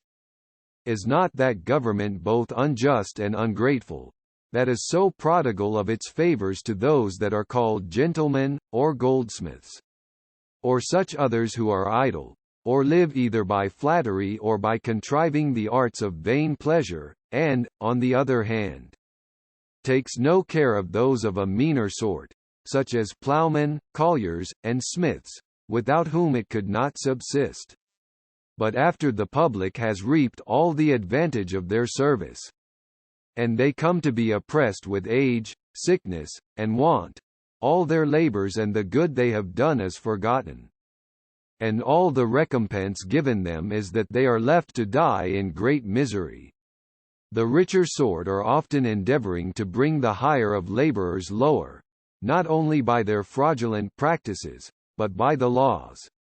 which they procure to be made to that effect, so that though it is a thing most unjust in itself to give such small rewards to those who deserve so well of the public, yet they have given those hardships the name and color of justice, by procuring laws to be made for regulating them. Therefore I must say that, as I hope for mercy, I can have no other notion of all the other governments that I see or know, than that they are a conspiracy of the rich, who, on pretense of managing the public, only pursue their private ends, and devise all the ways and arts they can find out first, that they may, without danger, preserve all that they have so ill acquired, and then, that they may engage the poor to toil and labor for them at as low rates as possible, and oppress them as much as they please, and if they can but prevail to get these contrivances established by the show of public authority, which is considered as the representative of the whole people, then they are accounted laws. Yet these wicked men, after they have, by a most insatiable covetousness. Divided that among themselves with which all the rest might have been well supplied, are far from that happiness that is enjoyed among the Utopians for the use, as well as the desire of money being extinguished. Much anxiety and great occasions of mischief is cut off with it. And who does not see that the frauds, thefts, robberies, quarrels, tumults, contentions, seditions, murders, treacheries, and witchcrafts, which are, indeed, rather punished than restrained by the severities of law, would all fall off, if money were not any more valued by the world? Men's fears, solicitudes, cares, labours, and watchings would all perish in the same moment with the value of money, even poverty itself, for the relief of which money seems most necessary, would fall. But, in order to the apprehending this aright, take one instance. Consider any year that has been so unfruitful that many thousands have died of hunger, and yet if, at the end of that year, a survey was made of the granaries of all the rich men that have hoarded up the corn, it would be found that there was enough among them to have prevented all that consumption of men that perished in misery, and that, if it had been distributed among them, none would have felt the terrible effects of that scarcity. So easy a thing would it be to supply all the necessities of life, if that blessed thing called money, which is pretended to be invented for procuring them, was not really the only thing that obstructed their being procured. I do not doubt but rich men are sensible of this, and that they well know how much a greater happiness it is to want nothing necessary, than to abound in many superfluities, and to be rescued out of so much misery, than to abound with so much wealth. And I cannot think but the sense of every man's interest, added to the authority of Christ's commands, who, as he was infinitely wise, knew what was best, and was not less good in discovering it to us, would have drawn all the world over to the laws of the Utopians. If pride, that plague of human nature, that source of so much misery, did not hinder it, for this vice does not measure happiness so much by its own conveniences, as by the miseries of others, and would not be satisfied with being thought a goddess, if none were left that were miserable, over whom she might insult. Pride thinks its own happiness shines the brighter, by comparing it with the misfortunes of other persons, that by displaying its own wealth, they may feel their poverty the more sensibly. This is that infernal serpent that creeps into the breasts of mortals, and possesses them too much to be easily drawn out. And, therefore, I am glad that the Utopians have fallen upon this form of government, in which I wish that all the world could be so wise as to imitate them. For they have, indeed, laid down such a scheme and foundation of policy, that as men live happily under it, so it is like to be of great continuance, for they having rooted out of the minds of their people all the seeds, both of ambition and faction, there is no danger of any commotions at home, which alone has been the ruin of many states that seemed otherwise to be well secured. But as long as they live in peace at home, and are governed by such good laws,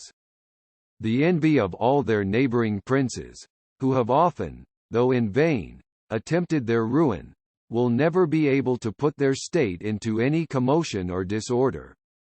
When Raphael had thus made an end of speaking, though many things occurred to me, both concerning the manners and laws of that people, that seemed very absurd, as well in their way of making war, as in their notions of religion and divine matters, together with several other particulars. But chiefly what seemed the foundation of all the rest, their living in common, without the use of money, by which all nobility, magnificence, splendor, and majesty, which, according to the common opinion, are the true ornaments of a nation, would be quite taken away. Yet since I perceived that Raphael was weary, and was not sure whether he could easily bear contradiction, remembering that he had taken notice of some who seemed to think they were bound in honor to support the credit of their own wisdom. By finding out something to censure in all other men's inventions, besides their own, I only commended their constitution, and the account he had given of it in general. And so, taking him by the hand, carried him to supper, and told him I would find out some other time for examining this subject more particularly, and for discoursing more copiously upon it. And, indeed, I shall be glad to embrace an opportunity of doing it. In the meanwhile, though it must be confessed that he is both a very learned man and a person who has obtained a great knowledge of the world, I cannot perfectly agree to everything he has related. However, there are many things in the Commonwealth of Utopia that I rather wish, than hope, to see followed in our governments.